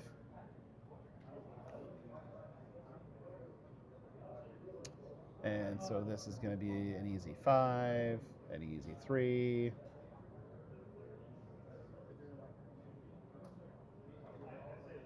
Should be pretty much lethal. There it is. And we're picking it up and going into game 2. That was a little anticlimactic, but when you just have the answers, you have the answers, right? Yeah. And that was a He lot even of whipped answers. on those binoculars. I think Still that kept might it. be a a part of the plan. I'm not sure, but we'll see. So they'll get shuffled up and get ready for game 2 here. Plenty of time on the clock too, so they'll be looking good heading into game 2. Magnate will be on the play. Yes. Maybe that'll give him the edge he needs to push it over. Yeah, that's quite possible that Magnet on the play will take care of the problems with kind of a stumble out of the gate. It seemed committing the small cards, not getting any value off the Magnate Cunning Planner, not the flares having no value, just sort of I play one drop, I have an answer. I play a thing, I have an answer, and that often can just close games on its own. Especially once the discarded snowball starts. Once that starts, it's really very difficult to turn off. You need ways to clear Oblivion. You need ways to mitigate the board. It's a ton of things, and the way that people have attacked sort of this different format with the accessory starting in play has caused some of those other cleaner answers that we've seen in the past to not be there. Right. I mean, where's my Coggins? Yeah. They're not around. I don't think anyone's missing him. It's but not a yeah. Coggin meta, that's for sure. Not with these things. I miss Coggin. I love Coggin. Coggin good. Big fan of Coggin. But also, like, it sort of felt like while it's a very different contender, metagame, it almost shifted it completely off its axis, because you have, some of the events you end up having. There's sort of a best thing to be doing, and then the decks that counter the best thing to be doing. Mm-hmm. And then in this one, it's like, okay, invert all of that. So now we're playing a bunch of things that were not the best thing to be doing necessarily, because they're now better than allowing free value off of this, 5-cost accessory that starts in play. So that's a big change. Have they started mulliganing yet? Can I call people cowards yet? I don't think I've seen the mulligans yet. No, not yet. All right. They are Keep 8 or ship 8. politely shuffling. Keep 8 or ship 8, or you're a coward. I think all I'm we have saying. some cowards here. That's all I'm saying. Well, they both shipped 7 last time. And I'm a fan of a big 7 ship. So, all right, let's draw it up. Let's find out what we got.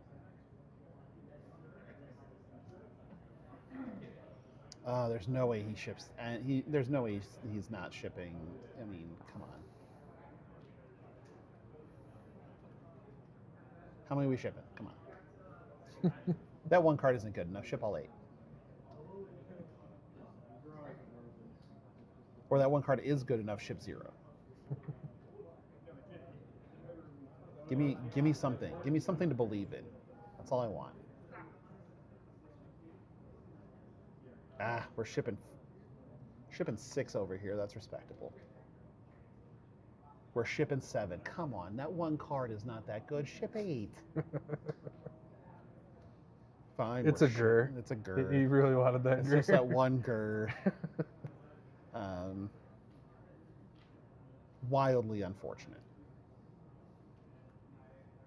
I think you have to call Hamilton's parents. I might. Nah, shipping 7 isn't grounds for that. Shipping 1 is shipping 2 is grounds for that. Even shipping 1's somewhat acceptable. It's a show of confidence, if nothing else. Shipping 2 is like, I can get a little better. It's like, come on. One of my favorite deck strategy guides I ever read was in all caps, and the guy introduced himself as like blah blah. Can that play blah. that? What's that? Can a green play that card? That's a red green. That's Red green. Okay, that's what I couldn't remember from. Oh, yep. Attack. Yep. Deflate. Seems like we've been here before. Man. Brutal. Seems like just having it is something that you should do with your time, because just add it again.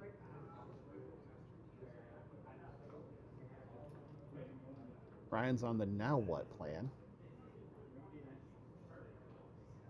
Probably should resource. Missing resource on 2 would probably be bad.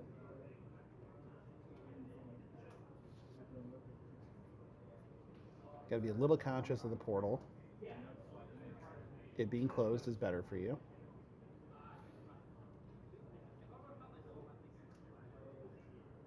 You don't want to play behind the sticks, but resourcing a rainforest, that is not a feels good. All right, cunning planner. Does he have a better plan this time? I hope so, because last time he had no plan.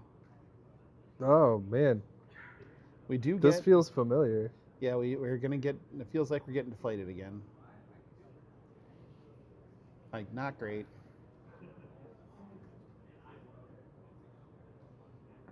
We're leaving them back.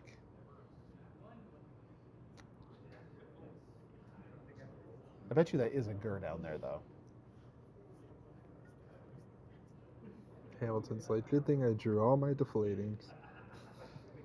Well, he Yep. has to figure out his resource first. Okay, swarm of monsters. Discard. Bring back. Yeah, go ahead. Knock yourself out. Holy crud. We have a live radiator. A live what? Nova radiator. For now. Well, he could get 1 activation off of it. Unless he doesn't have a red card in his hand. Which would be wildly unfortunate.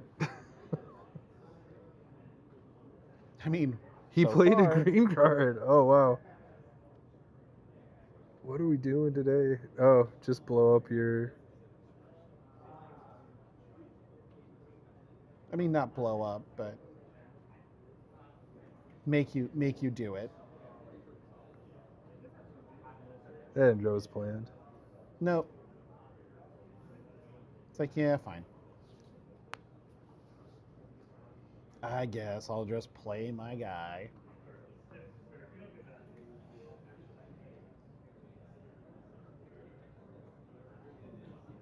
Seems like this is another instance of no reason to send them to give free value off this magnate, so let's just, crung it up. And now we can get value. Nasty, nasty. Might as well. All right, Doesn't matter throw what we that, send. throw that 3 attack Rizlak. Do you want the card off the magnate? I am guessing no.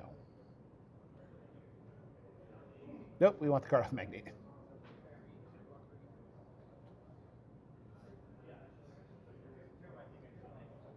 All right, it's clash buff stuff. No way. We don't clash buff here.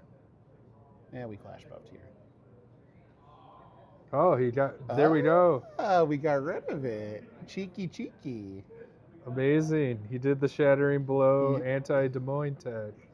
Yeah, who knew that anti-Des Moines was a thing that we had to be talking about today? Well, I mean, I used to it every day, to be honest, That's his only shattering blow. but it did the job. Right. Doesn't matter if it does the job. Fascinating. That was so cool. I mean, you might as well send the other one. It's free.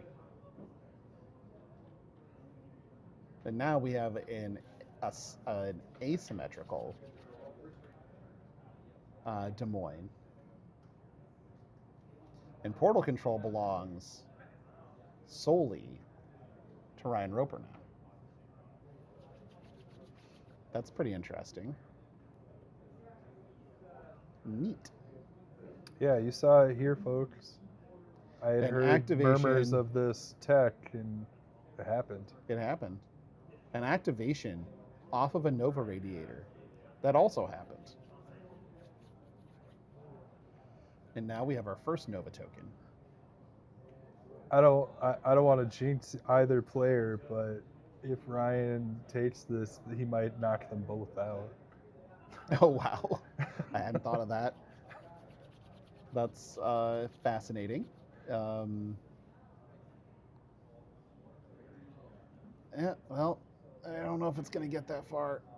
That's 2 crugs. That's 3 crumbs.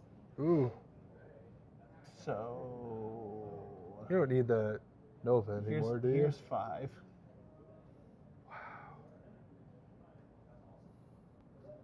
And Supernova's in the resource pile, so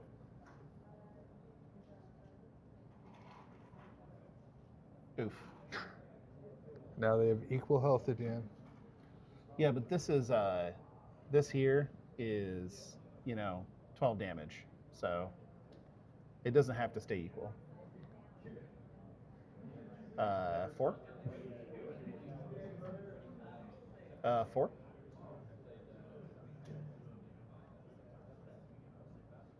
Send one more. 4.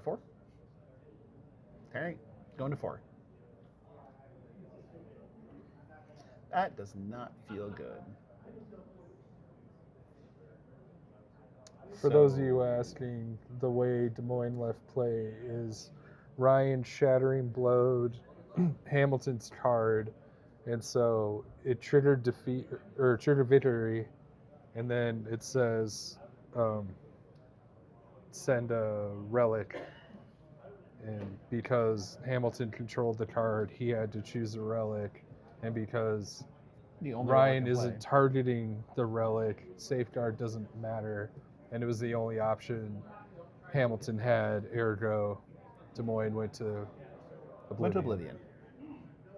If he had another option, he could have chose that, but not It a lot really of relics. in wound this up meta. not mattering with 3 crungs. I don't think that there's an out to be had from here. I'm pretty sure. It would be that Machina, but we don't have enough of him. He's all right. Engaging.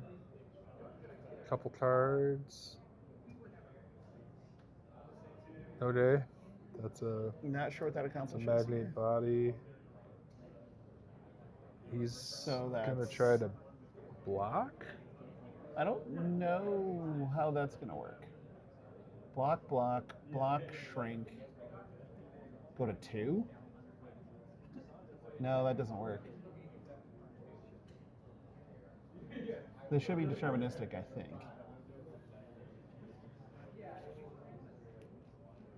Especially if there's anything at all in Michael's hand. I mean, if it's a complete air, then I guess, but if it's not, this just becomes a I turn my stuff sideways moment.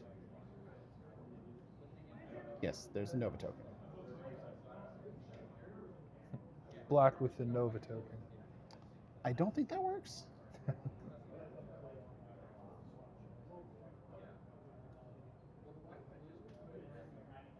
Sure.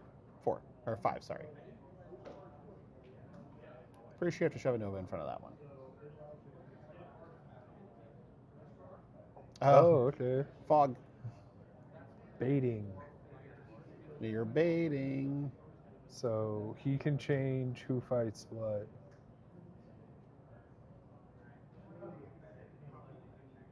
And does that not kill that?